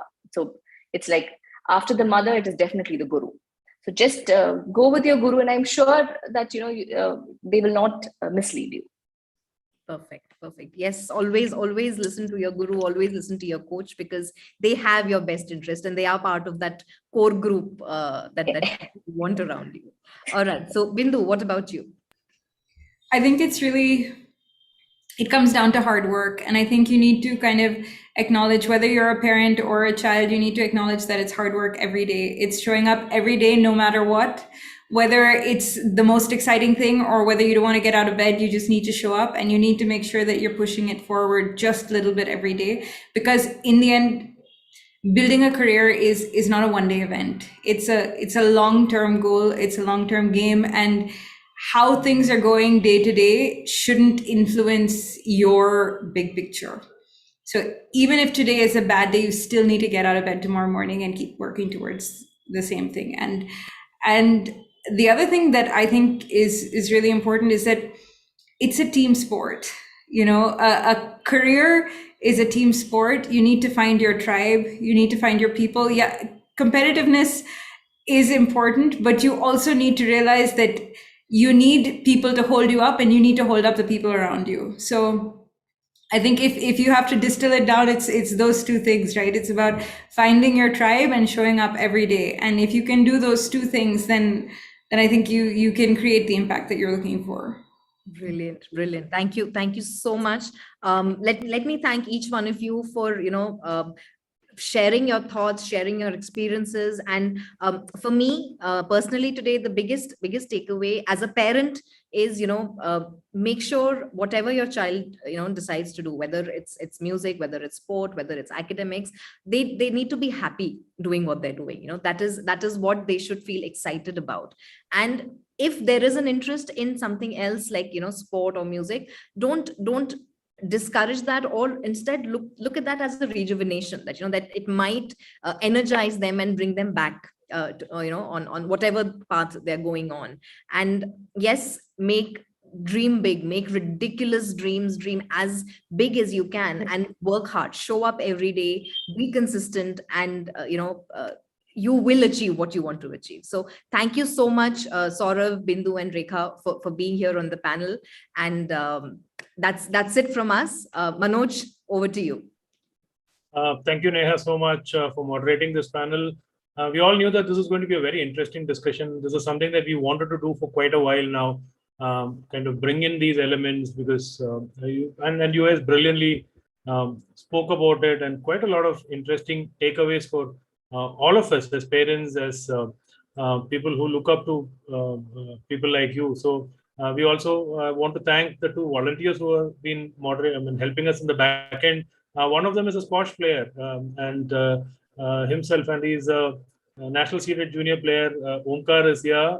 So he's not going to come on screen, I know that. And Anantita is here. So thank you so much for moderating and helping us moderate this. And Neha, thank you so much. I can't put it on words in terms of how thankful we are in terms of you doing this. Special thanks to Saurav, Bindu, and Rekha. Thank you so much, and we look forward to interacting with you more, and we'll definitely have a lot of takeaways from this. Thank you so much, all of you. Thank you. See you. Bye-bye. Bye-bye.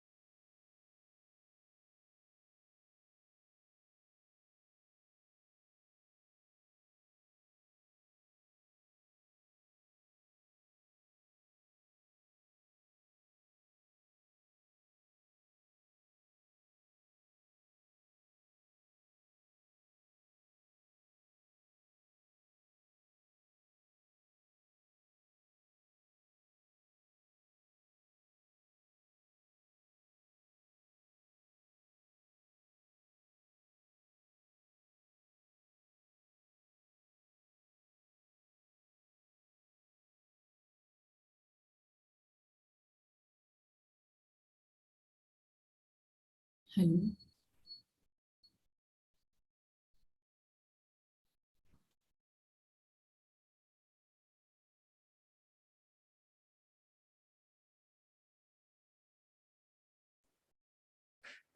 Hi, this is Manoj here. We'll start at 3:30 sharp. Sure, So you can come on camera by around 3:25. Sure, sir. Sure. Otherwise, Sir. it will get streamed onto the screen. Anyways. Okay, sir. No problem. Thank you, sir.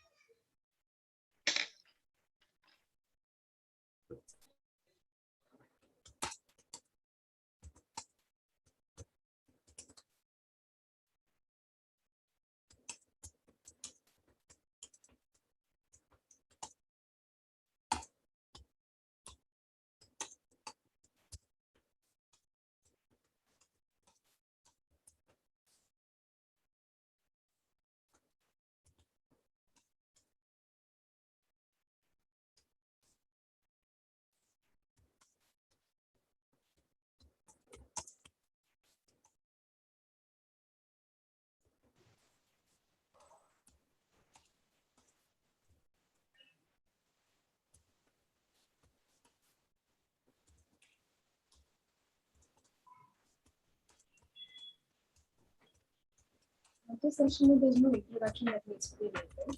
Introduction ഒരു അയച്ചു തന്നിട്ടുണ്ട്. ആരെ ഇത് കഴിഞ്ഞുള്ള session ആണോ നോക്കുന്നത്? അതിനൊന്നും എനിക്കറിയില്ല. അടുത്ത സെഷന്റെ ഒരു ഇൻട്രൊഡക്ഷൻ അവർ അയച്ചു തന്നിട്ടുണ്ട്. ഞാൻ വായിച്ചു നോക്കിയിട്ടില്ല.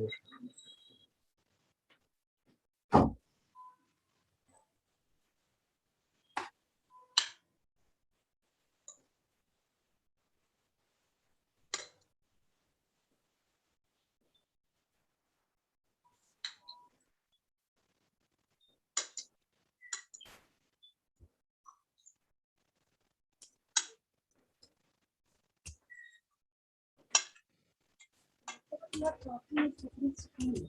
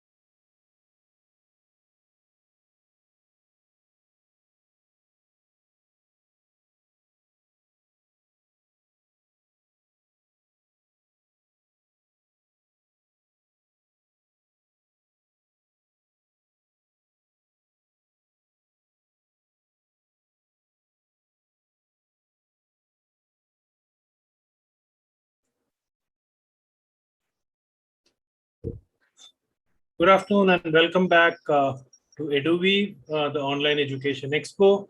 We are going to have a very interesting session, which is being moderated and curated to us by our co-sponsor Envision High. So a big thanks to Sharath and team for doing this for us. So let me quickly introduce the team that is here with us today. We have Prasida Panikar and Nirupama Menon. Both Prasida and Nirupama have been working together to create a program suitable for preschool children at Envision High. They facilitated learning by establishing a relationship with pupils, keeping their learning resources organized, and creating a positive learning environment. They have played a great role in developing and fostering the appropriate skills and social abilities to enable the optimum development of children according to age, ability, and aptitude.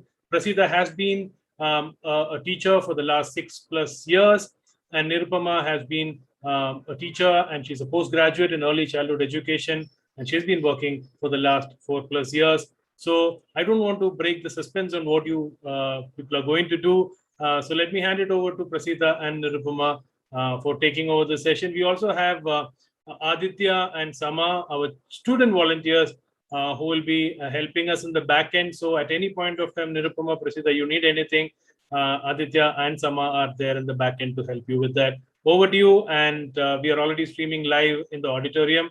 Take over, Nirupama and Prasida. Thank you. Thank you so much, sir. As Nirupama ma'am would be doing our fun with phonics today, I would request Nirupama ma'am to start off the day.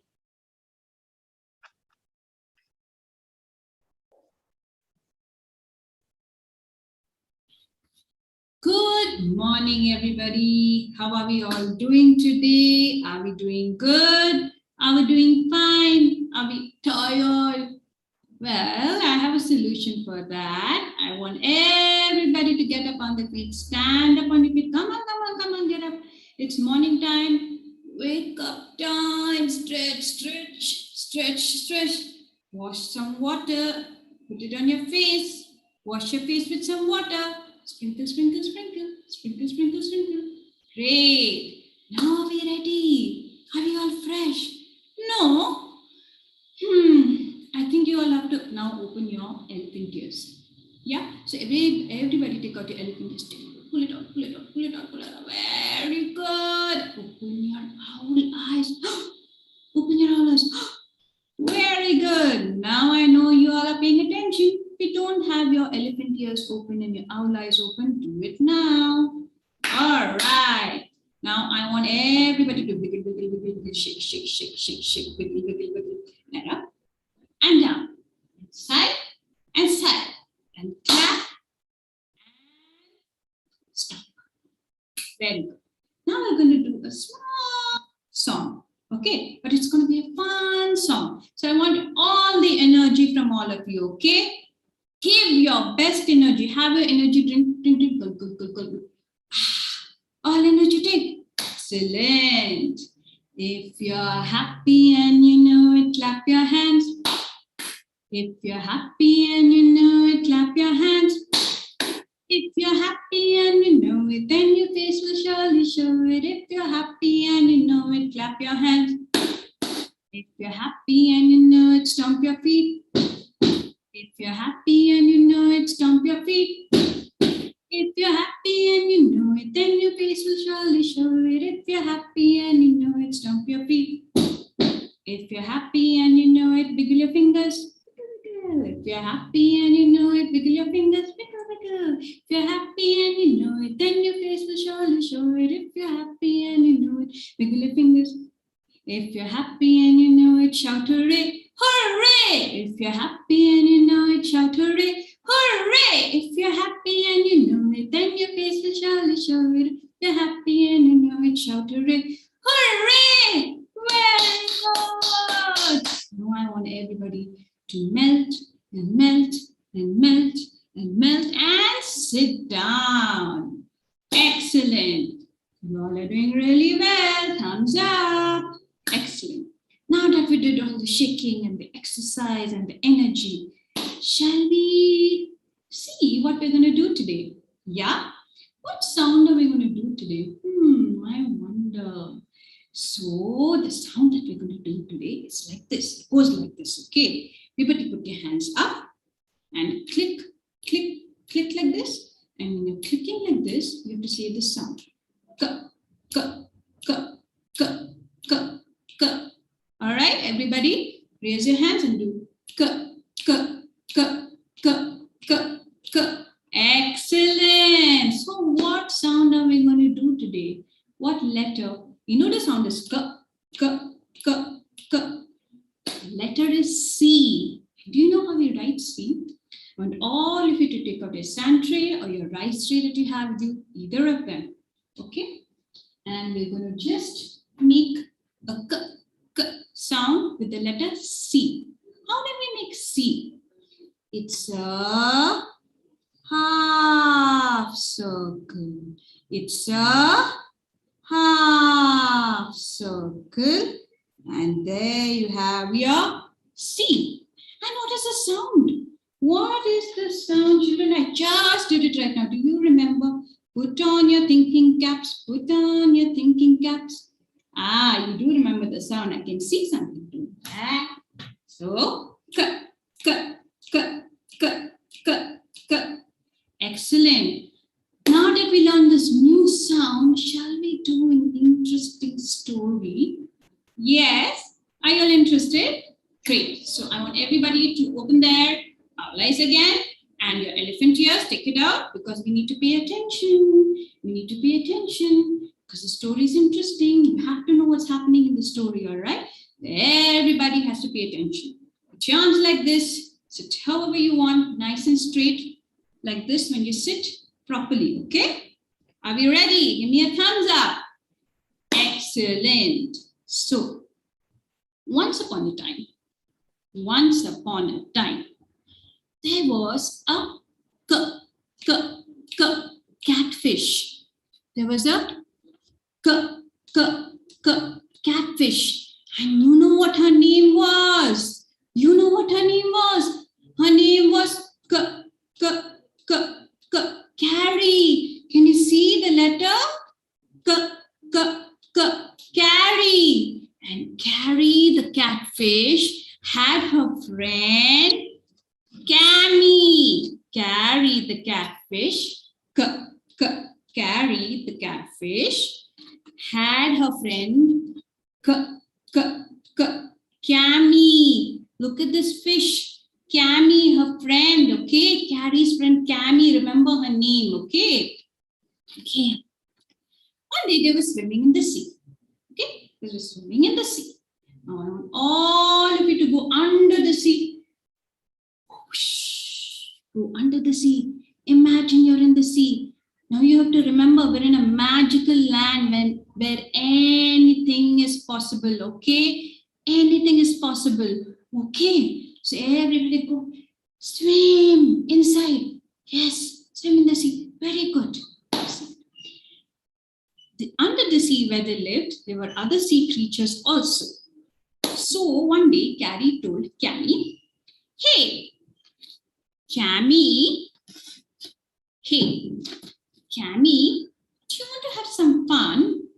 So Carrie the cashier said, yes, of course I want to have some fun. I have an idea. Let's go to Candyland. Candyland. Candyland? Which land is that? You remember last year we went to Candyland. They have it right now in our sea. Candyland. Remember where there are lots of candy and sweet treats. What do you think?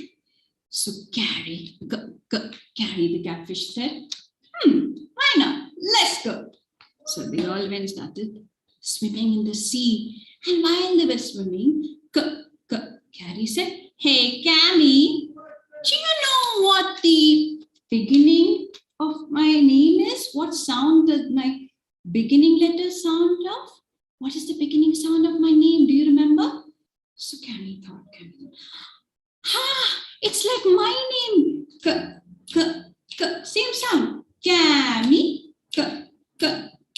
Carrie. Yes, let's go. They went under the sea. As they were swimming, they reached Candyland.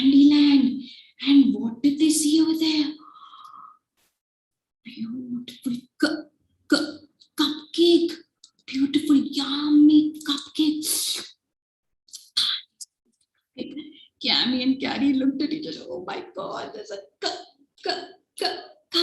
there.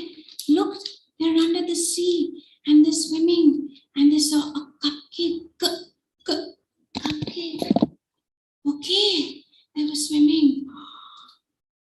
And they said, wait a minute, there's a cupcake and there's a candy apple and there's a caramel custard. Oh my God, this is so exciting. Shall we eat it? So everybody ate all the treats. The cupcake, the candy apple, and the caramel custard. They ate. Delicious, delicious. As they were eating, Carrie had an idea. Hey, Cammy, can you take a photo of us? It'll be fun. We can remember this moment and we can show it to our friends. So Cammy said, of course, I'll get my camera. I'll get my camera. And as Cammy was taking the photo, okay, she said, everybody say, see. So everybody said, see. And then suddenly, Carrie said, ouch, ouch. So Cammy said, what happened? What happened? Cammy, my teeth is hurting. It's hurting very bad. I can feel a pain here. Oh no, what's happened? So Cammy said, Carrie, are you sure it's paining? So Carrie said, yes, it's hurting very badly. I'm screaming in pain. Carrie, did you eat some candy yesterday? Some candy day before? And some candy the whole week? So Carrie looked at him and said, yes. So that's the problem. Now you have a cavity. What's cavity? I'm scared. What is that, Gabby? Carrie, you know what a cavity is? Cavity looks like this.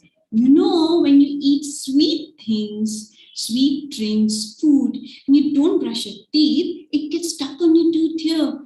And it makes a big hole. And then that hole becomes bigger and bigger and bigger.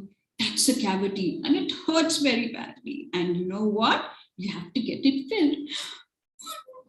Cammy, what do I do? So Cammy said, Carrie, remember, you always have to brush your teeth after you have anything sweet or food that is tough. Take it out by brushing. You've not been doing that, have you? So Carrie said, no. What do we do now? What do we do now? So Cammy said, hold on. Just relax. Breathe. We'll find a way out. I said, idea. I know who we can go to. We can go to Dr. Fish. Our very own Dr. Fish. He'll tell us what to do. So Dr. Fish took a look at Carrie's teeth and he said, Carrie, you have been eating a lot of candy, haven't you? Yes, I'm so sorry. What do I do? Okay, hold on. Don't worry. There's a solution. What I'm going to do is I'm going to give you a medicine for now. It'll take care of the pain. But remember, Carrie, you have to brush your teeth after any candy that you eat, any sweet that you eat, and any food that you have. Okay, I promise I'll do that. You better do that now, Carrie. You don't want any more cavities now, do we? She said, no, Dr. Fish, you're right. Even Cammy was saying that. Naughty me, silly me, I shouldn't have done that. And then she sang a song. I'm Carrie who eat candy. Now I have these cavities. I should cut down on my sweet candy because Carrie wants to smile nicely. I'm Carrie who eat candy. Now I have these cavities. I should cut down on my sweet candy because Carrie wants to smile nicely. All right. Did everybody enjoy the story? Yes. Give me a thumbs up. Great. So what was the sound that we did today? K, k, k, k. Are you all going to be like Carrie? No, right? You all are going to brush your teeth after every meal. Eat anything sweet, candy. Remember to brush. All right? Don't be naughty like Carrie, okay? All right. Now we're going to come back to the land. So everybody swim up, swim up, swim up. And we're back on the land. All right. I hope you had a great time with this story. Thank you.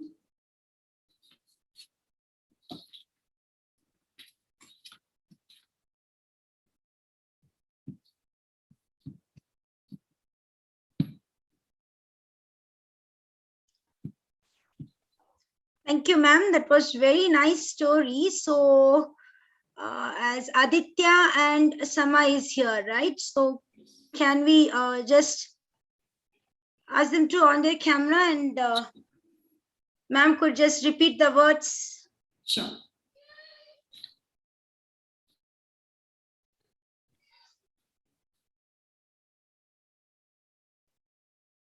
I think they're on mute. Okay, so you can just repeat the words, ma'am.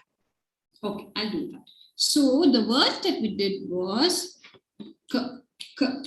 carry, cami, catfish, candy apple, caramel custard, and of course our very own cupcake. Okay, and the sound is k.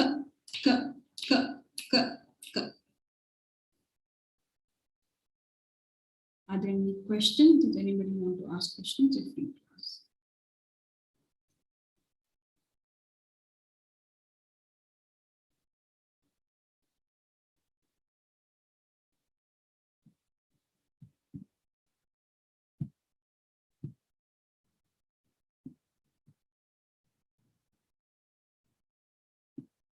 Sir, are there any questions that anybody would like to ask?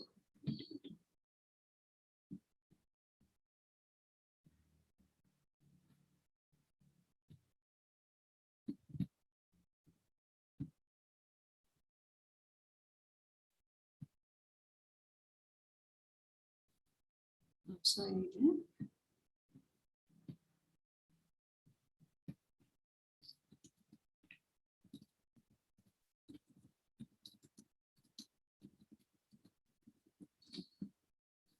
okay, I'll just give a gist of what I did then. So basically what I did was the sound C, which is k, and I introduced it through a story with the k sound with the k words. So catfish, carry, cami, caramel custard, candy apple, and cupcake were the main characters in the story. And everything revolved around the sound k. So we are basically focusing on the sound. The medium we're using is the story. So anytime you want to do phonics sounds, you can either do it through a story, an activity, and basically focus on the sounds. And I do a bye-bye routine also after the finish the routine, which is bye-bye children, see you next time, hope we had a great day. And the next class that we have, we revise the sound again and move on to the next. That's it. If there are any questions, you can ask.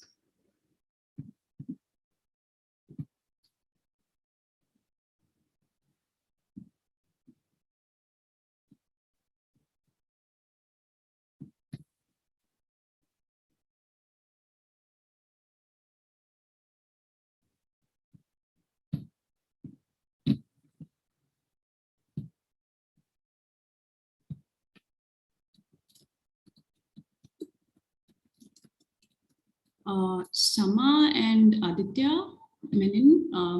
I'm here, Manoj. Yeah, I'm here. So, are there any questions or? Is the demo done? Yes. Yes. Okay.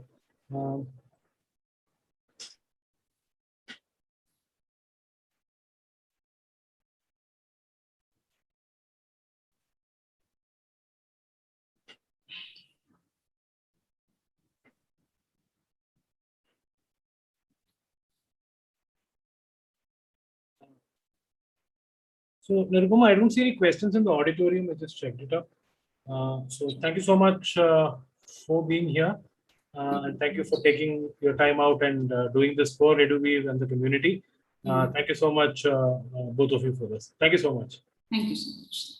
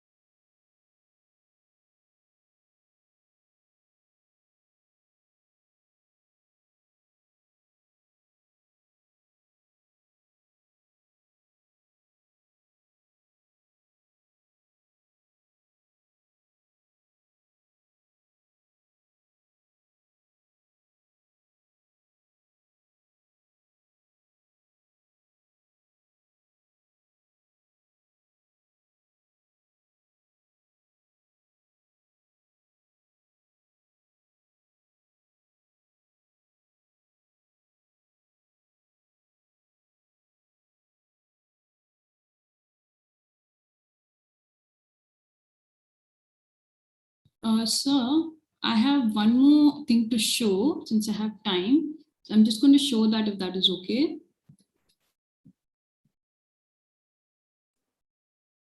Sure. The auditorium is live. You can do that. Yes, okay, great. So this is the letter O. So what we did for O was we did a oyster activity. And before we did the oyster activity, we just explained some O words. So I'm just going to show you that. For the letter O, I did the first word. I'll just start off. So children, octopus is with the sound O. See the lips? O. You have to roll it around and do O. That's the action for octopus. Now, what is an octopus? An octopus is a sea creature, the one that lives under the sea, like this, the one I told you about in Caddy. And they have 8 arms. How many arms? 8 arms, 8 arms. Do you all also have 8 arms? No, we only have 2 hands, right? And 2 arms. Octopus has 8 arms. That's why it's called oct. Okay. And the sound is up. All right. The next one is, just one second. Yes, ostrich. What is an ostrich?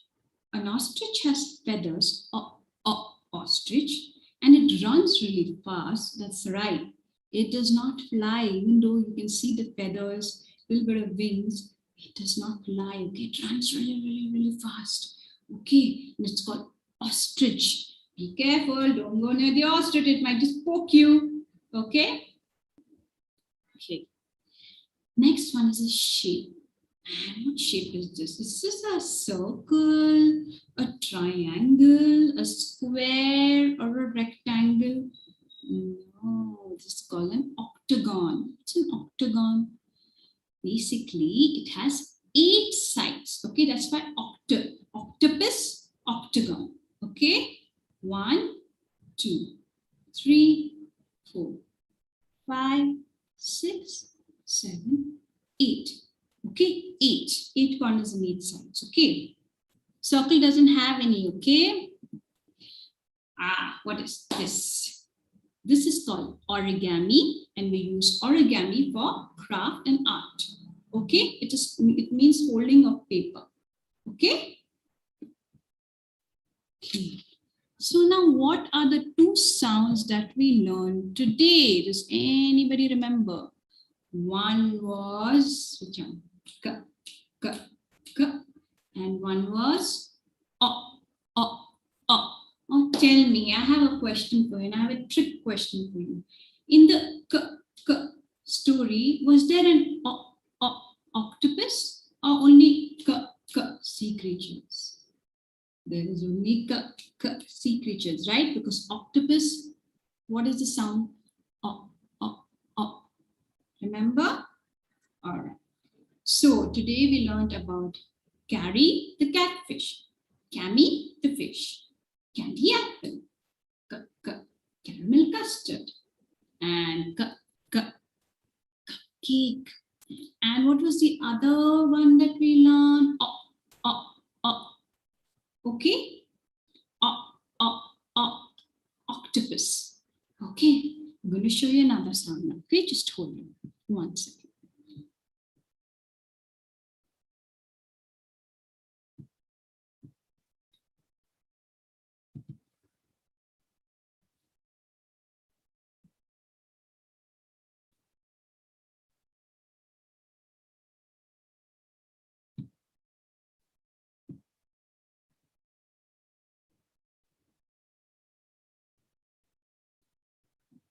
Okay.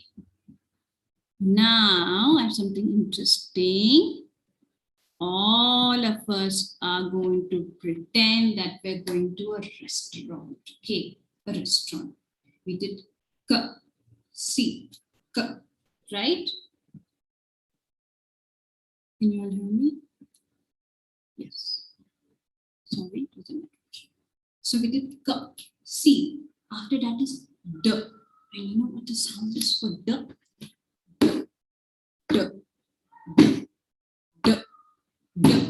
Okay, like the drum, we're playing the drum.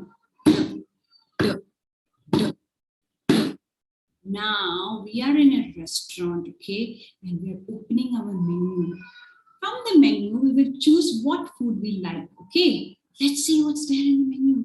Oh, what is this? All the words are there. First one we have is dates. What are dates? And it looks like it's for 100 rupees. Yes? What is that?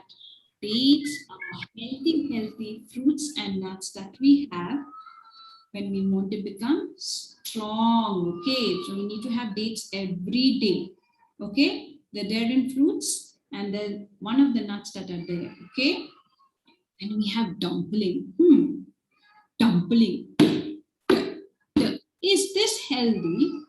I don't think so. But if you like Chinese food, you have dumpling. Yes, Asian food has dumpling. And what is a dumpling? Can you see the picture? It's showing us it's steamed, nice and hot and tasty. Outside there's a nice filling, and inside also there is a nice what? Chicken, fish, whatever you want, you can stuff it in and make it like a dumpling. You can have lots of it, okay? Dumpling. Now let's come back to our India, our country, and what is so famous in India that we have? Pakora. Pakora, yummy, yummy pakora, dal pakora. When it rains, you'll have no dal pakora, yummy, yummy, yummy. Yes. So crispy, crispy dal pakora we make in the kitchen. Fry it. Your mama's fry it and makes it, right? Okay. Next one is durian and nuts. What's durian? Is durian? I've never heard of it. That's because you don't get it here so often in India. Okay, durian is a special kind of fruit. It looks like a jackfruit, but it's actually called durian. Okay, the next one that we have is dosa. Yummy, yummy dosa. Your mamas make dosa, no? Masala dosa, cheese dosa. Yeah, with potato inside, masala. Yummy, yummy dosa. And what do you have with dosa? Plain. With sambar, with chutney, yummy, yummy dosa. This is our door menu in our door restaurant. Door restaurant. Okay. Okay, let's go now for the mains. What do we have in the mains? Let's see. Let's see. Ah, this is now something very interesting. What all of you like to eat, no? Double cheese burger, dates and cheese sandwich, double crust pizza, yeah? All the sound, right? And what do? We only eat this, no? We don't eat all the healthy things like dates and durian, right? Dal, no, right? What should we do? We should eat the healthy food, right? Our healthy food, what is it? Dal, durian, dates. Okay, no more of these double cheeseburgers, double crust pizzas, and double cheese and date sandwich. Okay. Ah, of course, your favorite. We have the dessert. Yes, the dessert. Danish pastry.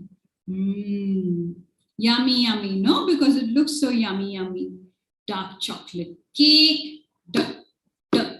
And sticky date pudding. Yes. Now, see, in the sticky date pudding, there is something healthy, the date, right? But it's in a pudding, which is very sweet, right? So let's make it healthy by putting some dates and almonds and no sugar, okay? Something healthy you have to put and eat it. Okay, like a pudding only, you can put banana, anything that is healthy. Okay, no donuts, okay? Okay, let me see what else I have here. I do have something else also to share. Just hold on 1 second. Ah, wait. We're coming to our favorite. Hold on, let me share it again. Let me share the screen, sorry. Our favorite thing is coming now. I know you're all waiting for this only, right? Dairy milk ice cream. All of you like to have ice cream, right? Dairy milk, this is a dairy product. What are dairy products? Cheese, milk, egg, all these are dairy products, okay? Some people can have dairy, some people can't have dairy, maybe because they're allergic or it doesn't suit them. But these are dairy products, okay? Milk is really good for you. Cheese is really good for you. Yeah, egg is also very good for you. Okay, remember the dairy, healthy ones, okay? Okay, now I'd like to share one more thing with you guys. Just hold on. All of you.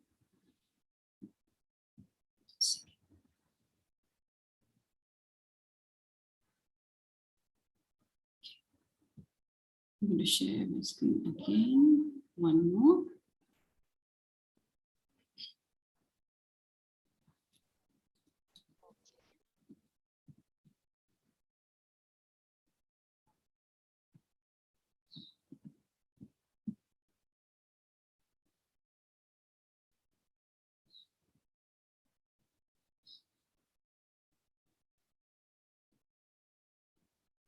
Okay. The next sound that we have here is, hold on a second. There we go. What sound is this? G, g, g. Like you're gulping water. G, g, g, g, g, g. It's a g sound. What is the first picture that you see? A garage. What is a garage? Looks like a house, but it's not a house. Inside we can put some cars and park our cars in the garage. If you have a garage, you park your car in the garage. Okay. This is also a garage. See, gargle. G, g, g is when you drink water and you gargle. G, g, g. So that your throat gets better. When you have a throat ouchie and it's paining and you can't talk, you take warm water and you gargle. G, g, g. Okay. Ah, what is this? This is interesting. Guacamole. What is that? What is this guacamole? It's a special Mexican dish that we have with chips and nachos. Yummy, yummy. And you know what it's made of? Avocado, which is very healthy for you. Green in color and extremely healthy for you is guacamole. Yeah, we can make guacamole at home. We can do it in class and have an activity also with guacamole, okay? Gardening, what is this? What is gardening? So important, right? Do we see anybody planting seeds and making them grow into plants? Not anymore, right? Today, promise that you will build more plants, make more plants, the trees grow big and strong and we don't cut trees down, okay?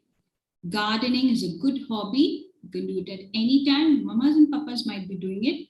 You can also start now. See, you can do gardening with your mama, papa, help them, become their helper and help them out, okay? Garland, what's this? So it looks like a necklace, but it's not. It's made of flowers and they're put all together and you wear it, okay?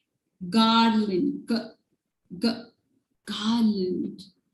Okay, what is this? Garbage. Oh my God, look how much people have dumped garbage, thrown plastic papers here, plastic papers there, chips packet, bottles. This is all garbage and is this good for our environment?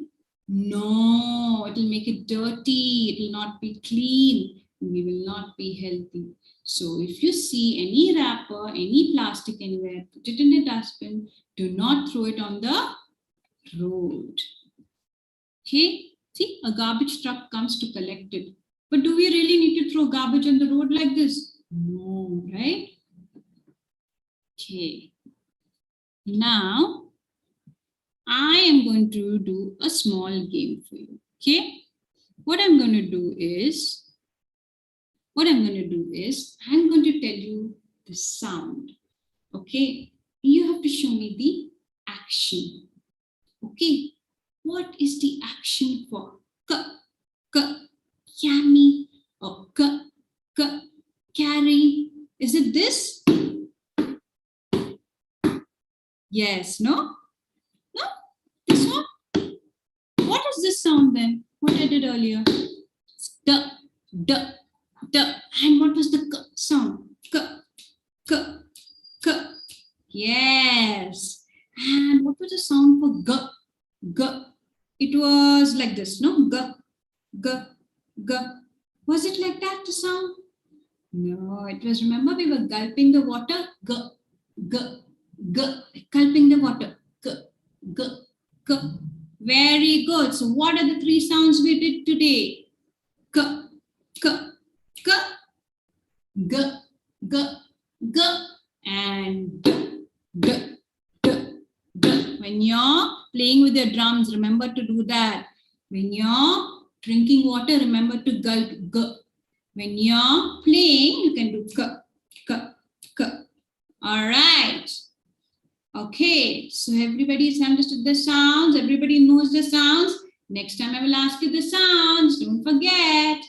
Bye-bye, children. Bye-bye, children. See you next time. See you next time. Hope you had a great day.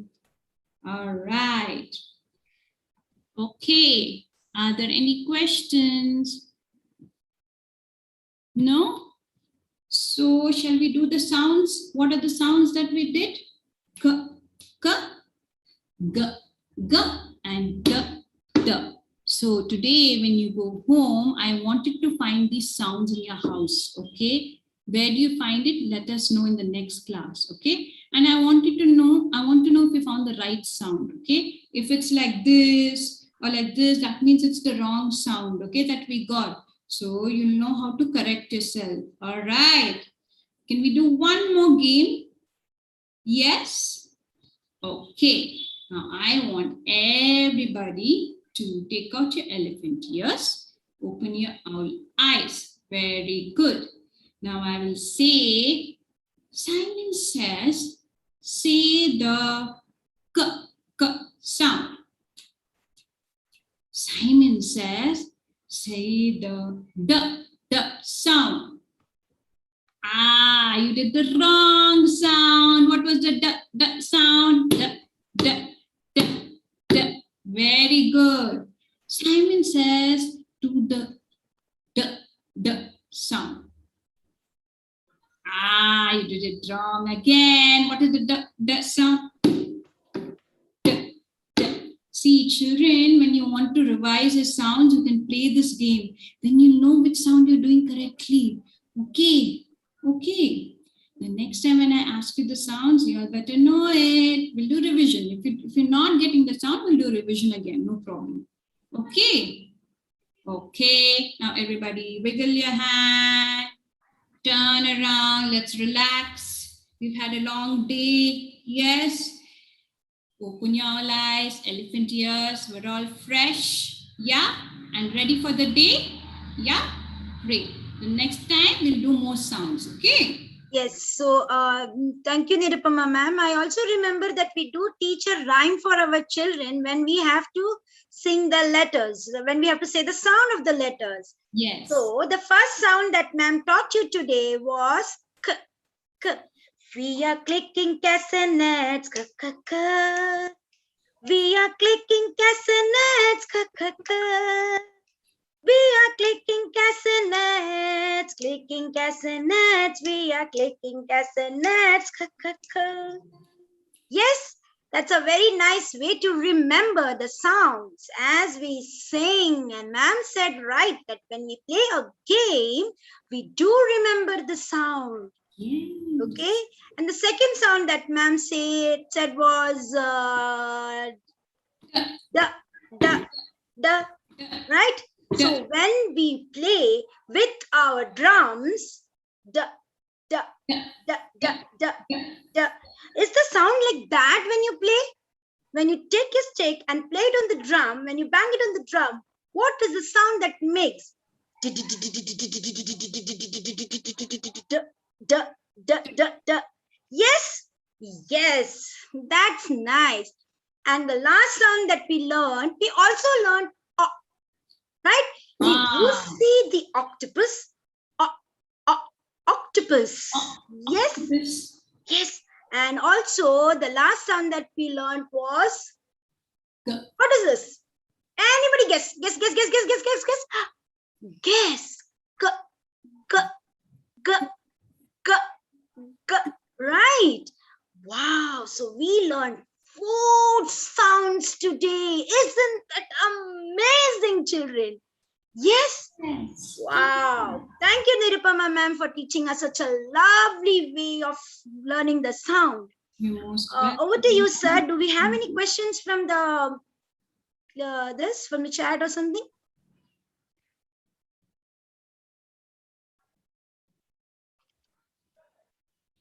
Manoj sir? No questions, Prasida, No on question. the auditorium box. All right, sir. All right. So I think then we have done with our phonics session today. Thank you so much, Team Envision, for this. Thank you, Prasida, and thank you, Nirupama. Look forward to interacting with you more during the expo. Thank you so much. Thank you, sir. Special thanks to Aditya and Sama for Yes. manning the backend. Thank you so much. Thank you. Thank you, sir.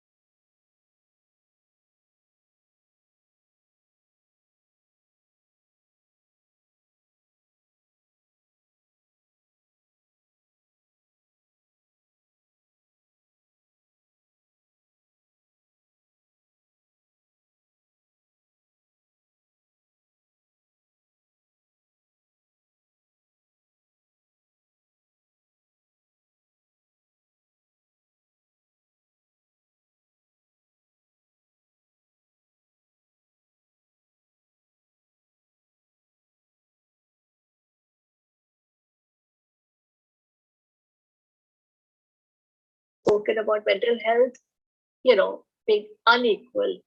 Okay, in an unequal world,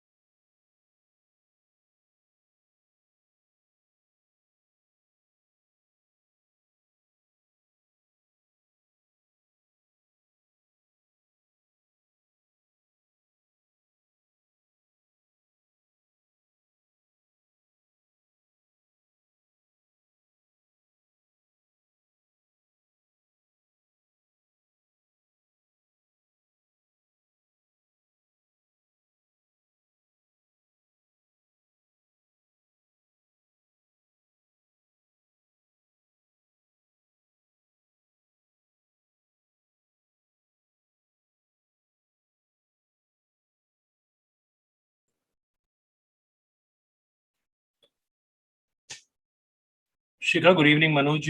Are we expecting anyone else to join the meeting? Hi, Manoj. I'm just checking on.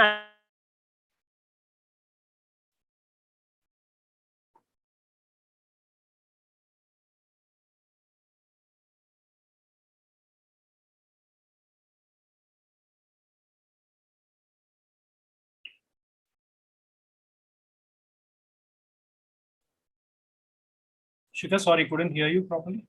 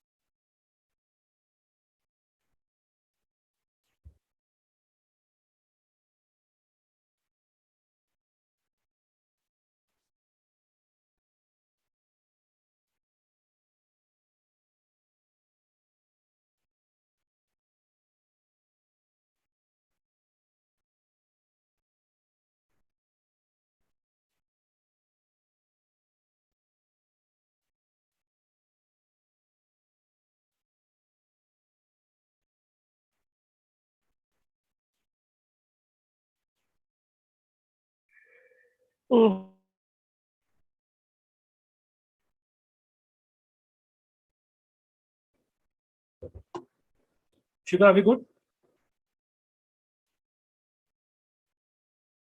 Shikha?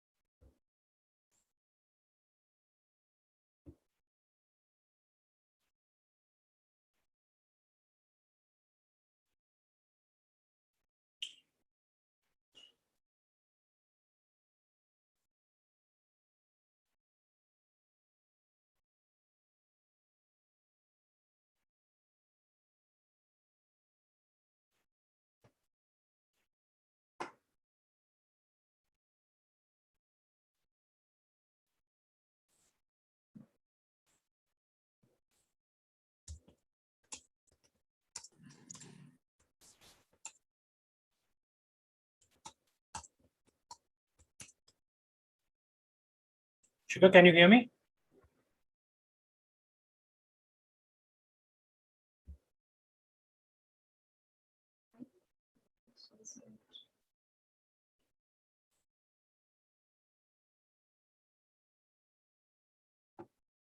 Ms. Savita and Aditya, I'm unable to hear Shikha. So are we ready to start this? Yeah, we can start. I'll be presenting. I'll be presenting PowerPoint presentation. Does anyone need co-hosting right or something? So Savita and Shikha might be speaking. I will just be presenting. So that's fine, right? Yeah. So I have, you have access to present. We are supposed to go live at 5. So I can start the meeting once you all are on camera.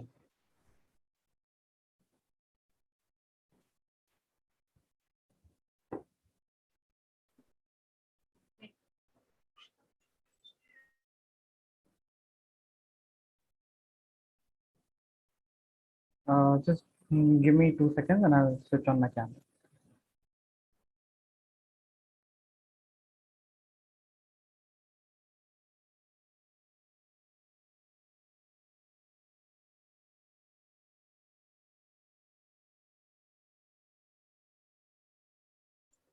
Shika's trying to log in.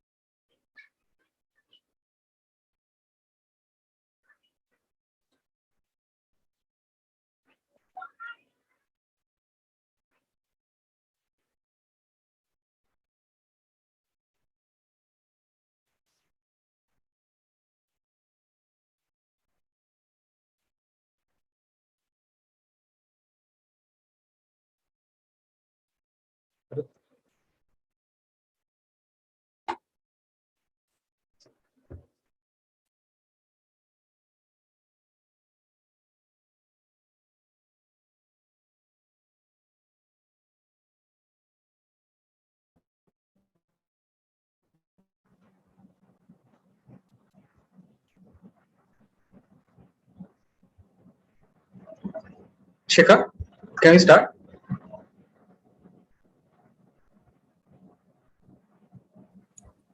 Hello, am I on? I think I should start presenting now. If everyone can hear me. You can start presenting. Shikha is facing some network issues. Hello.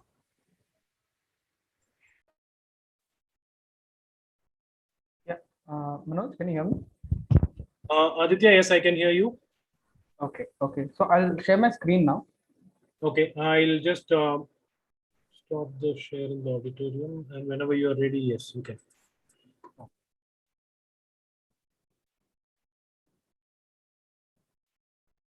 You have access to share, yes.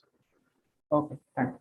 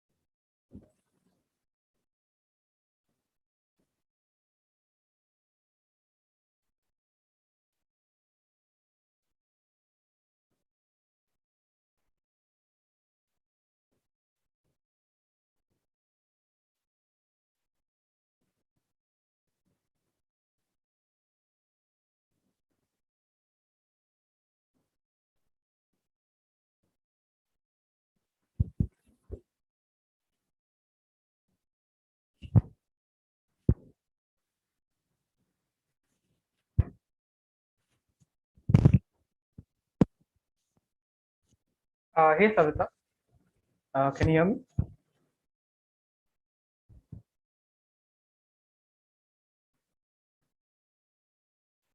Hi, yes, I can hear you. Is that Aditya? Yes, this is Aditya from Team Cafe. Yeah, tell me, Aditya. Hi. Yeah, so as you know, Team Cafe is working towards the betterment of the teen community, their mental and physical well-being. And since, by your background, you can actually give us some insight on the common problems that teens face today in society. You want me to go right away? Yeah, sure. What are the few things that you've noticed that, especially in this, in the 21st century, in this, in the current scenario, what kind of problems do teens commonly face? Yeah, so lots of things actually, and it has gotten complicated over the years, especially because of social media, right? The self-esteem, the self-esteem of the teen, right? This is the time, in fact, 40%, there's research that shows us that 40% of all mental disorders begin from the age of 14 onwards. So it's a very sensitive time. This is actually the most important time where mental health should be looked on and paid attention to, because this is where, if you have a great mental health at this time, it will ensure that you will have a great mental health later. Of course, outside scenarios can happen, but this is the foundation, how you believe and how you think about yourself, right? So I believe the relationship with ourselves is very, very important, and it starts right now, because right now you're moving from, being a child into adulthood. So this interim phase is where you're building yourself, right, into an adult. So what is even happening here? And it's a very influential time. Like, you get easily influenced. Teens easily get influenced by a lot of media, a lot of people, the peers. So what is the kind of people that you're interacting with will influence who you are as a person, because this is really the foundation time. So it essentially starts with, your self-esteem. And if that is not great, then it results in relationship issues and anger issues, addictions of all kinds, and so many things. Bullying has a huge impact. So, we not only have to take care of ourselves, but what are we actually inflicting on others? We have a bigger role as to, how we are impacting our teens, our friends around us. Right. And talking about self-esteem, actually, what are the few things that, impact a teen's self-esteem right now? I can think of so many. I can think of social media. I can think of the internet. What do you think about the impact of social media on the teen mental well-being? Yeah, I mean, it's got a huge impact, and more negative at the moment, because I hear everyone who talks to me, everyone who comes in for therapy, saying that, we've just gone out, we're out of Insta. We don't want to see that. It's affecting us the most. It is actually probably the single most important factor that is really impacting lives of teenagers where it comes to the mental health, because you're seeing the pictures. Body image is really, really important right now, because, you're developing your sense of self at this time, and, everybody's putting on these gorgeous pictures, and you just think you're not good enough. So, and, the people who get the most attention are the ones probably who look a certain way, your likes. So the whole intention of the whole social media is not just, oh my God, I'm just sharing just like that, but to get those likes mostly, right? To look attractive, to portray certain things where internally they may not, but that not be the only reality, right? There are times you even look horrible, but you're only putting the best pictures. But for the person who's just watching it is not understanding that, this is not how they look 24/7. This is not how they're always having a great time. So you start getting into a very negative mindset, self-pity mode, and that's not great, because one thing just leads into another. And mostly I find a lot of people not being able to talk about how they feel. They keep suppressing how they feel emotionally. They don't have friends to talk to. They may have thousands and thousands, and I've actually had real life experience of people who have thousands of followers, and yet they turn around and they say, I don't have a single person I can talk to, I can share what I need to share. And they have to come to a therapist to actually share. Sometimes it's all just about sharing. So that's the irony and, of how the situation is now.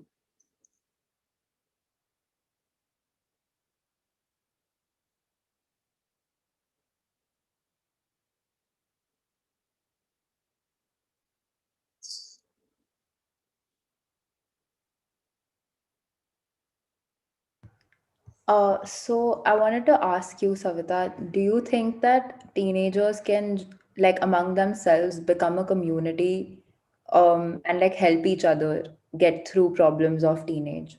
Or do you?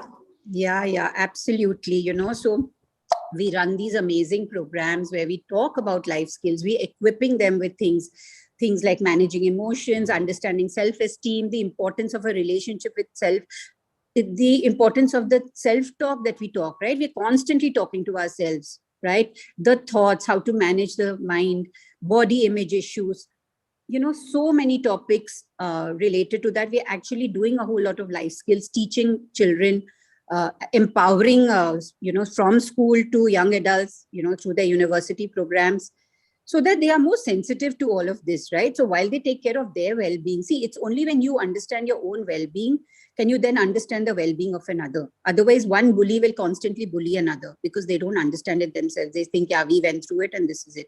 So I think education and awareness is really, really important. And yes, one person can actually break the whole cycle, of a bully, where there is a lot of bullying happen. And, so many people just want to be part of it. Maybe they don't actively want to, say anything. So definitely it can build a very healthy community. So while I'm saying social media, there's a lot on social media of how to handle all of this. There's so much on mental health and following pages. But I wish, we would do the more preventing part of it than to, and understand for each one, what role am I playing into the whole picture for my mental health, and how do I interact, and what are my communications and interactions with my peers, right? Yeah. So we definitely have a huge role to play, each one as a teenager, as a youngster, as a young adult. Yes. So do you also like there's this I think every teenager feels that telling an adult what their problem is would always have the adult, come back to you and say something like that's not a real problem.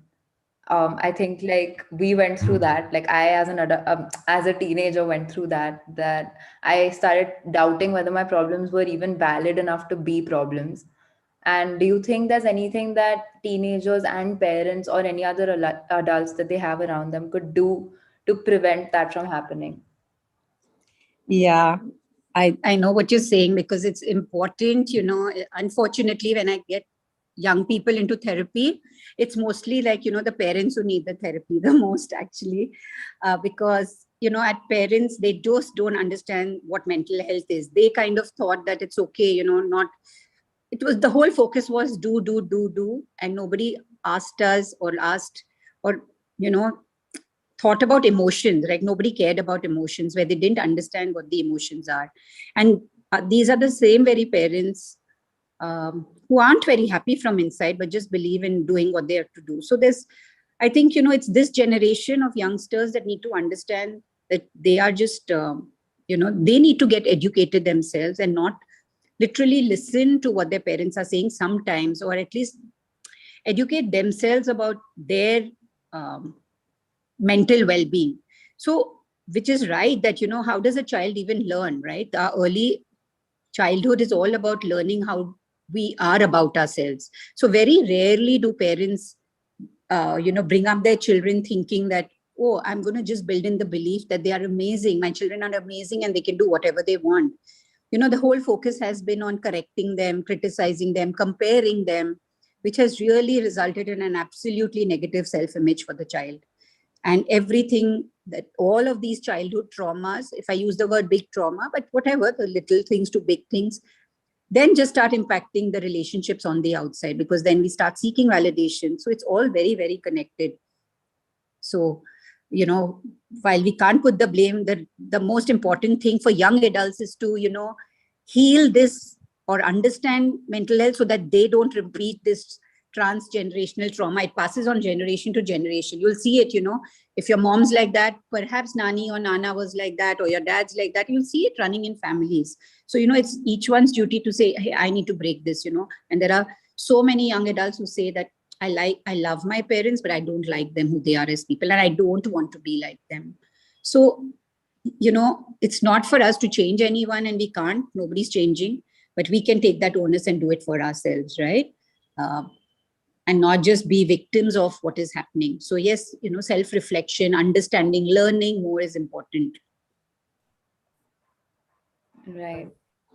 So the social stigma surrounding mental health, especially in our society and in our country, how can a young adult actually deal with something like that? You know, how do they open up to friends and family, or even like go up and tell them that, oh, you know, I'm going to therapy, or I want to go to therapy? Yeah, so you will have to find someone who kind of understands. And if they don't, you know, it's difficult to then sometimes tell them, you know, everything. If they're not going to be receptive, then probably, you know, have that one parent at a time, maybe. Because mostly I see that, you know, the mother is probably scared of the father. And when you do it together, then it's not going to happen. You know, have those conversations. Are you even really happy? Do you do things out of resentment? You know, you could check with your mom or dad. And do you want me to live a life like that? You know, one of the biggest causes of cancer, 95% of all cancers, is resentment, because you're holding that feeling within for several years, which then results in cancer. And like that, similarly, every physical ailment has its roots in the mental health. Mind and body is connected. Everything that we think in our heads, we start feeling in our bodies, right? Even if you think, oh my God, this is going to happen, you start feeling in the body. So it is connected. And eventually all of these diseases, blood pressure, diabetes, all of it has its roots on how you handle stress, how your thinking pattern is. So if you were educated right in the beginning and you knew certain things, you would feel so empowered to know how to control the mind, you know, to use the mind and not let the mind use you. Everything is about the mind, right? What I hear about people now, it's, oh my God, I don't know what to do. I'm overthinking, I'm doing this. But if you really knew how to maneuver this, the mind, it's just a skill. And if you learned it, energy into learning that, life would become so much more easy, fruitful, enjoyable. You could actually use it to create the life that you want. Absolutely. Yeah. So, like as teenagers, you know, when I don't know how many people actually end up doing extra. Can you all hear me? Yeah, we can hear you now.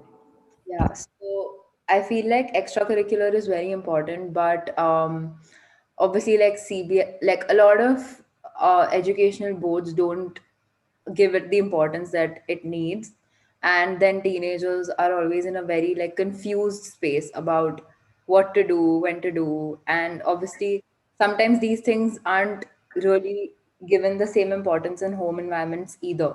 So explaining to your parents that you have a hobby that you would want to, you know, go to pursue after school, all of that. So how do you think teenagers should deal with that, and what is a good way to be communicating that to your parents, or even for parents to be understanding and giving it the importance that it deserves? So first, to understand, you know, now that you all are getting exposed to so much on mental health, knowing the importance of, yeah, you know, like you do need those hobbies. You can't only constantly study. You know, it's like everybody's burning out now, burning out as young as 20 and 25. First, it was the, you know, midlife crisis, which became the quarter life crisis. And it's just, I see so many youngsters just like, you know, they're just burnt out. They can't function anymore with the stress. So you need to understand, like, it's not about, you know, as you become older, you need to understand this whole phase of adulting, that you have become your own adult, and that and even now I see sometimes people are still so dependent on their parents. right? Their view, they are so shaky about their self-beliefs. But no, their parents may be older. And here I'm just making a general statement that I don't know about each parent, but very often I see that just because parents are older doesn't make them, wiser as to know at least the relationships. People say that everyone who comes into therapy, and this is really 90%, mostly say that their parents themselves don't have a great relationship with each other and so many things. So, these aren't the people that you can really talk to about mental health. While you can probably, if there is a parent who's understanding, a good time or maybe a good thing to do is catch them one-on-one and ask them how they are feeling. Mom, I see you upset. What is it that's bothering you? Your eyes look sad, or why are you angry? Is there something that you're bottling up? In fact, actually start making those conversations about emotions to them. Maybe catch your dad on some day that nowadays I feel that you're getting really angry. Is something bothering you? What is happening? They react, they shout at us, and we slip into a space and then nothing else is happening. But maybe on a better day, you could start that conversation on a very, if you become older, you can ask them, like, I just see that you're getting angry more and more these days. And maybe they'll say, yeah, everybody's just waiting to talk, I think. Nobody has really spoken to them. Even the wife at home or the husband at home, it's just about get the money home, do this, perform this should be done. And nobody's focusing on feelings. So maybe you all can talk that you all look tired today, Dad, you look tired. Mom, have you had a rough day? All that we want to hear from them, maybe we can start. And maybe that will break the ice somewhere. And they might say that, yeah, I'm upset, the grandmother did so and so, or your dad said something. So just probably start understanding that, emotions are actually energy and motion, and they are the most important resource. If we don't feel good, we don't even feel like waking up out of bed and doing anything, right? So feeling good about ourselves, feeling good in general is so important to do anything. How long will you push yourself to be able to do things? So yes, these are important conversations to have. Absolutely. Savita, how do you think the last 2 years with the onset of COVID-19, how do you think the pandemic affected the mental well-being of a teenager? Especially someone who's very used to having people around them, having their friends around them, having that routine of going to school, going for classes, extracurricular activities. How do you think someone can actually come out of, the kind of lifestyle that they've been living for the past 1.5, 2 years almost?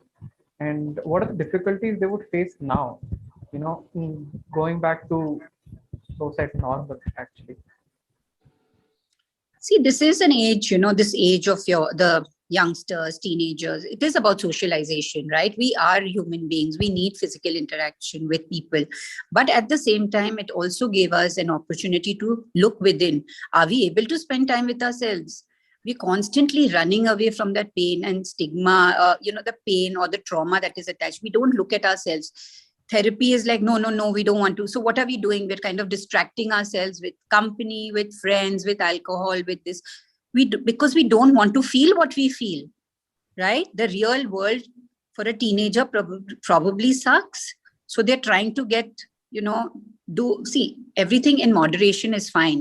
This is an age of experimentation. But after that, if you're using it, so it's using it to handle your anxiety, using it to de-stress, then these are not healthy coping strategies. You need to address that. Why are you stressed?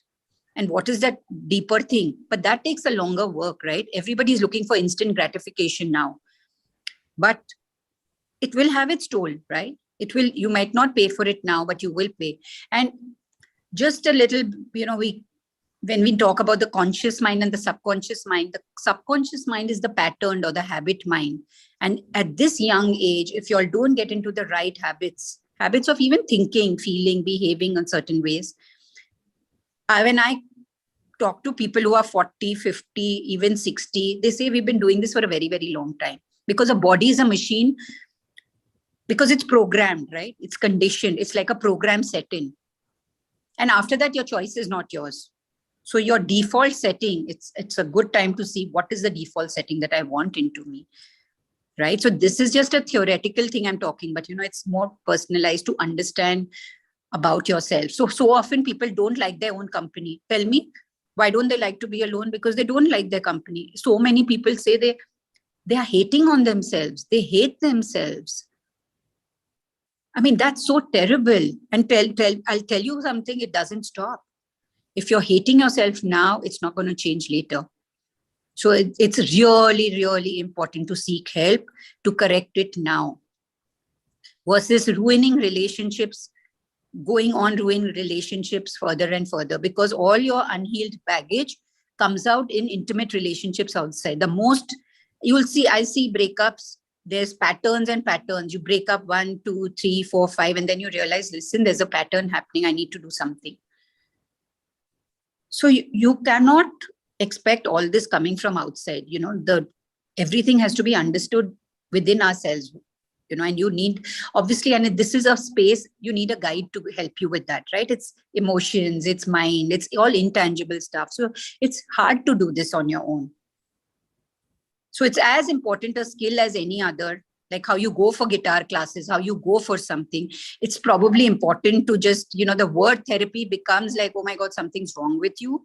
But I wish they would turn it into life skills or call it something that one would just know how to, deal with different emotions that come up and what to do with yourself and how to build a healthy relationship with yourself, first of all. Right.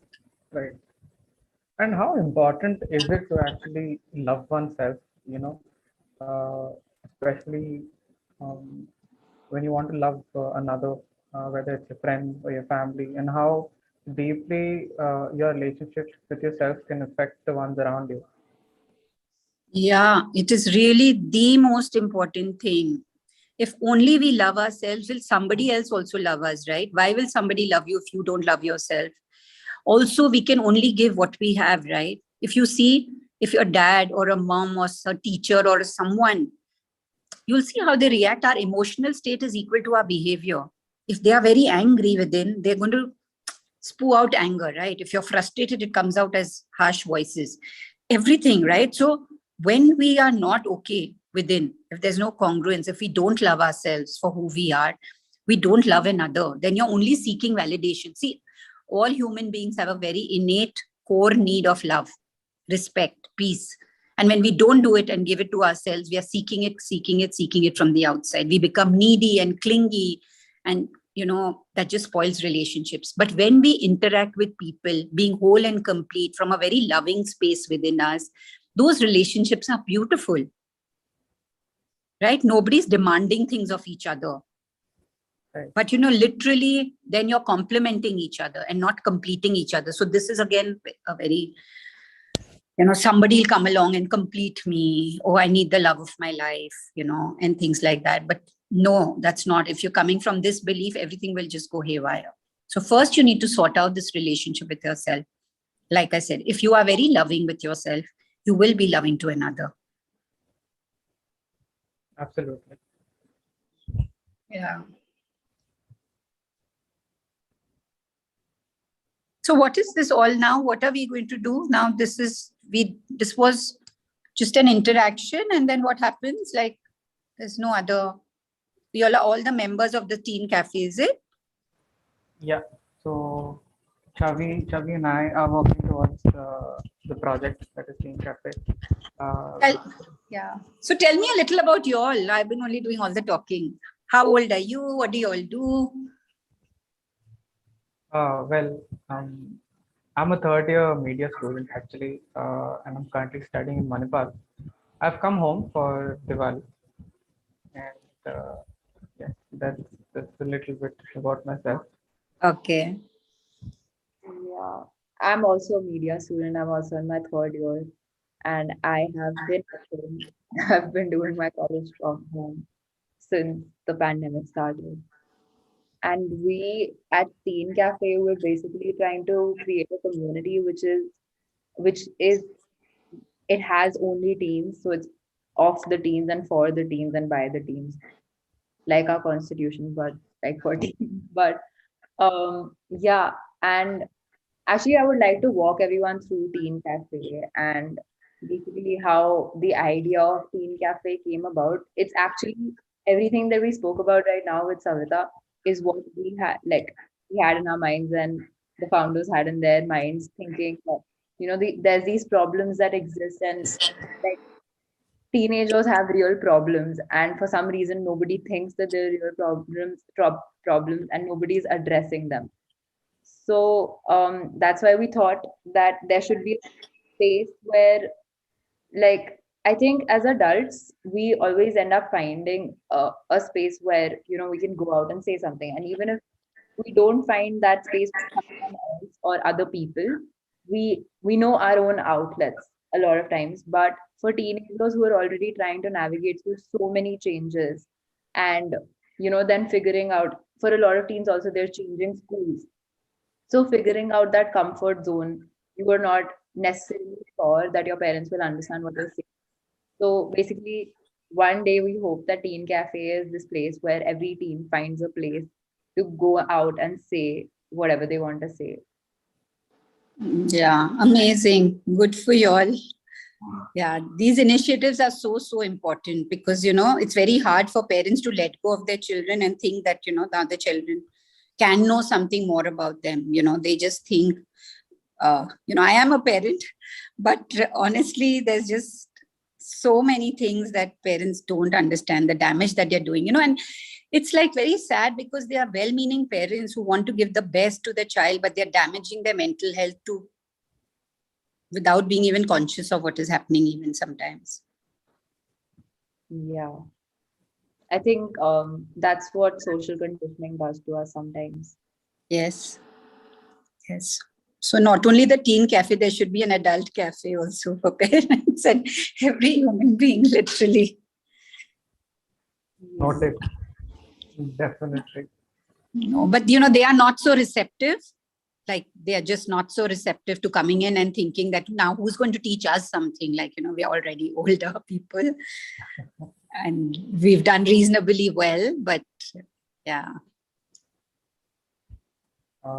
There's a question from Shikha, and it says, how can we address the underrepresentation of teens in the mental health space? Meaning, I didn't get the question. So Shikha asked, she want to ask, how we can address, how can we address the underrepresentation of teens in the mental health space? So I think it's about teen mental health not being validated enough, or being taken seriously enough in today's society. Yeah, and I think that they should have things for parents in schools, for children in schools, for schools to really have this kind of education. While we are taught everything about the pancreas, the liver, and every organ of our body, they are not even talking about what do you do with emotions. Right. Emotions is something we feel all the time. But every time we get angry, people tell us, shut up, don't get angry. Don't shout, don't do this, don't do that. So every time the message is suppress your emotions. They're not real, or you don't need to react. So when these constant messages come in like that, you don't need to get angry, you don't need to react like this, you don't need to this. We start internally understanding that maybe, we're not right about our emotions. Yeah, we don't start listening to our emotions. And that's very, very detrimental. All of the people who are, sad and depressed are the ones who have bottled up their emotions, right? Within, which has no vent and no outlet. Who do you talk to? And because you all are young, the teenagers are young, they think they're wrong then, they start believing their parents. But right. Yeah, so if they started learning something in school, right, at a school level, if we had more programs like this, we had these life skills, say 30 hours, 15 hours, something, some basic things, and some places where these conversations happen, they would know that they are not wrong. What we feel is what makes us real. So I've seen people just shut down. They become numb only sometimes because they don't know what else to do, right? Because there's so much pain buried there that they don't want to feel the pain. So in fact, it's not coming from a place of, where youngsters run to get solace either from comfort food, binge eating or alcohol, because the root cause is not addressed. If someone was happy and cool, they would never do all of this. So we really need to get to the underlying cause of it, then actually just label them as something. Right. So I think it all starts from education, and not just educating young adults or teens, but educating adults as well. Yeah, absolutely. Absolutely. So, many times I've seen as a therapist, I have a lot of people, and when I'm talking about young adults, it's the 20s to the 30s or early 20s, who are actually getting their parents into therapy, while they become adults and they understand that they cannot take the emotional burden. Most often parents also share a lot to their growing children, right, about their traumas. And the child feels very emotionally burdened and not being able to do anything. Right? So they are directing them to therapy, which is something really amazing. So, that's great. You can only extend, say, you need help, just talk, be open, having those conversations. Because the adults need it. They really, really need it. And so often it's just like the vaccine, everybody needs to get into this journey of understanding themselves to be better, not for anybody else, but to lead a better quality of life for themselves, so that they don't get into physical illness. At this age, the age of parents also, if they're going to bottle up all of this, it shows up in physical ailments, right? Right. Absolutely. Yeah. I think. Can we wind up now? We'll wrap up. Yeah. Yeah. All right. I have to attend something else. Thanks for coming in. Just to kind of, I heard you asking how is it going to go from here. My name is Manoj Telakat. We run this community called the BSEI, and we are conducting an education expo called the EduWeave. This is the third edition of it, and it is the largest online education expo, which is conducted by a parent-led community. So I represent that community, and Little Goodness is our health partner in this. So thanks much, Chavi and Aditya, for being here. And a big thanks to you, ma'am, because I was listening to the discussion in the back end. Quite a lot of insights in terms of, I'm getting some personal messages also from people who are watching this. I mean, even your idea of adult cafe, somebody has picked it up and saying that why don't we look at that as a next thing that developed. So thank you so much. And I do have a teenager of mine who's also a volunteer in this, and she's also part of the discussion that is happening now. So just to tell you what happens, this being streamed live in our auditorium, which is the EduWeave Education Expo auditorium, and a lot of people are watching it from there as well. The same thing will be on our auditorium for the next 2 days, where people can come and watch it. And the same will be in our YouTube and Facebook groups as well. We are a parent community of 56,000 plus parents, and we are one of the largest and most active online parent communities. So that's a brief of us, and we are partnering with Little Goodness because they are part of this expo, and they are our health partner for this, and that's the whole agenda for this. We are having quite a lot of panel discussions. We just finished one on how sports and music and dance can impact education.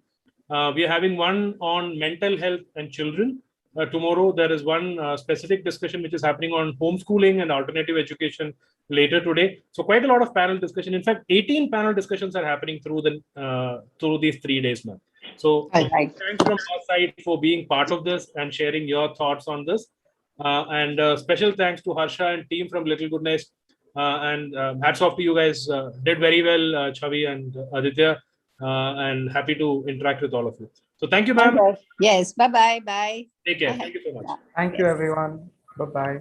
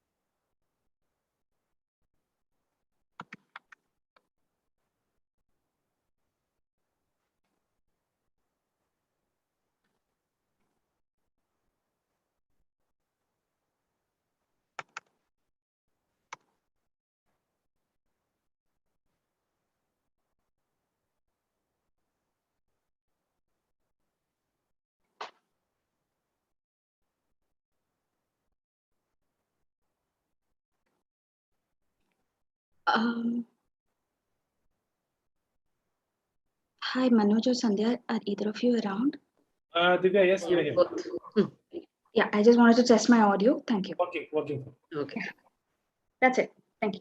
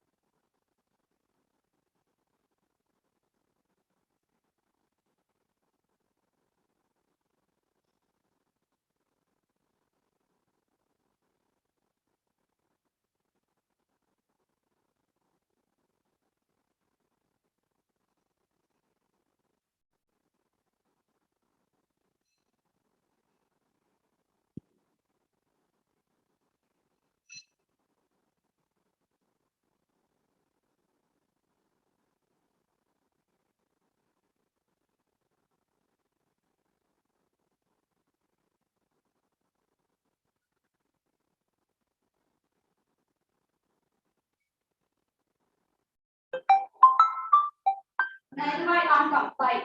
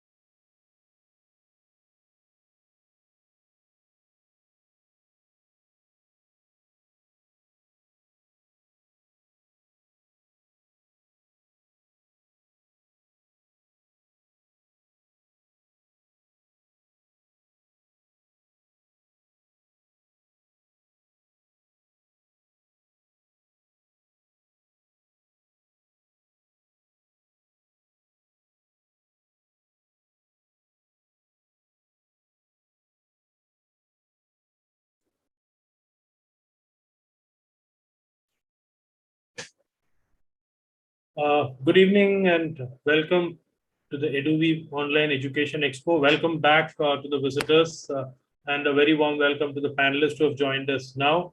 As you know, this is the third edition of the Expo that we are conducting. And this time again, we have quite a lot of panel discussions that are lined up. One of the most interesting one and one of the most awaited one is this one, which is about homeschooling and alternative education. We are also joined by our student volunteers, Shubhangi and Kirtana, who will also support you in the back end in case of anything that you need for the panelists. So let me hand it over to Shubhangi for the introduction of the moderator, and we'll take it from there. Over to you, Shubhangi, for the introduction. Thank you, sir. Hello, everyone, and welcome to the last panel discussion of the day. I'm Shubhangi, a student volunteer, and I would like to welcome a very beloved moderator, Miss Divya Sundarajan. She is a free-spirited, out-of-the-box thinker and a firm believer in the freedom of expression and deeply committed to education as a lifelong process that ties up various challenges of living into a seamless learning zone. She is currently pursuing a degree in psychology and holds a master's in computer engineering. She weaves her various learning and interests into learning experiences for children through her workshop under the umbrella Make Believe Be, where she is a co-founder. Her workshop topics range from cooking to woodworking and many things in between. We welcome you, ma'am. Muted, Divya. Yeah, ma'am, you muted. Okay, yeah, thank you.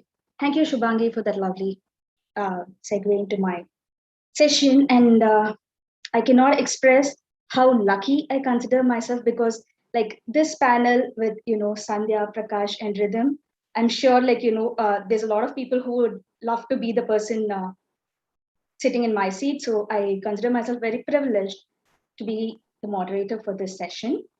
To talk about our panelist itself, we have Prakash, who's the founder of BME, and his tryst with alternative education happened about 17 years ago when he was looking for a preschool for his daughter.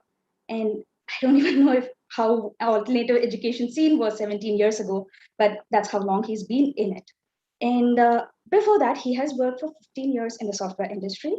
And as a parent, he got associated with other alternative spaces like Genie Kids, Aro. He went to Learning Societies Unconference in Pune, where he also got introduced to environments like Sudbury Valley School, Summerhill Literature in the year 2013.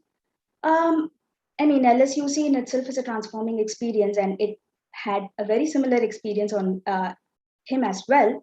And he's been exploring child-led learning methodologies in general and democratic schooling in particular. He started BME 7 years ago, and he's a lover of adventure and math, and also leads adventure projects for children at the BME environment. We welcome you, sir. Thank you so much for being here. And our next panelist is Rhythm Agarwal, founder director of the Atelier. Atelier has branches in Guwahati and Bangalore, which she has conceptualized, which came from her strong conviction that learning is a lifelong should be driven around the values of respect, collaboration, and research. As a learning coach, she also runs workshops with teachers and parents for personal and professional development, the aims of which is to empower adults to empower children.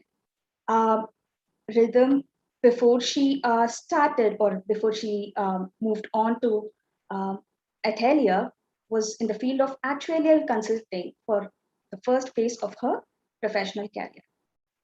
And then we have Sandhya Vishwan, who especially in this arena needs absolutely no introduction. She is our beloved admin from Bangalore schools. She is the director of BSEI and of Madpai Education, and is an expert in early education. She is the go-to person for homeschooling in Bangalore and in India in general. She has homeschooled 2 of her sons, and she's been awarded multiple things by multiple educational institution for her contribution. She also has the background of being an engineer and a psychologist. So if you are wondering education options for your children, she also counsels parents for that. And I mean, we are thrilled to have both Rhythm and Sandhya here. Okay, now may I first invite Mr. Prakash to share a few lines about your environment. I think it's most appropriate if you share about something so close to your heart. Thank you, Divya, for the introduction. Good evening, everybody. BME is a democratic schooling environment, and we started this 7 years ago. And the core principle of BME is the choice that we give to children to learn what they want, how they want, and then at what pace they want, and with whom they want to learn with, whether it's a mentor or teacher or facilitator, whatever you call. Okay, so they can choose the mode of facilitation for themselves. Yeah. So for everything what we do in BME, including the running of the school, we involve children in terms of various committees that we form, and children have that power to initiate certain things in the environment, be it project, be it arranging an outstation trip, be it resolving conflicts within the environment. So we have a judiciary system, so children involved in resolving conflicts.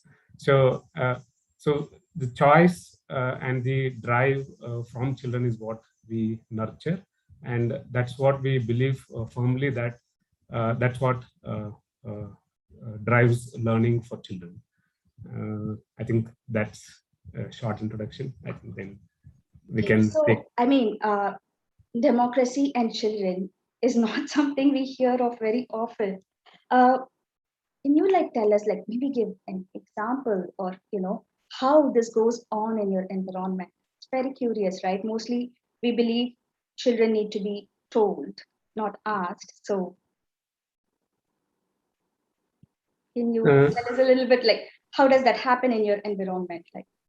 Yeah, so like I said, there is a lot of space for children to take initiative, and it starts with even when we start a new semester every year, or second semester of the year, we start with the goal setting process. So children decide what they want to learn for next 2-3 months, 4 months, and we have from our side, from BME adult space, we provide certain elective courses, and then we provide some experts in different learning corners where children can come and explore certain things.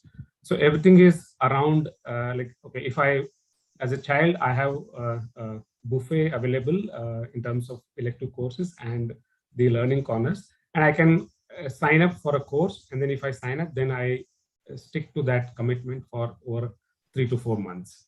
And learning corners is a slightly less commitment driven space where children can come for this week and then explore something with the faculty available in that space, and then next week I can move on to something else. And then we have learning corners like science corner, art and craft corner, carpentry workshop, and then geography corner. Then there is a kitchen.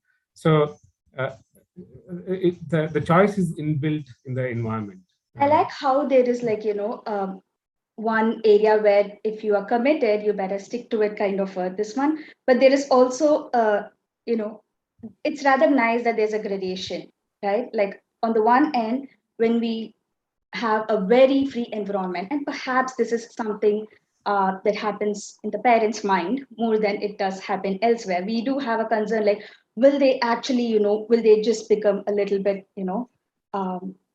like happy-go-lucky kind of a thing, will they actually start honoring these things? So it's rather nice that you have a place like that. But there is also, if I'm not sure as yet, perhaps I could take up something in the learning corner to see if I want to commit to it. Is that how it goes?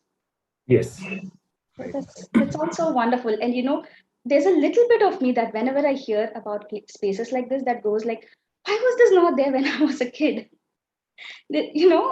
So, but it's great that it's there for our children and the next generation. Thank you. Sandhya, homeschooling. Let us talk a little bit about homeschooling. Uh, and perhaps taking from what Prakash said, does homeschooling mean that the children, do they follow a curriculum, and do they have to follow a curriculum? How do you go about picking that for a child? So personally, I'm an unschooling parent, and both my boys are very different from each other. So you would, if you looked from the outside, you would think my older son is disciplined and there's a culture, there's a structure, but that's what he required. He felt the need for it, while my younger one is the more bindas a person there who has absolutely no routine or structure unless he wishes for it, which he doesn't, and sometimes we have to insist on it. So homeschooling in general, when you ask me about the curriculum or a structure, or I think you were trying to ask about the discipline, which is what most parents yes. Tend to think. Without using the words, yes. Yeah. So, but that's what it is, and we have to accept, because they do insist on or expect that discipline is a part of life. However, as Prakash also mentioned, when you give them the freedom, but also give them the boundary, they form their own discipline within that. And each one has a different kind of discipline. And I've seen that with both my boys. They're very different, but they're responsible. They're responsible for what they do, if they choose to take it up. And curriculum wise, again, I don't believe in having to work on academic skills in the lower ages. So I believe by the age of 12, 13, if they have their basic skills of reading, writing, comprehension, and basic arithmetic in place, they can start preparing for any exam if they choose to. Again, as Prakash said, the goal setting starts then. They're old enough to be able to decide what they want to do, or have a conversation with you to be able to help them decide. So I don't think there is a one kind of homeschooling. Each family that I know is very different. Even the structured ones, the unstructured ones, eclectic ones, the ones in between, all of this.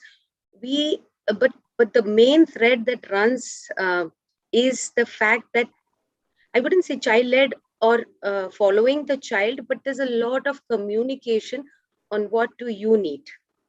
And it evolves. Even as adults, we have this question, right? We talk to friends, we talk to family. There's always either conflict or a difference of opinion, but how do we work around it and fit into the unit is the main thing that follows in every family that I've seen, whatever approach or no approach they follow. So perhaps then there is I can homeschool, but still follow a traditional curriculum. But I can also homeschool as an unschooling parent, wherein I may pick and choose parts of a curriculum or may not. Is that does yes. that sound about right? Okay. Yes. But when I hear that, it sounds wonderful. However, when I think as a parent, how much time commitment is it going to be? Can a household with actually 2 working parents manage homeschooling? Do you see that happen often? I see that question often, and it totally depends on what career option both the parents are having, and if in the younger early years, definitely either one parent or some caretaker needs to be around a young child. But 12 and above, they can still work around. However, I find that if 2 working parents are able to homeschool, the opportunities that the children get is really wider than anybody else, because they would be exposed to, if they're able to homeschool, they would be exposed to all these environments that the parents are working with.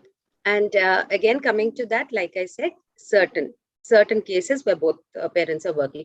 If one is an entrepreneur, or both of them are, or or they work at a place where their timings are flexible, that one person can be around just to, even when they're older, just to be there for the child when it is required, not necessarily to be teaching or taking care of things.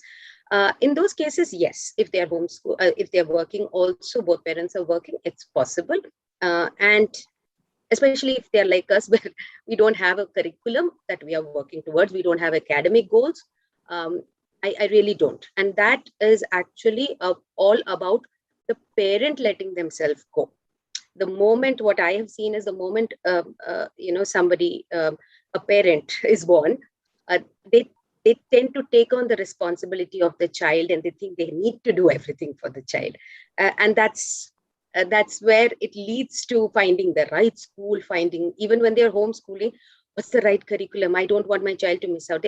They're going the other extreme, which is not the case. It's about, and I this is something that I did myself as a parent, and I came out of it. And the moment that I released myself from those responsibilities, I realized my children were much more free and able to do what they wanted to do. So I think the journey is more about us than them. And when we let go, they have their own journey. Otherwise, it is our expectations and our goals, whatever be it. Some children do work better in a structure or a school or whatever, but the moment we let go, we are able to look at them as another individual. And that's the beauty of spaces like ours or homeschooling, if we are able to do that. Sure. I mean, I do have a question for Prakash on how he feels, about parents, or how parents in his environment feel about the letting go and the this one about it. Can you share? Because she's talking about like how in homeschooling, and perhaps there it comes from within the parent. How does it happen in your environment? Yes, I think the way Sandhya shared, different parents go through different journeys, and each child needs that different space around them. If her own two children, she gave an example, right? Like, okay, one is disciplined or structured and organized, and the other one is free flow, spontaneous, probably, right? So in BME also we have those kinds of children, and then definitely for parents, it's always in the review meetings, we come to know that, okay, oh, my child is like this, okay, how can BME cater to that? My child is like this, how can BME cater to that? So do the parents come in, are they already in a space of acceptance towards the philosophies, or is that like you join and then when they come for admissions, we see that there is a certain inclination, and there is a lot of awareness that is being created of late in last 8 to 10 years that I have seen. And only thing is, I think there is a lot of literature and a lot of talking about these alternate methodologies. What I see is, yes, when we read something, then we get excited. And then there is I think we should have a similar education for my child. So that's how parents come in, which is good to one extent. But then when the rubber meets like the road, that's when okay, how intentions are good, idea is good, but when the practical things come, and when we really give the freedom that we are talking about, then the butterflies start. And that's a journey, and then we have accepted that that's the part of our journey, and then we keep working with parents. We keep having dialogues with parents every now and then talk about these aspects, and that's part of the journey for them as well. Sorry. So it's as much about working with the parents as is with working with the children for your environment. Yes. Yeah.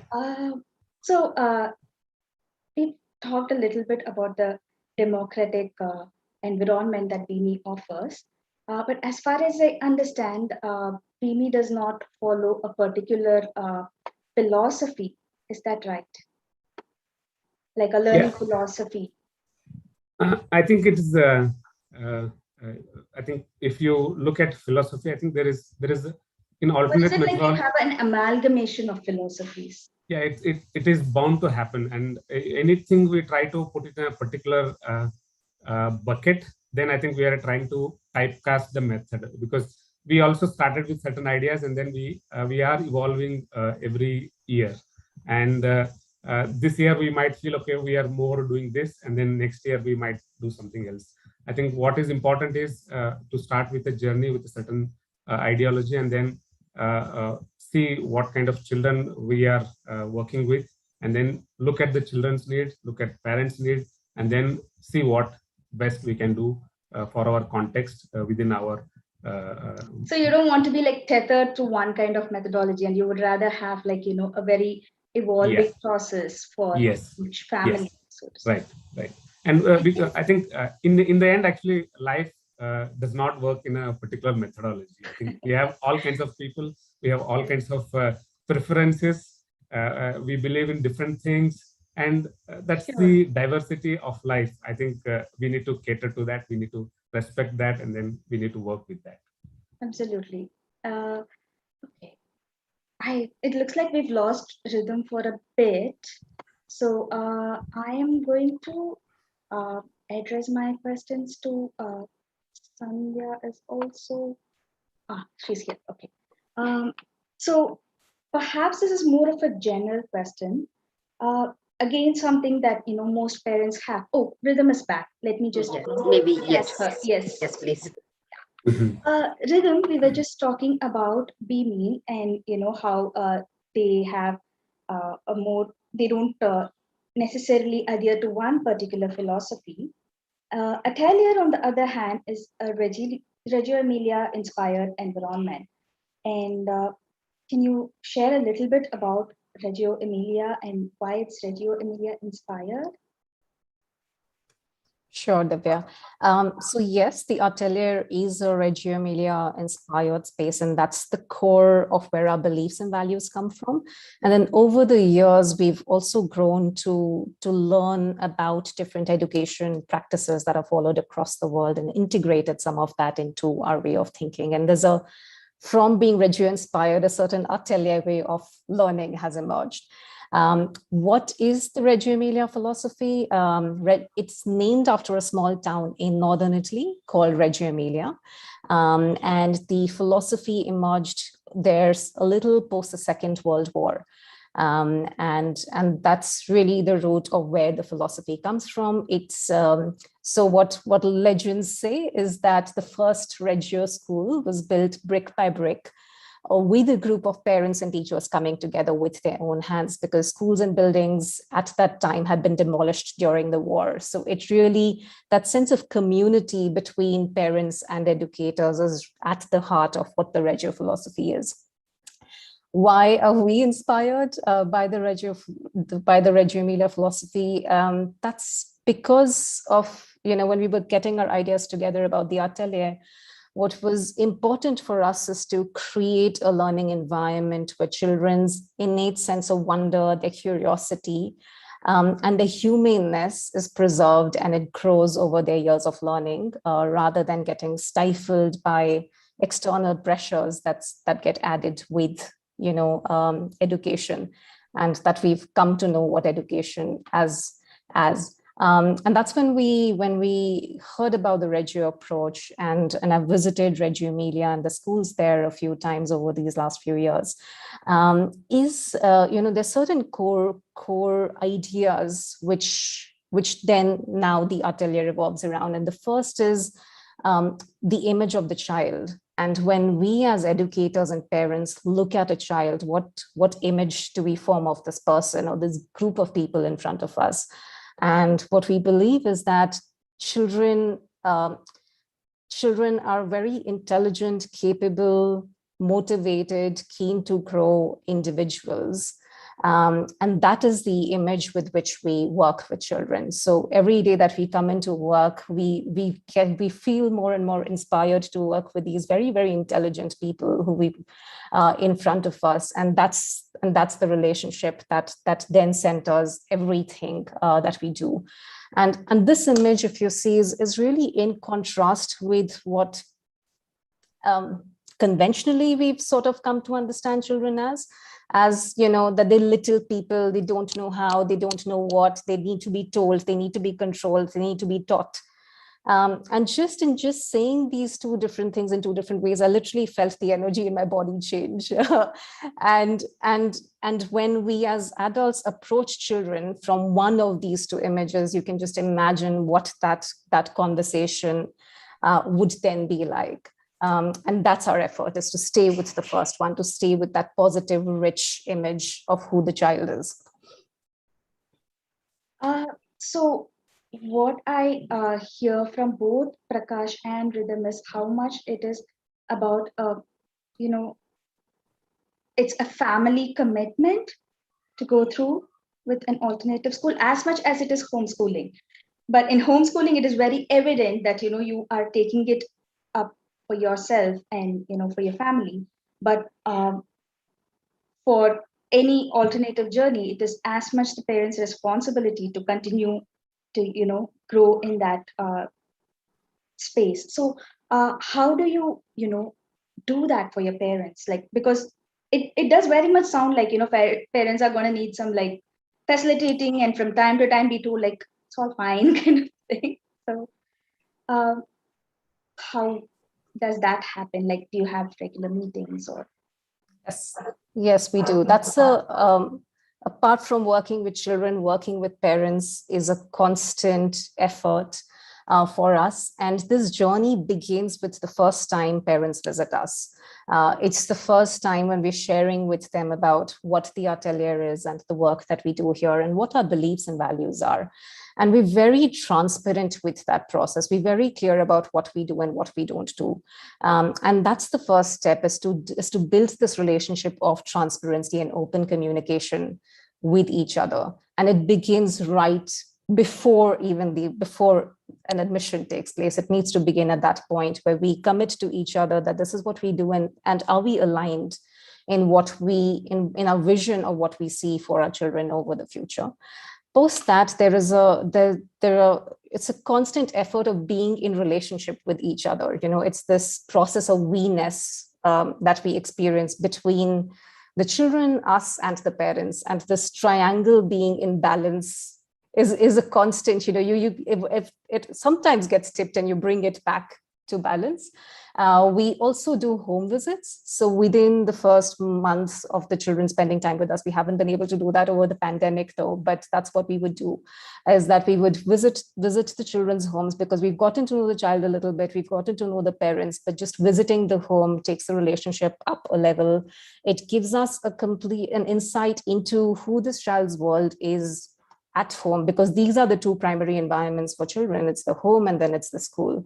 So that's a place of contact. And then we constantly hold workshops with parents of building awareness, of reminding each other why we have partnered for this journey together. And it's really a process of trust. So our community is also centered around the values of care, respect, and trust towards each other.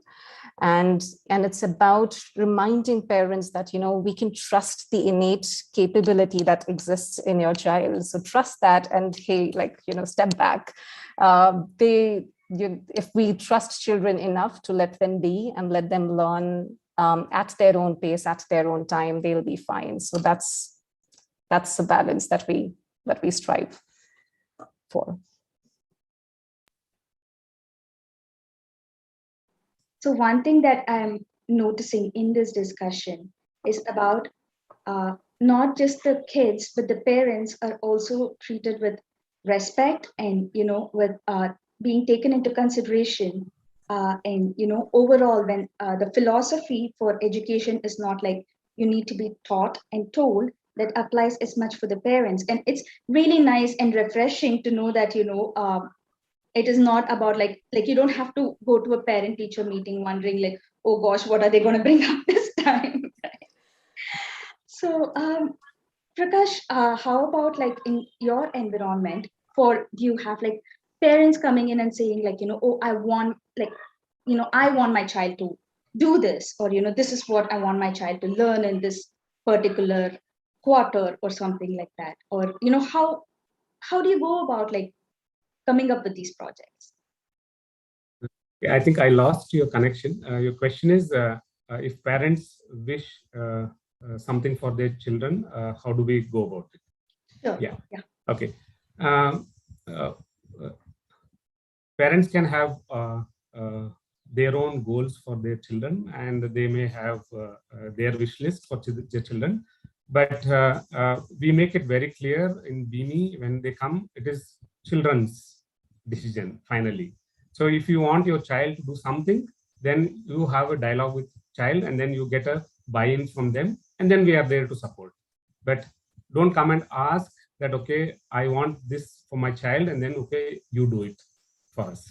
Okay, so it comes in different forms every now and then. So we stick to our fundamental thing that, okay, this finally it has to be from child. Whether child brings a goal for himself or herself on their own by looking at maybe getting inspired by peers, getting inspired by something what they watch in online TV, or maybe somebody role model nearby, or it could be something in line with what they are talking about. I think some children are also sensitive. Okay, they sense it. They sense that, okay, oh, my parents are wishing for this. Okay, some children are sensitive, and then they take up that. Some are, they know that, okay, the parents want it, but they don't want to do it. That's also clear. So all kinds of possibilities are there. So another avenue for conflict resolution right there, I guess. Yes. And I think that's where I think we also we ask parents to have an open dialogue with their children to come to a conclusion about, okay, anything that they want for their children. So that's the only way. I think nobody can make anybody learn anything or do anything. Actually, it's just not possible. It's not fair to do that. Yeah. May I just ask something? It just crossed my mind to Prakash and Rhythm. As you all were speaking about the orientation and dialogue with the parents, in my consultations, what I've generally seen is parents choose an alternative space because they're very clear on what they do not want. They're not very clear on what they want. Yes. And once they are in the space, they don't realize that's not what they want. What they think is, this is not right. They sign up for something and they realize this isn't what they thought it was. And just like we have the conventional spaces where academics is the goal, they think all alternative spaces are the same with similar different kinds of goals. And however, it might not be the case, as we just saw. The Atelier and BIMI are very different from each other, yet they are similar in the the basic principles or what we do. So have either one of you all faced this kind of issue with any of the parents, or are you very clear on who comes into your space?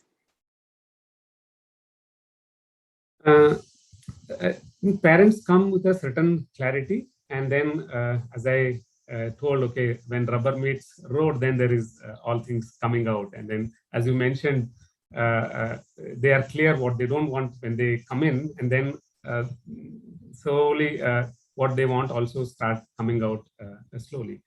And I think it's fine. And I think it's our job, and we have realized that, okay, it is going to be part of our job continuously, ongoingly, that they will come with their wish list. And I think it's our job to work with them, and then keep reinforcing the idea with which we are working with children. And in some cases, we need some handholding because they are clueless, because they don't have prior experience.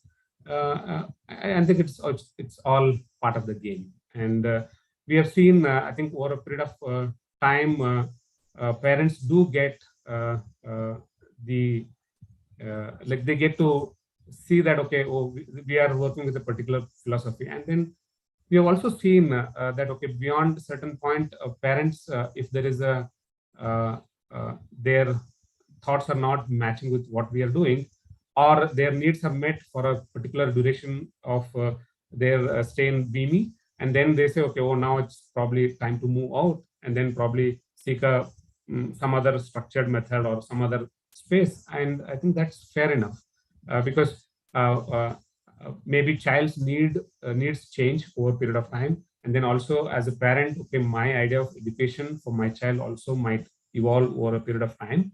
And I think that's fair. And ultimately, it's in the interest of children's need, like in catering to children's need, as well as parents, because the parents are important stakeholders in children's education. Yeah.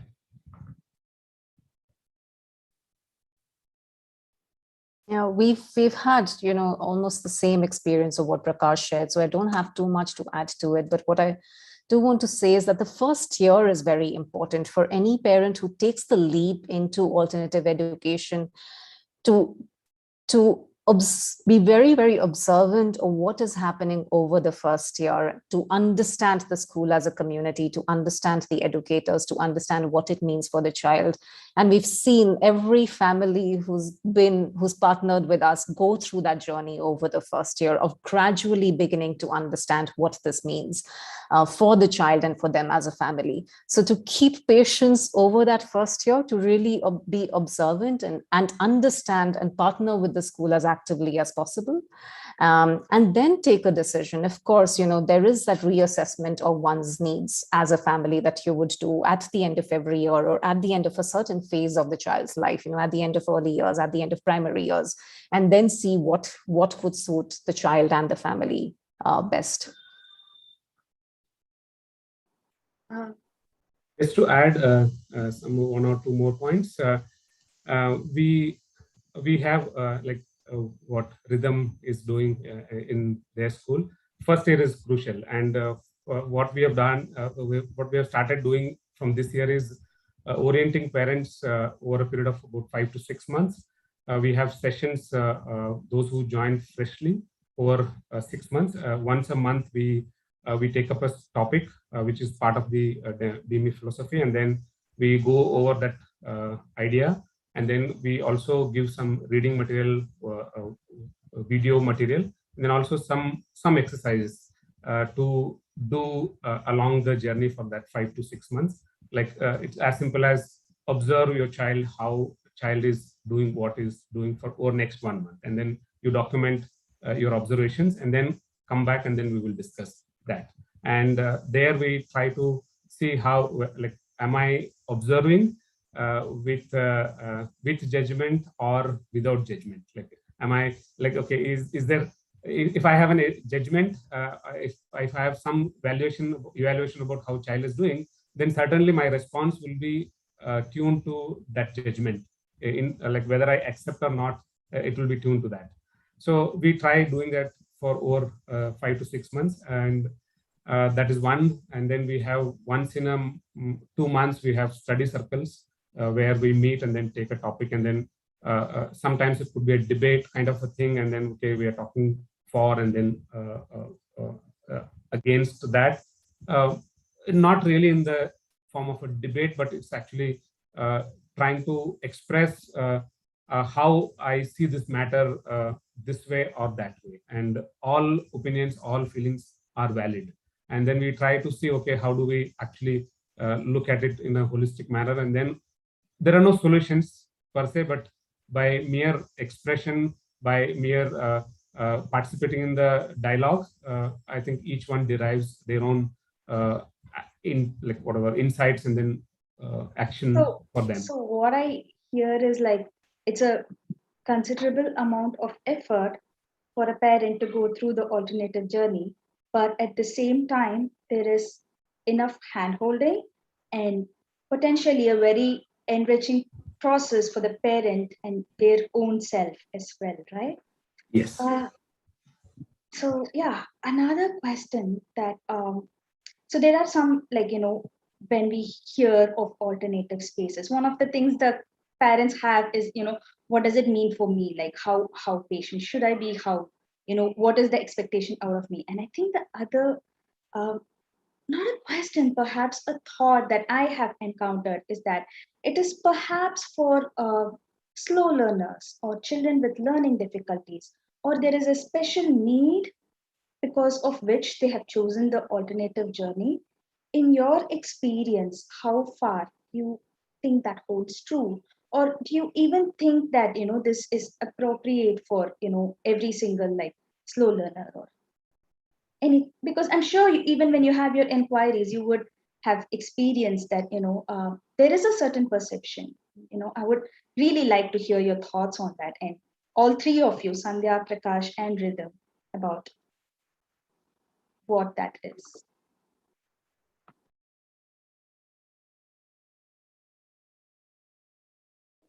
Okay, we're all looking at each other. Who's going first? Okay, so quickly on this note, I do think some parents, very few. It's not a very general thought process that these alternative spaces are only for special needs. They do think it is for everybody who doesn't want a structure, but not necessarily special needs. However, just this perspective and point that I would like to make is, in certain cases of neurodiversity, they do require a structure. They do require help, support, and repetition, which is possible in a conventional system. And those children would be benefited there if it was a proper inclusive space, that is, than being in a more free space. The reason being, their faculties to be able to take those kind of choices and decisions, and also probably to be able to articulate, might not be, they might not be ready for it. And then it kind of clashes with the philosophy that an alternative space holds, unless they also have a framework where they can work individually with each child separately. If that's not possible, these children will not fit into an alternative space. And that's a group even within the neurodiverse group that I'm talking about. I mean, I'm sure I don't know what Bhimi and Rhythm Ateliers experience is, but this is something that I have seen. Of course, Bangalore schools, I've spoken to a lot of parents, my consultations as well, and there are certain, this where the structure is important. An alternative space might not be able to help. Thank you for that, Sandhya. I think, yeah, it makes sense, right? Like, just like any board is not for any child, any, learning philosophy or any learning environment or methodology, it isn't necessarily tied to a particular, there's no one solution fits all kind of a thing. But I think it's also important to note that, there is value in structure for children with learning difficulties. And, parents would do well to know and understand that as well, right? Yeah. So I just have a brief perspective to add to that. That yes, while this is the perspective that children, neurodiverse children need structure. Well, what I want to extend that to is that all children need a certain amount of structure. Structure brings a sense of predictability and safety and certainty in our lives. So when we talk about alternative schools, there's also this notion that everything's sort of, we're freewheeling through our days from, 1 month to the next month. It isn't that. We all work with a lot of intention, and there is a certain flow and structure that even alternative spaces have. Now, even within, whether it's a neurotypical child or a neurodiverse child, different children have different needs of the amount of structure they need. Some children have an internal structure which is built very early on, which they're then able to exercise. Some children need a certain amount of external structure to then create boundaries and create a sense of and a sense of impulse control for themselves. Now that applies to neurodiverse children as well. They need a certain structure, they need more invitations from adults around them.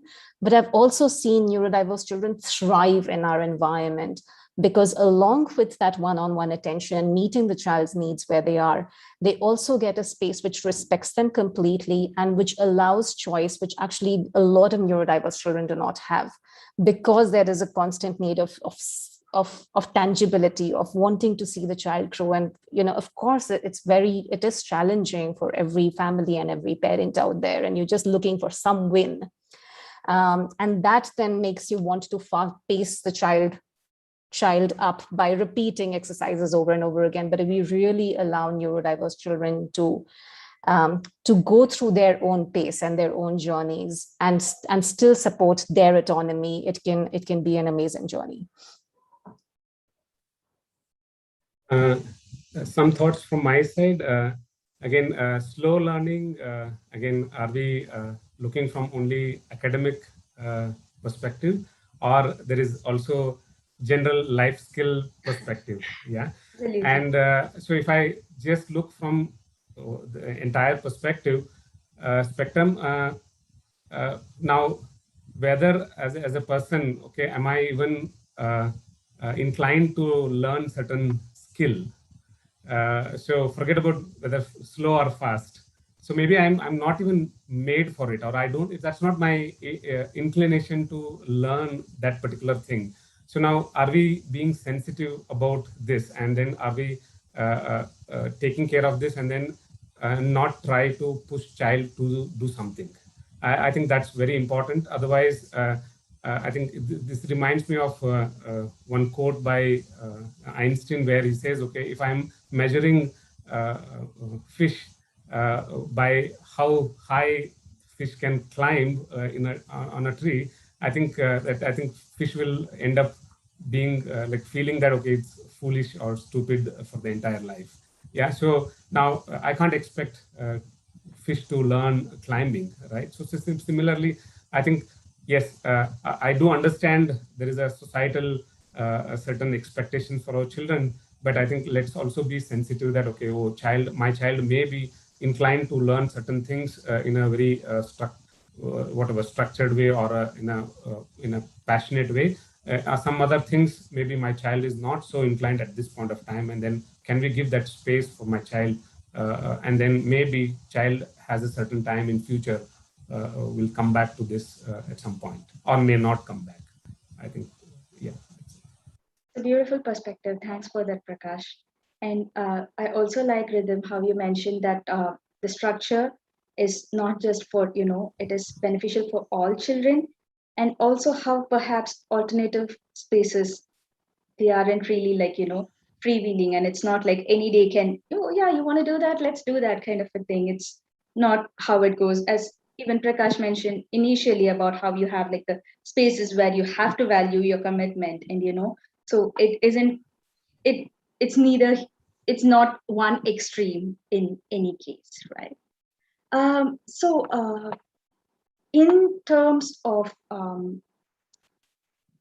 learning philosophies, and this one, like we hear of a lot of Montessori schools and even Waldorf often enough, but Reggio Emilia, and this question is for you, Rhythm. Reggio Emilia isn't something that many of us have actually heard of, but apparently it is there in other countries as well. And can you tell something about the, how prevalent it is, and are there other schools in Bangalore or India that follow the approach, and help us understand that a bit? Sure. The thing that sets the Reggio philosophy a little bit apart from Montessori or Waldorf is that the Reggio Emilia approach is not a methodology. It isn't a step-by-step manual of instructions or materials or processes that needs to be followed. It is a way of life. It is a way of thinking and believing. And also, if you note, we call ourselves Reggio inspired. We don't say that we follow the approach, or we're not affiliated to the Reggio Emilia approach in any way. We take inspiration from the work at the schools in Reggio Emilia, and we make our own meaning of it. And then we we implement it based on our context here. And that's what is different. And that's why we don't hear of the Reggio philosophy a lot. And then, and there has been this mushrooming of more awareness around the Reggio Emilia approach, not just in India, but across the world. So it isn't that it's lesser known in India, it's lesser known across the world as well as an education philosophy, because it then really, the onus lies with the school to make their own meaning of it, to create their own sets of principles and their own processes around the Reggio Emilia approach. So and that is why it's lesser known, and that's why we don't hear of it as much. Questions from the audience. We are open to taking them. Please do drop your questions if any. Meanwhile, Sandhya, can you tell us a little bit about how a homeschooling parent can prepare a child for higher studies, or perhaps even someone who is moving from an alternative schooling and to a 10th grade or a 12th grade or college. And I believe one of your sons who was homeschooled has gone on into a college, and maybe you could tell us a little bit about that journey.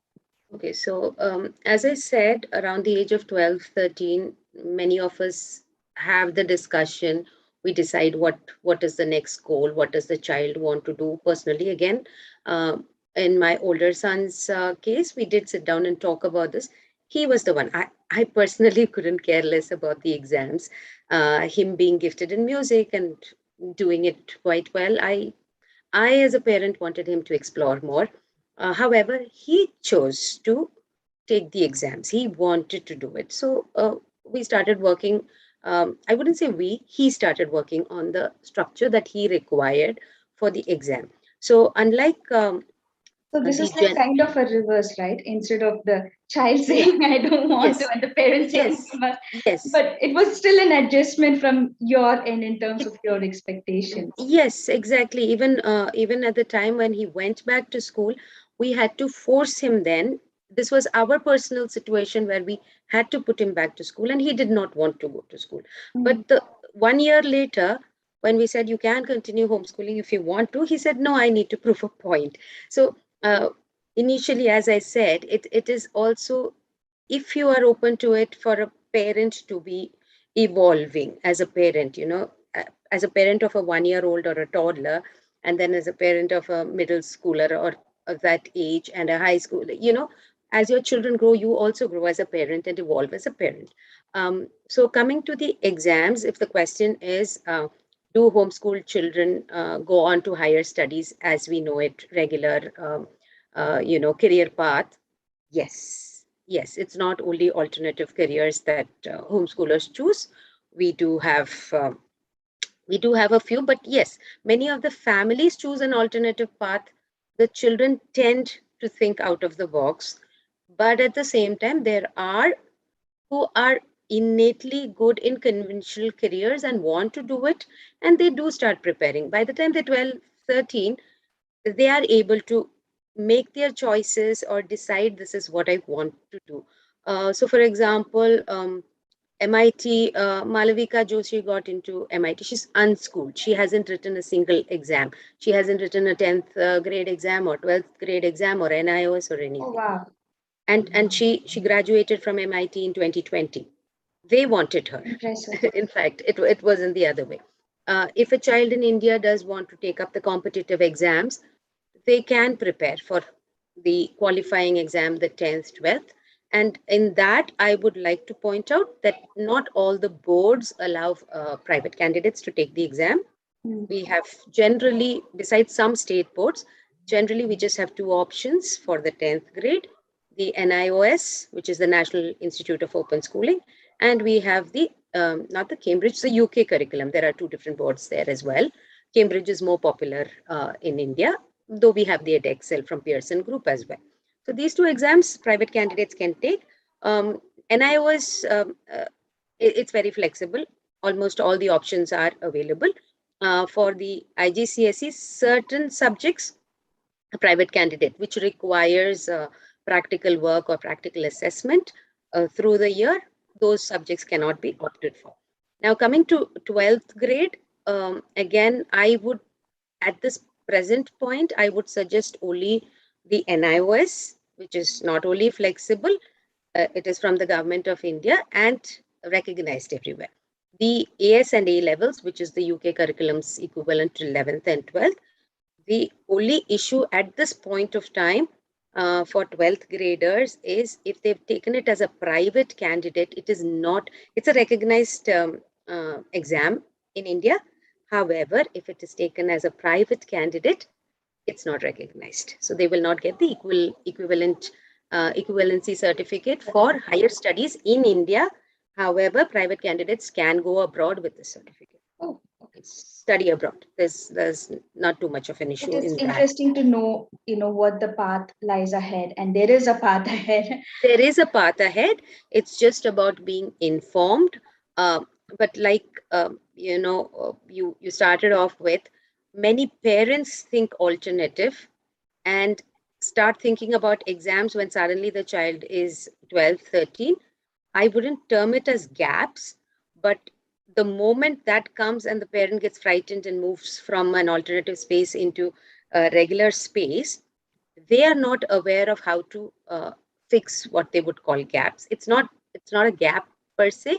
However, the schools don't know how to accommodate, parents don't know how to support, and that's why it's a gap. So I do see a lot of alternative spaces struggling when it comes to middle school and above, just because though it's possible, it's not impossible. They don't know how to weave the philosophy with the academic requirement. It's possible, but I think maybe alternative spaces need to start thinking about on those that lines as well. Yeah. Sure. We have a question from the audience, and it is that children, due to the pandemic period, are addicted to screens due to being indoors most of the times, and also because the classes are online. So the question is, how does an alternate school deal with this? Yes, I think this is something we have been hearing a lot. But I think I just want to ask, we all have become addicted to online things. We have webinars online, we have meetings online. We adults also are all occupied with online stuff these days. And so will our children. And it is bound to happen. Yes, we have concerns around that. But right now, that's how it is. And probably the moment I think schools open, and I think the situation will change. Yes, we can't get away with this concern. The way we are addicted to devices, I think it's human tendency for everyone to get addicted. And if I find it difficult to stay away from WhatsApp, it is same. How can I expect my child to be away from that? Actually, yeah, it's a universal. It's pervasive. It's a problem everyone is dealing with, and I think we need to find a solution. And if I can ask and reflect, okay, how can I reduce, or how is it affecting my day-to-day life and health due to this surrounding online everywhere. I think if I start reflecting, if I talk about that in my family, I think there are solutions available. Yes. Rhythm, is there something you would like to add on that? About alternative schooling and how, with the pandemic and the online classes and the increased screen time for children? Sure. So one tangible thing that we did, which is in our control, is limit the hours of online classes that we would have. And we realized that, having children sit in front of the screen for hours together really wasn't a solution to what we were all going through. So the maximum screen time that we've had with children, even in primary years, is a maximum of 1.5 to 2 hours in a day. Otherwise, our average scheduled time was 1 hour a day. We covered what was, and this these online, we don't do classes, whether in the physical space or online, but it really was a space for us to come together, connect with each other at a personal basis, share common contexts, and then and our online engagements also wasn't really just the children looking at the screen, but it's about them working with their hands while sharing a common context with their peers in the online space. So that's, as a school, what we could do is that. The other thing is that, like as Prakash shared, this is the reality and the context in which the children are growing up today. Little things that we can do is just having family time, which is off screen, everybody in the family committing to that 1 hour before bedtime or dinner time of really keeping their screens and the devices away and being fully present to each other. Because what children have been missing out is connection, is attention and attunement from their peers, from other adults around in their environment. So whether it's the whole family committing to it or even one parent at a time, you've been handling everything in the world possible, from home chores to work to children at home. But if you're spending even taking out half an hour over your day and saying, this is the time that I'm completely available to my child and my phone is nowhere around me. I'm not checking WhatsApp at that time. I'm not responding to emails. I'm not taking phone calls. And just half an hour. As long as we provide that completely tuned in half an hour to children, that's enough to meet their needs, for them to not have to look for that complete attention from a device, because that does it, right? Like the device is available for them all the time. So, I think I'd like to add, because Matpai was a experiential space where children were at, little children. So I obviously did not believe, we didn't have screen time at all at Matpai, no audiovisual, nothing. We just worked with developmental areas. So when the pandemic hit, I couldn't do anything online because we worked individually with different children, and we had a student engagement plan with activities sent out to parents that they had to do with the children around them, and probably meet online once a week, like Rhythm said. It was more of an engagement to just get together, talk about what they did, and the parents had to send back observations so that we could help them on how to do the next set of activities. However, I will admit that it was a bigger challenge, though that's what the parents want, to keep them away from the screen. But considering one or both parents also working from home with other devices, multiple devices, it was hard for them to manage children at home. See, everything changed during the pandemic. And they had no other option, though they did keep saying, I don't want screen time, but I don't know how to engage the child as well. And there was nothing I could do to help these parents. And just yesterday, interestingly, I read something on one of the alternative groups, because the question was exactly this, about gadgets and how do we get them from out of the online sessions and again onto another gadget. There was this comment that said that if you are expecting them to have gadgets and devices all around them and not use them, you really need to think as a parent, just like as Prakash and Rhythm said, you need to rethink where, or probably if you could go to a rural environment and then expect that, makes more sense than to be in a city urban setting and believe that they wouldn't be exposed to this or that they would not be addicted to it. As Prakash said, we are ourselves. We cannot, every moment we are looking at WhatsApp. I must have looked at it 3 times in this session, and it is work. It's not that I was trying to chat. So we are dependent on it for our work, and that's how it is. And again, I'd also say that there's a lot of learning happening there. It's just that the parents are unable to kind of organize it and create a balance on the time that they can be spent. If that is possible from the parents' end, I think, as Prakash pointed out earlier, they are coming with their judgment. If they remove that judgment and be able to see how we both can help each other, it would be, something that the parent can think of. Yeah. So I guess to like summarize. I just want yes, to please go. add. Yeah. So it's interesting actually. So why devices are being used?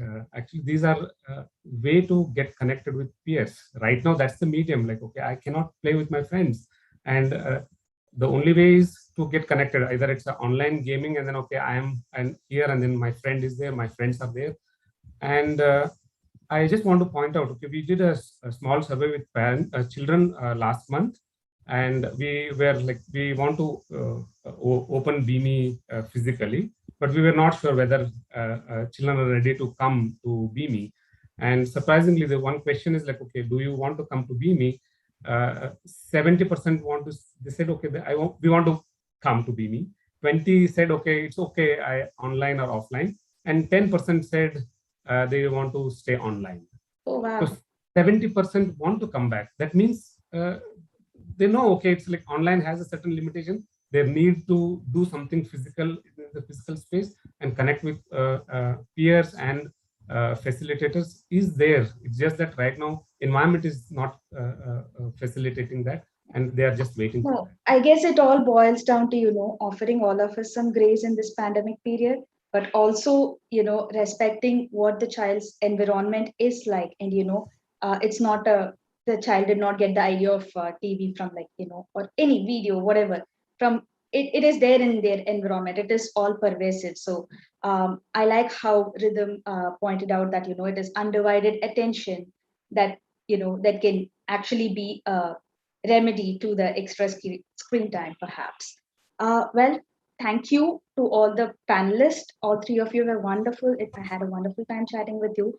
We do need to wind up, and alternative schooling is kind of like this blanket term which seems to put everything that is not mainstream into it. And I hope in this panel and in this discussion, people have seen snippets into how it could be same but different, and how it relates to concepts of homeschooling, unschooling, and the effort involved in the process. Thank you so much.